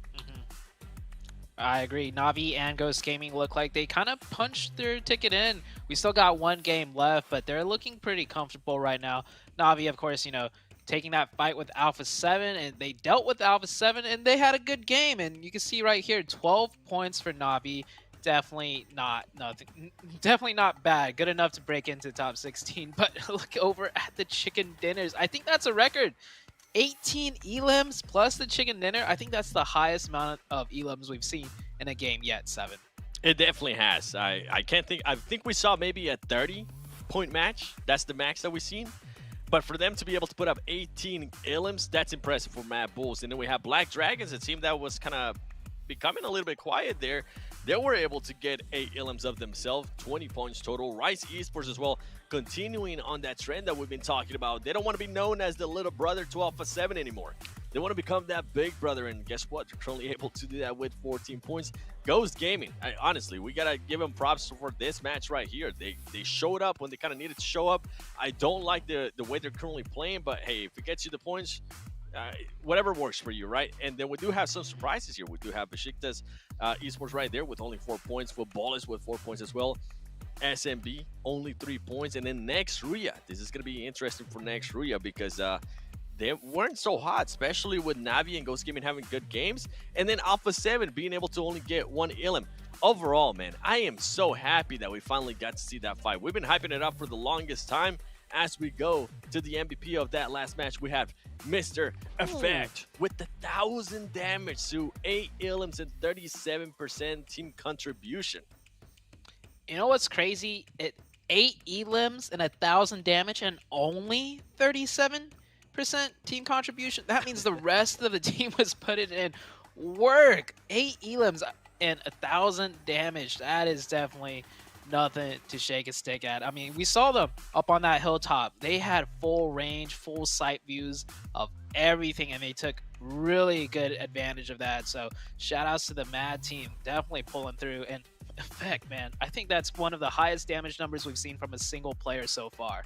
It's definitely up there. We've seen a couple. I think maybe we've seen a 1,000 as well, but we've seen it close, right? But overall, what a performance. 18 elims. I'm still kind of stuck with you on that one too, as we do go here to the head-to-head. Hey, there you go. This is the man that I've been wanting to see. This is the MVP out of PMPL EU Championship. Mr. Navi Tixi, who was able to secure 3 elims with 704 damage and 43 contribution, which is actually super impressive for him. It's good to see this kind of player show up when they're needed the most. We will be breaking down a little bit more that engagement that we saw there between Navi and Alpha 7. But overall, for me especially, I feel like this might be a turning point for Navi. I feel like now they're kind of giving themselves hopefully a little bit more cushion. Now they won a fight that we've been waiting for it to happen. This is why I was kind of pushing for this fight, because I didn't want to wait until the Super Weekend. I wanted this to happen right now and for the teams to kind of feel each other out. And it's going to be interesting when we do break it down. But Sue, how did you feel about that fight? Did you want to see it now, or did you want to see it in Super Weekend? Super Weekend. If Super I had Weekend? to assume. All right, there you Super go. Weekend, if I had to assume. I was giving him a chance to kind of get his thoughts out there, but he is starstruck because I agree with both of you. We keep talking about the Navi. We keep talking about the Alpha 7 clash going back and forth. And looking at it right here, week 1, day number 2, Knights up there at the top, but Mad Bulls having one of their best games yet here. I believe their best game actually going to be sliding up them leaderboards, grabbing that second place here, 7. They are going to be grabbing that second place, and more than likely, they're not going to be moving away from it because S2G is done with their matches. Black Dragons more than likely looking to pass up S2G as well. Rise Esports, I mean, looking to Rise as well. Something that I'm not seeing here, though, that we did see at the beginning of the day was Exit. Exit is nowhere to be seen here. Alpha 7 with 55 points. I mean, they're pretty much, as I said earlier, they secured that entrance into the Super Weekend. And now we go to the shakeup here. This is when it gets interesting, Dave. We have 12th place, Ghost Gaming. Obviously, that's Tony Esports there at the top with 11th place with 46 points. We have Navi tied with Ghost Gaming with 44 points apiece. But now a different NA team is currently within that cups of getting eliminated. Exit's pretty much done. They're not going to get a chance to play this last match. I've been saying it all weekend. You don't want to be that team that's waiting for the last game and waiting that just kind of hoping that some of those other teams are going to get eliminated, because guess what? You have next Ruya that they're definitely going to be playing, and then we go here towards the recap. So it's interesting overall. I mean, you know what? Let's go into the Alpha 7 rotations here as we do see them land in Georgetown, trying to contest that Navi fight. We see them try to rotate around, but ultimately they decide to go back and actually engage with Navi, which I personally, Dave, I love this right here. The only problem is that we do see that car a little bit running behind. I think that's the only part that kind of threw for them, Dave. Yeah, I love it, though. I love that they recognize, okay, we have enough points. We can kind of mess around with these points and get a little riskier. Risk it for the biscuit, as some would say. And, well, they did their best to try to gatekeep Na'Vi. Of course, we see Na'Vi. They ended up with a couple players still alive towards the end here. But I really appreciate just the overall game plan that A7 are bringing in. And I know, Zute, I know you really wanted to talk about this one, Zoo. Yeah, I'm back. Had a little bit of issues there, but Alpha 7, they finally did decide to, fight Na'Vi, and it was in the form of a hot drop in the beginning, but I love the trap that they tried to set up, emphasis on try, because, I mean, we saw earlier Na'Vi did end up, taking Alpha 7 out, and with that, Na'Vi having a really good game. So we'll see right after this fight ends, just like the rotation to the rest of the map, and they did pick up quite a few points. I believe it was 12, but Alpha 7, I think it could have worked out, but both of their players at the compounds, they might have just gotten taken out by an off angle, and you see here Tixi down to like 1 HP, gets a first aid dropped off to him by the rest of his teammate. And well, I mean, this fight, it was definitely a long one. They're way deep in the blue. It was a huge stalemate for a long time, but good to see both teams committed. Neither team just kind of, backed away. Same for Na'Vi. They didn't back off. They pressed the engagement and they got the knocks. So good to see. Real quick. The major impact on this fight right here definitely had to be Revo being late to that trap, right? Revo, by the time that Na'Vi was actually crossing the bridge and pretty much now having to engage with Alpha 7, he was still by crates. He had to, once he realized, I think it was Korea that got knocked first, if I'm not mistaken, and then killed, he was like, oh snap, I need to hurry up. I can't try to get this off angle. I think they were maybe looking to see both bridges, seeing where Na'Vi was going to push off. They were a little bit caught off guard in regards to that. I think that's why the trap didn't happen. But overall, Na'Vi was able to execute that defensive really well, as we do see here, their rotations too. Yeah, so Na'Vi, we saw the Alpha 7 rotation. They stopped short for the trap. Na'Vi obviously got the better end of it, and you can see right there, they actually left North George Pole to get some more loot because both teams were dropped on each other. This is where the fight breaks out. Na'Vi lost one player right there, took down a few of Alpha 7. Well, once they got Alpha 7 out of the way, they pretty much could rotate into the zone and not worry about them. And you see here, they got to the edge, as they usually do, fought their way in, and Tixi, he made a valiant last push, got the team some more elims, put in some more damage, and most importantly, got them enough points to, look a little bit more comfortable as far as the top 16 goes. Birthday. It's his birthday. I'm telling you, Highland Wolf, it's his birthday. He blew out a candle for Na'Vi right here, and I think a little bit of that wishing went a long way, because I really thought A7 had Na'Vi dead to rights here in this last game. Now, with one more match to go, though, there's nothing to say that A7 don't attempt it once again. Although it wasn't that successful here this game, they still have one more game to work with, and that's going to be Miramar. Both teams will be playing, and we kind of touched on it just a little bit here. We're pretty confident Na'Vi, Ghost Gaming are going to be up there towards that qualifying spot, but with one more game to go, fellas, you never know what might happen. I see it happening. I definitely see it. I don't really see the hot drop happening like what we saw there in regards to them landing in the exact same location. But I am with you, Sue, in regards to this team, especially with Alpha 7, trying to find a way to gatekeep them. We've seen them just engage against each other in rotations over and over again. I mean, I would love another engagement. And Alpha 7's got that chip on the shoulder like, oh, we lost that? That doesn't feel good. Let's try to equal it out.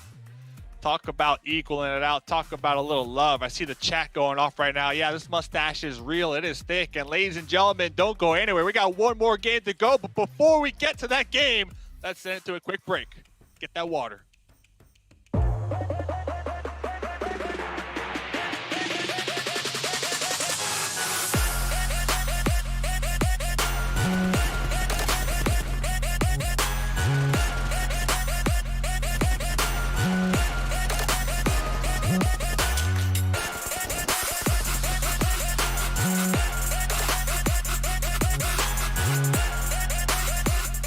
times, and you see that player almost taken out. And you know what? Those players up there are pinging exactly, fighting with Aton. Aton about to take that one out. We're down to a 4v2, 4v3 situation.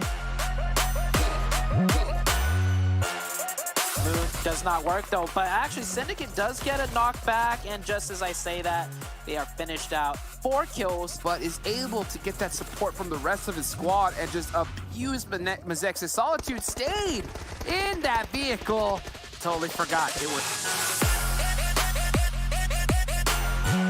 They're taking shots at everybody.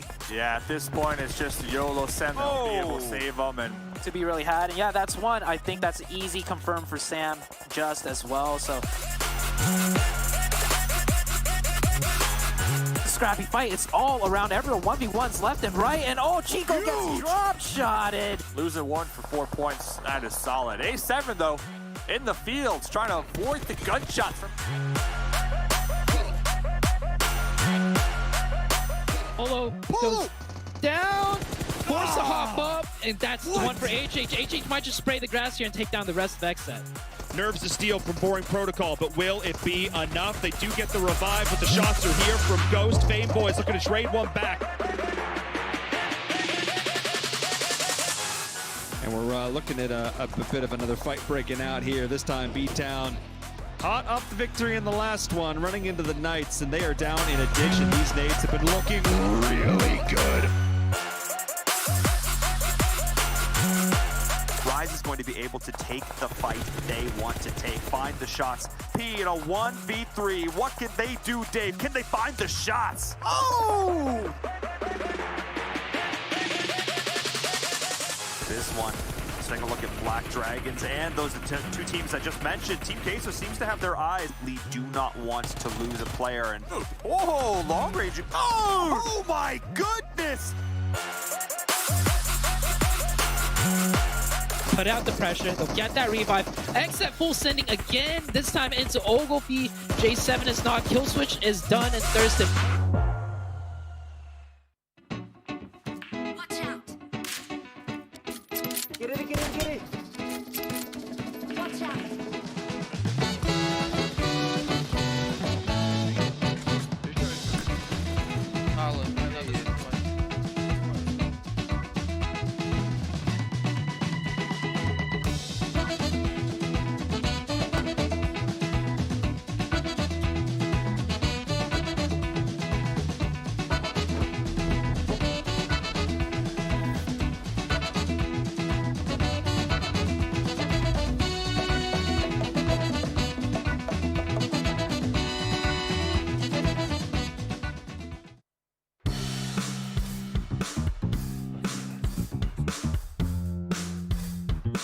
Não conta pra ninguém, tá?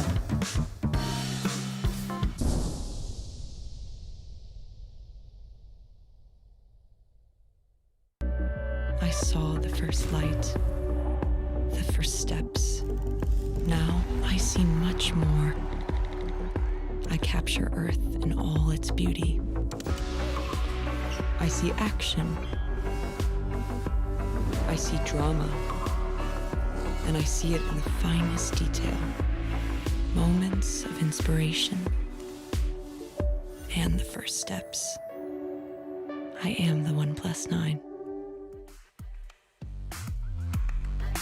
Ladies and gentlemen, Day 2, Week 1, PMGC West. We got one more game to go. This next game decides what teams are going to make it to Super Weekend number 1. We've been chatting about these teams all day long, and for a reason. Fellas, we got teams at the bottom, on the cusp, going to be fighting tooth and nail this last match to make sure to secure that spot.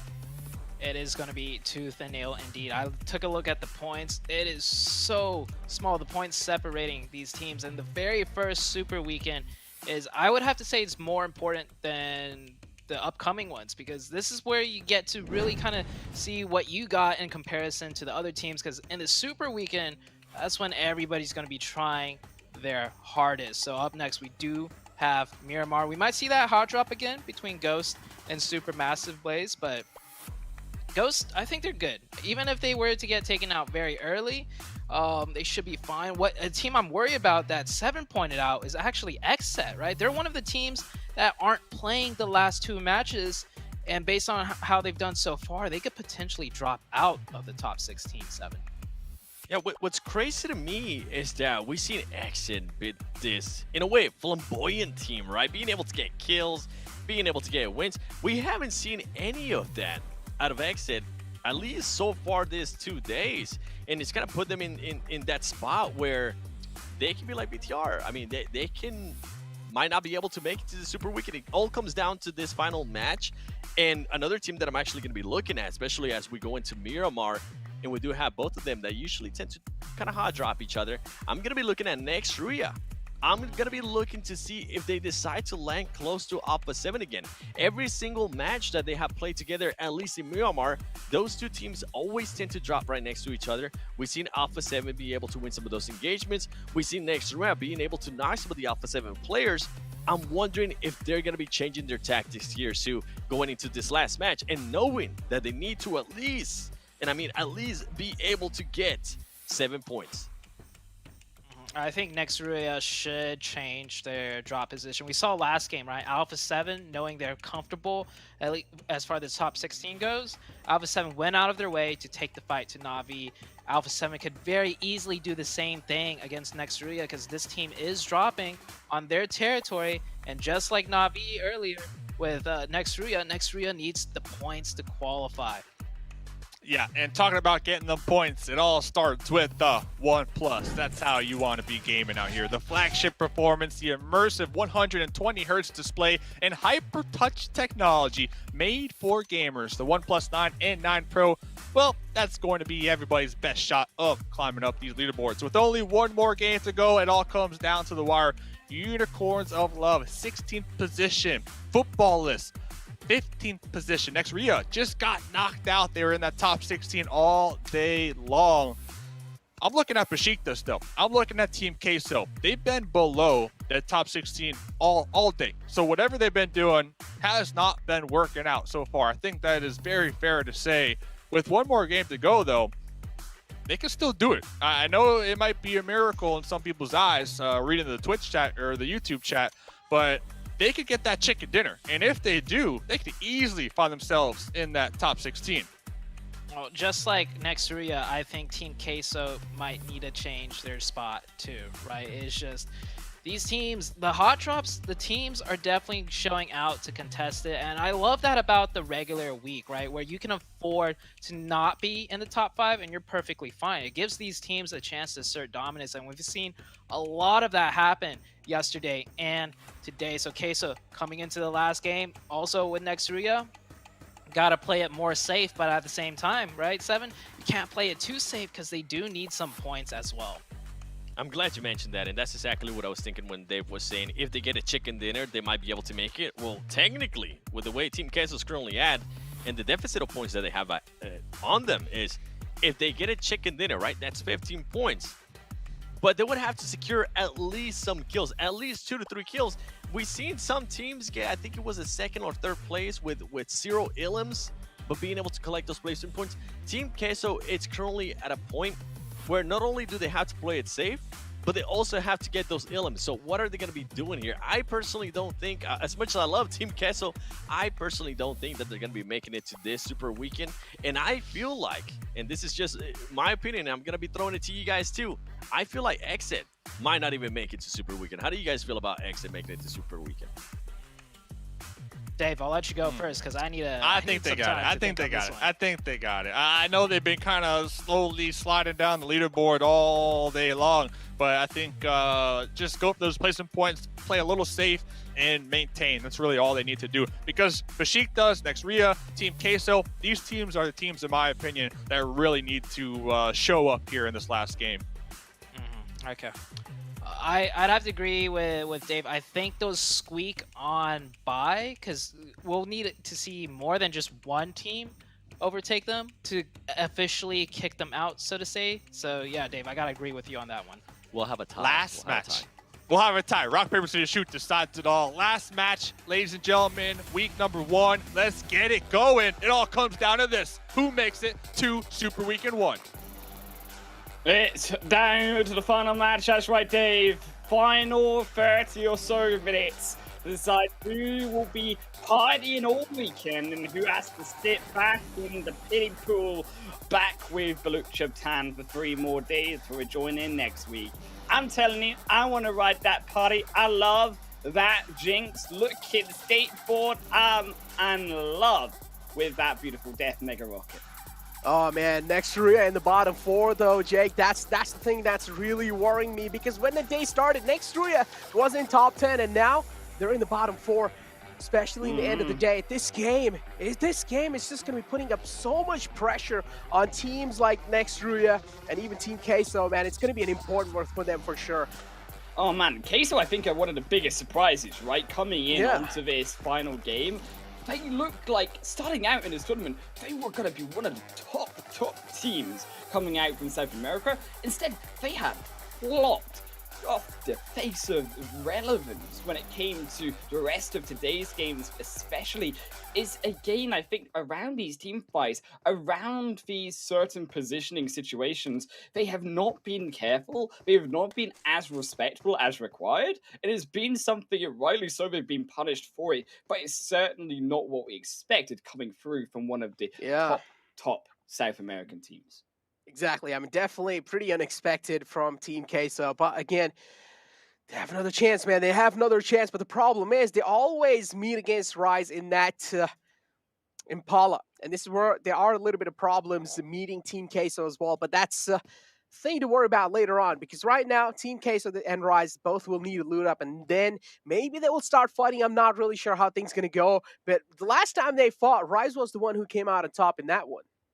Yeah, and I think for now, Team Queso, yes, they're going to have a reshuffle versus Rise here, but this is even more crucial than the past, because if Team Queso fall down early here, there's no mathematics in the world that's going to save you, like Xset praying for that miracle. They are already in that elimination space, and that's going to be music to Xset's ears if you see a team like Team Queso fall down, because it's one less team that you're having to worry about having that potential rise. However, in saying that, this is so wide open on who could still get through because of the fact that that leaderboard is so tight coming down towards the bottom. Even if Team Queso, they can have a big game here, it would be a miracle in itself, right? If they could come out with a 20-kill game.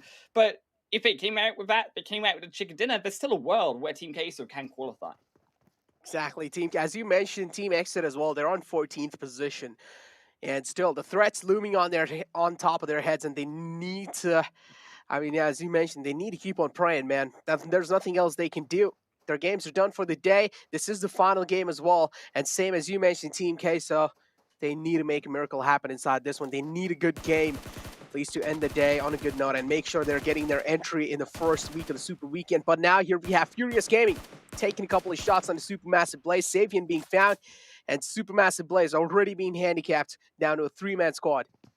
Actually, Supermassive Blaze, yes, they lose one, but I actually am fairly impressed with where Supermassive Blaze came from. I don't think at all anyone had them on their radar. And to reiterate, I think once again, the Supermassive Blaze have been taking chicken dinners. They've actually been performing very well when it comes to the majority of their team fights. Yes, they have a hiccup here and there, like every other team we can expect. But on the whole, Supermassive Blaze has felt like a lot cleaner team than a lot of the people, even us as analysts, as casters, were coming into the tournament giving them credit for. Exactly. Supermassive Blaze definitely have been doing pretty well up till now. Furious Gaming, another team. I mean, there's not a lot of players for Fury Gaming in that kind of close vicinity of Supermassive Blaze. So Supermassive Blaze have 3 players again over there. And I do like Trons' position. As soon as he sees any kind of movement, as soon as he spots one player of Furious Gaming out in the open, he's going to strike in. And that's going to be a goal call being made for the side of Supermassive Blaze. And yes, as I mentioned that's the exact same thing happens. Tron steps out of the cover.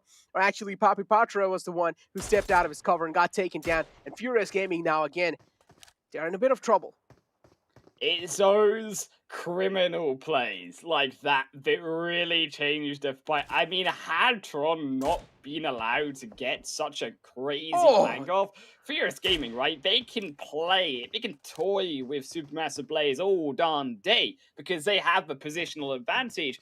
Supermassive Blaze can't go anywhere in that compound. It's actually Tron making a scenario where he is a 1v4 player in this game. There is nothing that really Supermassive Blaze on his teammates can do to support this until these knocks start to come through on the front line. Then actually you can see the rest of Kev. Then you can see Crucera move further up and try to also impact just as much.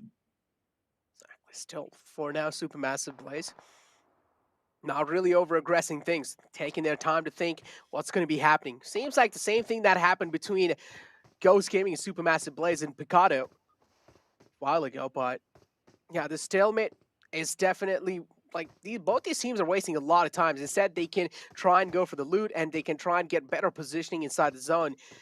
This is where this time can be utilized in so many different ways.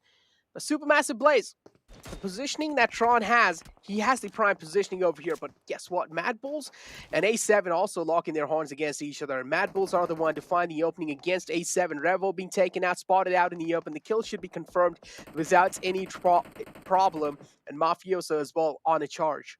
It's a really interesting, actually, change. And we talked about adaptation in these drop locations. You can already see A7, who have actually left El Pozzo. They always went to El Pozzo in the past. That has been taken up by Next Warrior. Instead, they went through a completely different area of the map on Cruz de Val and are challenging Mad Bulls for that position. You could say, and you could argue, is that decision a good idea, considering Mad Bulls have been such a form? That's something to question. But right now, I question in a position of Kef, because look at, though, the back line. Yes, they find one, but it's two with Furious Gaming that get returned on through. It's a brilliant initial engage from FG, but Supermassive Blaze, Crucera, he's the one who's going to have to sweep through. He's the one who can get the kills, but it's down to the 1v1 who can rescue their team. Is now Furious Gaming, they move further up, but Crucera, he goes for the peak first. Exactly, Crucera, again, trying his best to make sure his team's staying alive inside this game. Same thing goes with Big Milo, but this time it's Big Milo who comes out on top in this one. Furious Gaming looking pretty good. Poppy Portro should be back up on his feet in no time. On the other hand, Team Queso, we realize how important this game is for this team. Team Queso, a lot of things in line. Rise and Team Queso again lock their horns, but instead, it seems like Rise this time are the one in a little bit of disadvantage. And guess who's knocked down first? It's Mythic. Still, Team Queso, they have been holding on a slower game here. Now as that zone continues to push away, it's going to be a long path through into more of that central zone. Of course, it's not an easy path coming through La Bandit, so they're going to have to take it slow. Yes, we know from our point of view there's no one around there, but Team Queso certainly don't know that, and that's something they will and should be respectful of, which means that slower rotation, less information coming, of course, into the center of that zone later on. And this is why you can see now it's starting to pick up the pace. You're starting to feel the rise of making these more riskier movements. Team Queso also now engulfed in the blue, trying to push out those final players. They're trying to find the kills, move on with their lives. Team Queso landed found in the open, didn't really have a lot of cover to work with. Landon being taken down instantly. Rise should be feeling a little better after that one. Mufasa moving in forward, does realize it's time to go. Ayala quite low from the side of Team Queso. Both the teams are struggling, gotta say that for sure. Both the teams are on the struggling phase, but Team Queso, a little bit more struggle being shown from their side. The kill should be confirmed. That leaves Team Queso with only 2 players alive, and they should not be falling short this early in the game of Miramar, because this is the final game. But they tried to go really for those flushies, for those punishes onto Rise, but they got a little bit too aggressive, and that's beautiful shot through the windowsill. Oh my god. That's gonna be the nails in the coffin for Team Queso. One left standing. They need to come up with that miracle game, but it's not happening this week. Gonna have to sit out, you gotta believe, Exil. It might just be able to survive both for now a little bit longer as Eastern Stars, they heard those shots. They come in for the third party, and Eastern Stars, who have felt a little bit of sleep all day, finally stepping up with the kills. Eastern Stars joining in the fray as well. Got themselves, they're just trying to rack up those leftovers, man. They're just trying to sweep up the field over here. Team Queso Exil, the last man alive, and I feel like Mufasa might have heard him. He was running there a little bit. Exil, though, he needs to make sure he's not giving his position away. Gary. He needs to play this one as safe as possible. And no, Gary Berry is out in the open, and he will not be spared this time. From the backlines, it's Eastern Stars Bozzy taking him out the game. This leaves Rise with only one last man alive. It's Mufasa versus Exil from Team Queso. One-on-one situation in these compounds. Eastern Stars definitely do hear those gunshots, and while they do know, they pretty much do know that they have done most of the job over here. Rise, with only left with one man alive, I don't really think so they're going to be able to pull off a lot of things here. And Exil, able to find that cheeky angle on him, and that's going to be it for Rise. They got eliminated. The problem with Rise in that situation was you look actually Gary, a prime example, no healing, no bandages, no first aid meds, no adrenaline. There's nothing left inside that blue zone. They're trying to take an extended fight where they just don't have the equipment to take an extended fight. And actually Rise, they stayed there way too long instead for trying to go for the push onto K. So yes, they grab the kills, but they lose their lives for it. And it's actually Exil who is left standing in the 1v1. Although Exil also is going to struggle, he also doesn't have a lot of healing left, and Eastern Stars should punish through Team Queso once more. Wherever they try to go, it could be a similar situation. I think that Exil has done still a better job, and it's a better out of two bad plays, we could argue. Maybe, Jake, though, it was on purpose, though. Rise maybe try to take Team Queso down on purpose. As you mentioned, yeah, there was no need for Rise to commit that hard in that fight, but they still did anyways, and they got a decent amount of damage done on the Team Queso, but still, Team Queso and Eastern Stars are engaged in a fight up till now. Exil, of course, was the last man alive from that side. I do want to see how far he's going to be able to make it inside the zone. On the other side, Eastern Stars, they seem like they're not really interested in fighting that last kill left over from Team Queso, so they're going to be heading inside the zone. But look at Na'Vi. They have a really good position. They have the high ground working in their favor as well. All they're waiting for is that circle shift. And guess what? It is quite close to them, but again, they will have to leave that high ground soon. Phase 3, it shifts all the way up, away from Picardo. We're playing on towards Hacienda and San Martin, and I love this because you look at Footballer's position. Look at how great their position is. You think immediately, oh, well, Footballers, they must have this one Necro in the bag, but it's again the problem that we saw with Black Dragons, right? In the previous Miramar match, you can be the center of attention. Everyone wants that position, and unfortunately for you, you got to fight for that. And Football is a team that now, are we going to see them step up? Are we going to see Footballers rise to that occasion and show us that aggression that they've actually been missing for, albeit the most part, of these previous 2 days? Because again, Footballers are one of these teams in that close to elimination space where they need to survive. They need to get these points on board. Matic just peppering those bullets on the Vlads of Fenerbahce. No damage being found, though. It's more kind of like bullets to scare them away from this spot they have gotten themselves. And he does realize this is not really worth it, burning through his own bullets, so it's not going to be doing so again. Another rotation being spotted. It's going to be next Rhea, right underneath Na'Vi. And finally, the opening gets found from Kitsune, taking down Rebellion from the side of Fenerbahce. That's going to be putting Fenerbahce in such an uncomfortable spot, because now they will need to try and commit if they want to make sure Rebellion is staying alive for the rest of the game. Kitsune, though, he's in an awkward position himself. Of course, he tries to knock down one, but now the cavalry arrives, and Kitsune knows that it is time to get out of there as he jumps straight in onto the zone. I think this is the right play coming through from Na'Vi. You have that zone shifting away from you. Don't play for those kills. Play for the positioning, and then actually just take out Fenerbahce later when you have, again, another good position in zone. Don't wait and actually let other players leapfrog you, because actually leaving that too long still takes the, again, going to be another casualty for Na'Vi, where they leave that too long to move in. They're in that infamous death spot in between all of these hillsides. Yes, Next Warrior aren't going anywhere.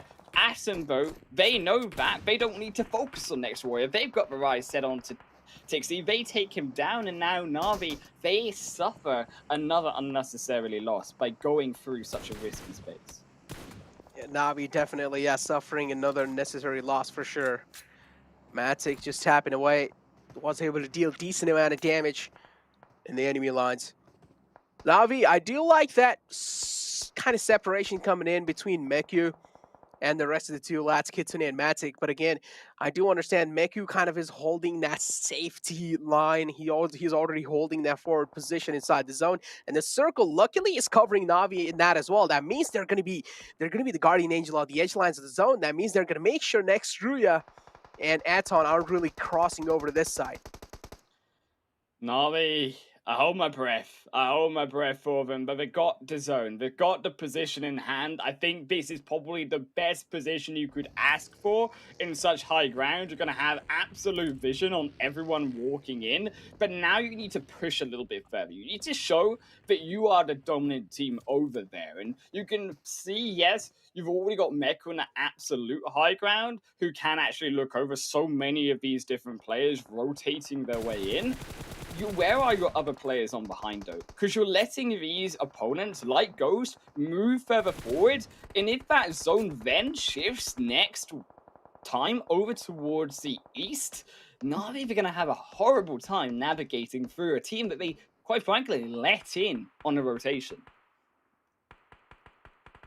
Ballist, so we're talking about, this game is also pretty important for the team like Footballist. Looking pretty decent in the position they found themselves in. They're inside the zone. But Shiktas is a team now they need to worry about getting in, including Black Dragons and a couple of teams in the south side. As I mentioned, Na'Vi is making sure that no one's going to be crossing over onto their side from the left side. But next Ruya, they're finding some cheeky rotation. They're trying to find some cheeky spots they can try and sneak in. But the high ground that Na'Vi has, they're just able to gather so much intel. You can see as well, yes, Na'Vi are there, but those trying to cross over Eastern Stars. Also, there you've got the likes of Furious Gaming trying to cross further forward. Both of them are stopped in their tracks by Aton, who can punish through that rotation across the road inside that open space. That's where they're vulnerable, and one falls down for Eastern Stars.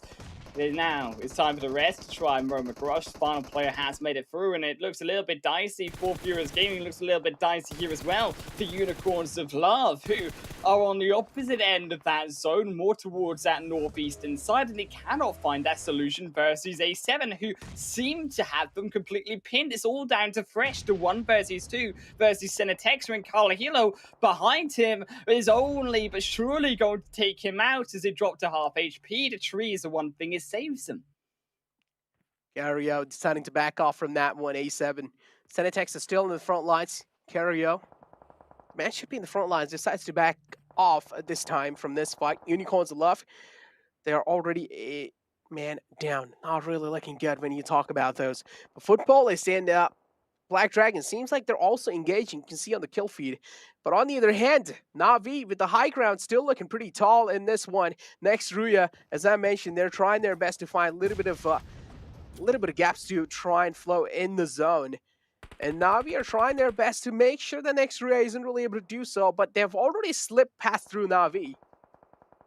Still, it comes down though to one of these 3 teams. As we might be down to 2. Besiktas is one of those in the elimination space. Bad Dragons, Black Dragons are going to suffer another knockdown. And actually, when you're looking towards the rest of Black Dragons and you're looking towards Besiktas, you have also them in Unicorns of Love. These are the 3 teams here, Necro, that we're keeping our eyes on. Because these are the 3 teams that make a difference in who goes through and who doesn't. And next Warrior, they might be one of those teams to fall down. Of course, only one of these 3 can make it in onto that safety net. Exactly, but the next circle shift comes here as well, and Fenerbahce has found themselves in the lucky bunch. They're in the zone, including A7 and Ghost Gaming. These are the only few teams alive until now. You gotta give props to Ghost Gaming. They're able to make it up until now with all 4 players alive. So we have a solid competition in the final game of the league days of week 1. So this is what we really wanted to see in the final games. All the best of the best teams alive in the end, including Na'Vi, Ghost Gaming, Fenerbahce, and A7. But I do want to see how things are going to be looking like against Nextruya over here. But Eastern Stars is the team that we really need to eye out for. Because right now, Black Dragons are charging forward against them. Eastern Stars are bleeding. But guess what? They reply back. But the zone is there to take care of the final man. Eighth is not really respecting it. And he will fall down. Eastern Stars eliminated. I should have said Black Dragons eliminated. Eastern Stars, they've got to move forward. Well, they also get eliminated rightly so straight afterwards with the help of the blue zone. And now you're looking towards that push onto Ghost. Can Ghost defend their spot on the high ground? Can they defend that crucial position? It must stay for Ghost to win this game. They have to stop the push coming through from footballers. They stop the Besiktas for now. As Na'Vi, they want to join that party too. It is an all-out brawl in between who can find that final few positions in the zone, because we are running out of space and Ghost says, you need to get off my lawn. It is their ton. They feel that pain. One goes down. Joko in amongst the burning flames. Finds two though. Spray back to back and he punishes Ghost. Makes him disappear. 40 bullets of pain from the side of Aton, making sure Ghost is feeling pain from that each and every single bullet. Spec is the man. As I mentioned, Ghost, I gave them props and now they're just down to that one last man alive. Ghost. Somehow they've managed to screw things up over here. Aton, all props to them. They have managed to make sure Ghosts are bleeding on their knees. Spec still alive though, looking pretty healthy, but he's also taking shots from the back and even from the front. Decides to prone back to safety. HH24, there's no way he's going to be able to crawl to safety. Footballists, make sure they're taking care of that situation. Love is in, no quite low, but they seem pretty oblivious about Coco's spot. They need to be aware of him. And the zone is just away from every single player in this game here, Necro. No one is in phase number 5. As now going into phase 6. Get your Swifties on, like we said, because there's no time left. And Lutz Footballers, he barely takes down Choco, but can he survive the aftershots? Yes, he does. He gets him behind the edge of the hillside. There goes Ghost, disappeared by Soulkey. And now it's down onto the bottom end with Footballers surviving. Next Royer, there's one less space available to them in that safety net, in that top 16. They need to push, but they might be able to live if they can outlive Unicorns of Love. If they can get into that zone, it's given to them more than the rest of these teams. Circle shifting out in the open in no man's land. All the teams need to make it in, but the problem is they will have to go through a complete open ground. Football especially, they have such a long distance to cover, including Unicorns of Love. But Unicorns of Love now being subtracted from the team numbers over here. We don't really need to worry about them anymore. They have been taken care of. Fenerbahce going against Nextruya. Nextruya, this game is quite important for them. Flaky spotting out the player of Nextruya. Oh, down quite low. Flaky has to thank his luck over there for him to stay alive. They do realize Fenerbahce are getting charged up on Rebellion, down quite low as well. Fenerbahce, the chances of them making it out alive from this fight are looking quite slim. And they've got one. Can they find two? Yes, they do. Here, Necro. When the back's against the wall, next Royer, they eliminate through Fenerbahce. Disappeared. Another one gone. Is Fenerbahce bite the dust? They're making it happen to the final 2. It's a showdown between them and A7 as football is dropping. I think that next Royer, they might have just done it. They might have just saved themselves in this final showdown as A7 is stepped forward. Coriello up front, but next Warrior, they hold firm, but with that knock in the front line, it might be all that they can say. Gario, as you mentioned, up front, and a brilliant rotation coming in from the side of A7. Beautiful timing on that as well. Next Ruya, there's just no way they're going to be able to fight back because they're on the lower ground. A7 clearly are holding the high ground over here. And they have a clear line of sight onto them. Carry, of course, charging in forward. This is what we like to see. This is what we do know. What A7 does like to do. Frozen trying his best to fight back, but he will fall down as well. A7, there's just no way. There's just no way Nextria is going to be able to fight back in this one. No way indeed, that's what A7 does. Total annihilation of their opponents and back on top form. A7, the last game of the weekdays, they found their victory once more. They got it snuffed away in that first game, second position, but they got it, as we said, this time. And I think it was pretty dominant considering A7, what a tricky zone that was for them to navigate, but they sneaked in through, of course, that wider flank and dodged out a lot of those fights. All they needed to do was clean up the final members of course, Next Warrior. But to talk about Next Warrior especially, what a comeback coming through from them. Sat in 17th position. They knew they had to put up performance. They couldn't stand idle. They were in that elimination space, and to avoid relegation and actually snuff out the likes of Unicorns of Love, potentially, the likes of course Bozels down below them. That's the teams. That's what we're looking for from them.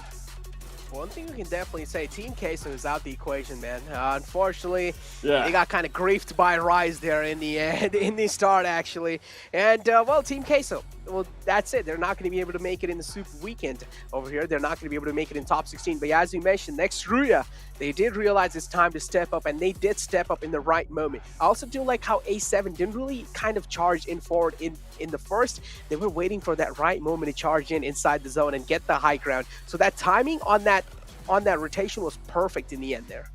Yeah, I actually think that when you play that game patiently, you start to just edge in, as we say. You don't want to rush in onto a zone like that, similarly, where it is so open, where it is so tricky, actually, to navigate down into those dips, to try rotate up into those higher hills, but back again onto those final phases. It is so difficult to go up ground just as much as it is to go down ground later in the game. And actually, I think that as a result, you saw that difficulty come from the likes of Na'Vi trying to navigate through when they had to escape that high ground, because used teams who weren't as adaptive, who weren't as quick on their feet, were the ones who got punished. And we mentioned that potentially could have been happening with Na'Vi when we saw the likes of Ghost, those other squads sneaking past them, being allowed those positions to later gatekeep these squads. Exactly, and Ghost as well, I mean, got kind of griefed by Aton over there. I mean, they had all four of their players alive, but Aton as well, they were left with no choice, man. Yeah, they were left with no choice. They had to go in, no matter what. And in the end, yeah, they did kind of almost took down Ghost Gaming. The only one last man was left alive, but as well, I didn't really have a lot of hopes from him as well. But yeah, in the end, Na'Vi, I gotta give props to Next Ruya, though, how they were able to slip past through Na'Vi's eyes, and they were able to make it in the safety inside the zone. And Next Ruya as well. Overall, a perfect performance. This is what they need. Yeah.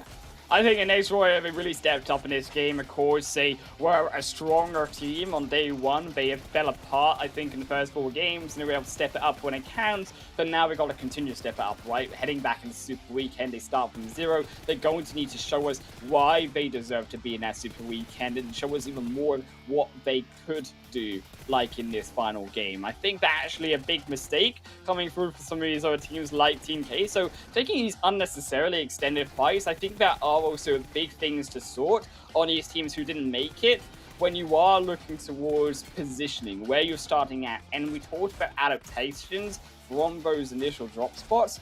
That's something that has to be on the minds of a couple of these squads if they want to make it into future Super Weekends, because those early games, that's where it's more dicey for those bottom 4. That definitely is where it's like kind of more dicey, as you mentioned.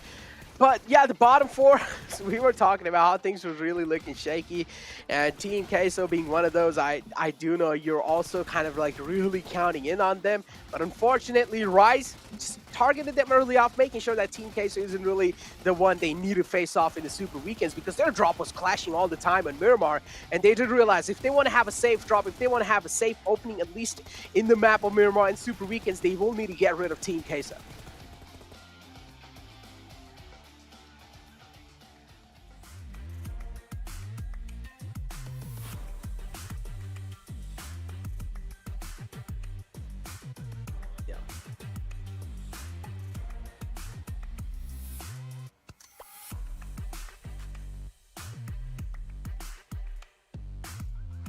What a game. Holy camole, guacamole. Next Ria, they needed that one so bad. We saw before this game, they got bumped into 17th position. They knew what they needed to do. They got second place right there, gentlemen. It is going to be really close when we get the opportunity to check out the overall leaderboard. But before we get to that, we got to review. We got to review this last game. Oh, so many things happen. One thing that I'm super worried about is, so Xset, they were hanging in there, right? And the teams below them, I believe it was Footballers, Nexruya, and Unicorns of Love. I think I saw all 3 teams that were, you know, below Xset kind of make it to that end game. So points-wise, I mean, Dave, you and I both said Xset should be safe. There's no way, like, those 3 teams perfectly get enough points to pass up, but we saw them in the end game. They made it. So, I think they made it. I'm scared. I think Xset made it. I'm not scared. I'm confident, man. They listen. They have to scared. make it, Zute. What do you think, Seven? I've been saying the whole time. Even yesterday, I said you don't want to be that team that's going to be relying on some of the other teams getting eliminated on that final game. Xset kind of left it up to that. I've been saying that I don't think, especially the last semi, I was saying I don't think they're going to be able to make it. I think some of these teams are going to be able to just clutch up. Just the margin was too close, and we've been seeing it so far today. We've been seeing some teams just kind of going back to the basics, right? Going back to just making sure they survive, making sure they get those placement points, and the kills, they will try to get some kills as they go along. Kind of like what Ghost Gaming did pretty much the whole day today. Man, I really don't think Xset made it. Nexruya, I mean, they showed up when they needed to show up. I totally agree with the casters there. And then it kind of comes down to, right, the teams that do make it, it's a clean slate. Once you go to the Super Weekend, now it's when it actually is gonna matter, right? Now it's when we're gonna be able to see some of the strats you guys have been working on. We do have to give some props to Alpha 7. I mean, being able, and I think this is in a way I was talking about them having a chip on their shoulder. They were able to bounce back from that fight with Navi in that previous Erangel. They were able to get that chicken dinner there with 27 points total. Nexruya making it count when it mattered the most. Definitely have to give some props. 18 points for themselves. Footballers as well. 16 points. This is some footballers that I definitely enjoy seeing here, Sute. Yeah, so I mentioned Footballers, Unicorns of Love, and Nexruya. All 3 of which are on the front page. That was below Xset. Now, I don't have a calculator or a computer in my head, so I'm feeling even extra scared now for Xset seeing those points. But let's take a look at the second page. Second page right here. Team Queso, that's the big one that sticks out to me. Team Queso, we saw them, you know, had that fight with Rise once again. And Rise, they knew they made it in, so they full commit to just, you know, shutting Team Queso down. And I'm pretty sure Team Queso will not be in the Super Weekend based on these points here, 7. Yeah, they're definitely not going to be. I mean, they've been very lackluster, if I'm being honest here. We do have, though, Mafioso being able to get that MVP for Alpha 7, 648 damage. My boy, he was able to get 6 elims with 42%. That's actually super impressive for a player like Mafioso on a team like Alpha 7, for him to be able to get 42% of team contributions.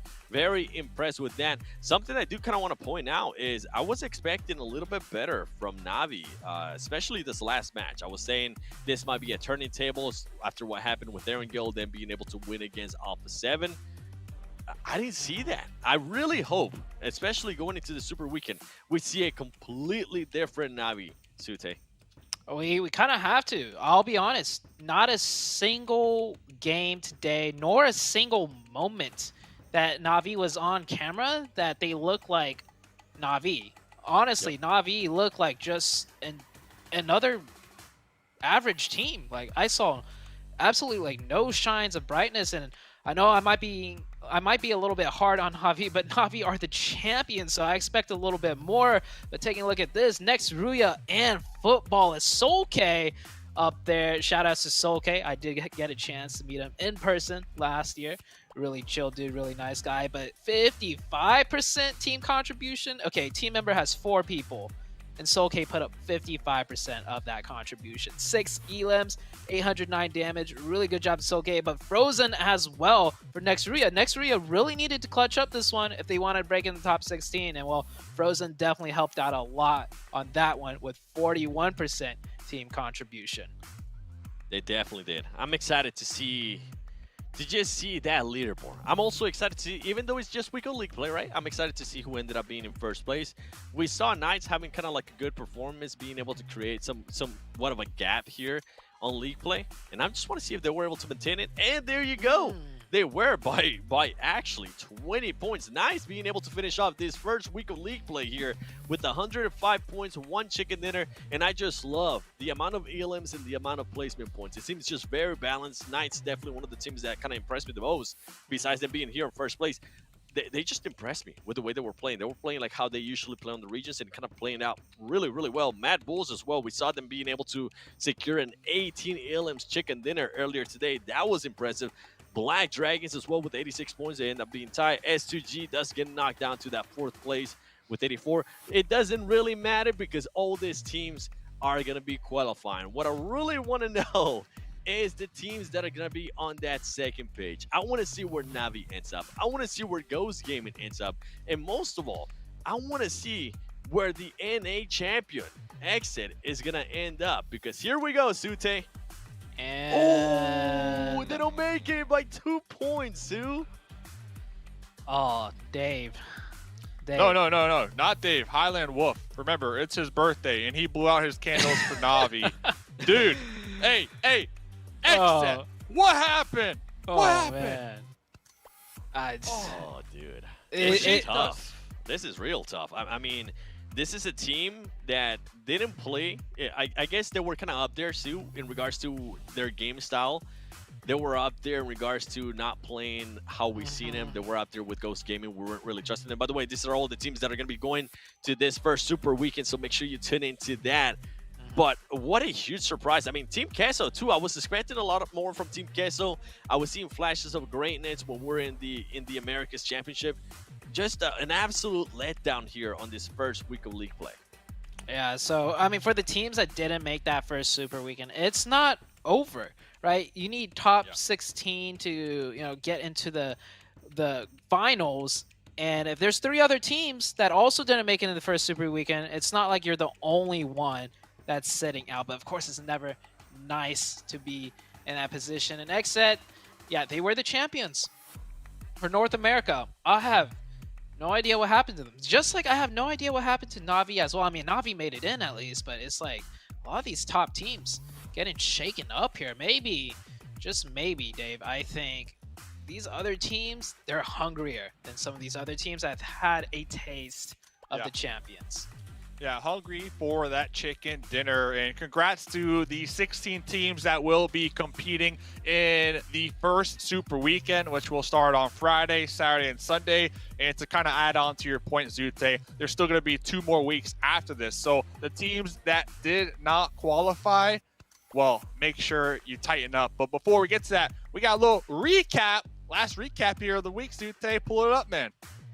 All right, so I mean, for this recap, I already picked out the teams that I was talking about. Unicorns of Love, that was on the cusp of potentially not making it. Same with Next Ruya. So let's go ahead and take a look at Unicorns of Love. They did end up making it towards that end game, and that just secured them enough points to break it in.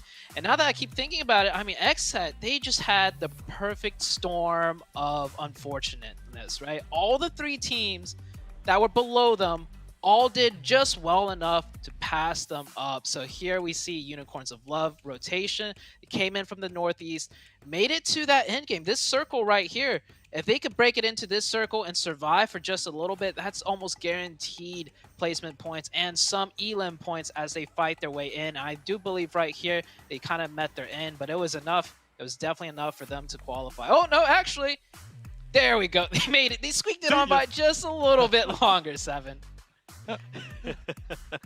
You just not seeing that. I thought they were done too. I thought they were done. They came back. They came back. They're like that ex-girlfriend that doesn't want to leave. Then we go to next area right here. 6 elims. I mean, talk about having to survive for a team. Talk about going to the basics. This team pretty much, they almost caught themselves there in that fight with Navi. Luckily, and I honestly don't even know how they got out of it, but they were able to manage to get out of it. They did end up losing a player. They did end up losing a couple players, but they were able to kind of challenge for that first place. And this is just so impressive to see out of Next Ruya. And what's crazier to me too, Sue, and this might set some kind of precedent going into the future, especially when we go to Miramar. They didn't really try to fight Alpha 7 at the start of Miramar. And these 2 teams that usually tend to fight at the start of the game in Miramar, they ended up fighting for that first place and second place. Yeah, you can see right there before they met their demise, this was the last fight with Alpha 7. They did manage to take out another team, which we will be showing real quick. So next Ruya, they weren't in the top 16 coming into this game, and then they secure second place, which is absolutely huge. And here's that fight. It was a 3v3. It was a really close one. And next Ruya, they just barely pulled it off. And honestly, afterwards, they fought Alpha 7, and it looked like they almost could have had a chance to win that one. Of course, you know, Alpha 7 just being the top dogs, and it came down to these grenades back and forth. Oh, man. FB almost winning this one, but it doesn't matter. They're in. They're comfortable. Next Ruya, also a winner here. So we do see one team going down, but at the end of the day, both of these teams on screen, in my opinion, are the winners because they go to the Super Weekend 7. Yeah, they do. And I mean, for this right here, I feel like for some of this team, especially the ending next, Ruya, FB, even though they did end up losing that engagement that we're currently seeing on your screen, and then Alpha 7 being able to get that final chicken dinner, I feel like it's going to be somewhat of a confident booster for them going into the Super Weekend, especially with Alpha 7. I mean, we've been kind of hoping that we'll get another chicken dinner here in this week of League Play, especially after what happened with Navi. They were able to kind of brush that off. They're like, all right, you know what? Maybe it was a fluke. Maybe something happened. Who cares? We got a chicken dinner. We're moving on to the Super Weekend, and we'll be able to kind of showcase what happened there. I'm going to be looking forward, man, to the Super Weekend. I'm going to be looking forward especially, and I'm going to be calling it out right now. I'm looking forward to seeing how Navi's going to be playing, and I'm looking forward to seeing how Ghost Gaming is going to be playing. Because what we saw here in this past 2 days is definitely not what I expected out of those two teams, guys. At all. These are their winner chicken dinners of today. Yeah, the winners. And I want to elaborate a little bit more on Seven's point, right? Ghost Gaming. Go for it. We saw them start to shy away from, you know, those hot drops, those contestants, and I think Supermassive plays. They're going to keep that pressure on, and now that these points really, really, really matter, is Ghost Gaming going to keep contesting, especially given the performance that they've had? They are definitely playing more like a scared team, Dave. Yeah. I would hope that Ghost Gaming, they come up with a secondary drop spot, just to kind of add on to that point. It worked out today, but barely, right? And the goal here, top 16 for the league play, everybody knows that by now, but you want to get as many points as possible during these super weekends, because all those points at the end of 3 weeks will decide who makes it to those finals, and that's where you want to be at the end of the day. So I would hope that some of these teams that had a rough league play, they go back, they watch the footage, and they review amongst each other and come up with these secondary drop spots, maybe even a third drop spot. I know, you know, that might be asking a lot here, but they have to avoid getting dropped on early, especially when there's a lot on the line here. There's going to be a ton of money, gentlemen. Like, this is one of the biggest prize pools so far here for PUBG Mobile. Dave, I'm so glad you mentioned that right there, because I think with Ghost Gaming, it becomes a very obvious point of them just needing to make sure they don't lose players at the start. We saw them being, especially today, we saw them being able to contest on the final circles. They were just outnumbered. In Miramar, they only had 3 people left. When if they had that extra 4, they would have been able to use him as bait, right? And then in Erangel, we saw just Spec and Tensa being able to be by themselves. They were able to secure those extra points. So for Ghost Gaming, I would like, it's okay if they don't want to take those early engagements. I would actually encourage it. I would like to see a little bit more of towards the final circles, all 4 players being alive and seeing that fragging power that we've seen before out of Ghost Gaming. Final thoughts, Tuesday.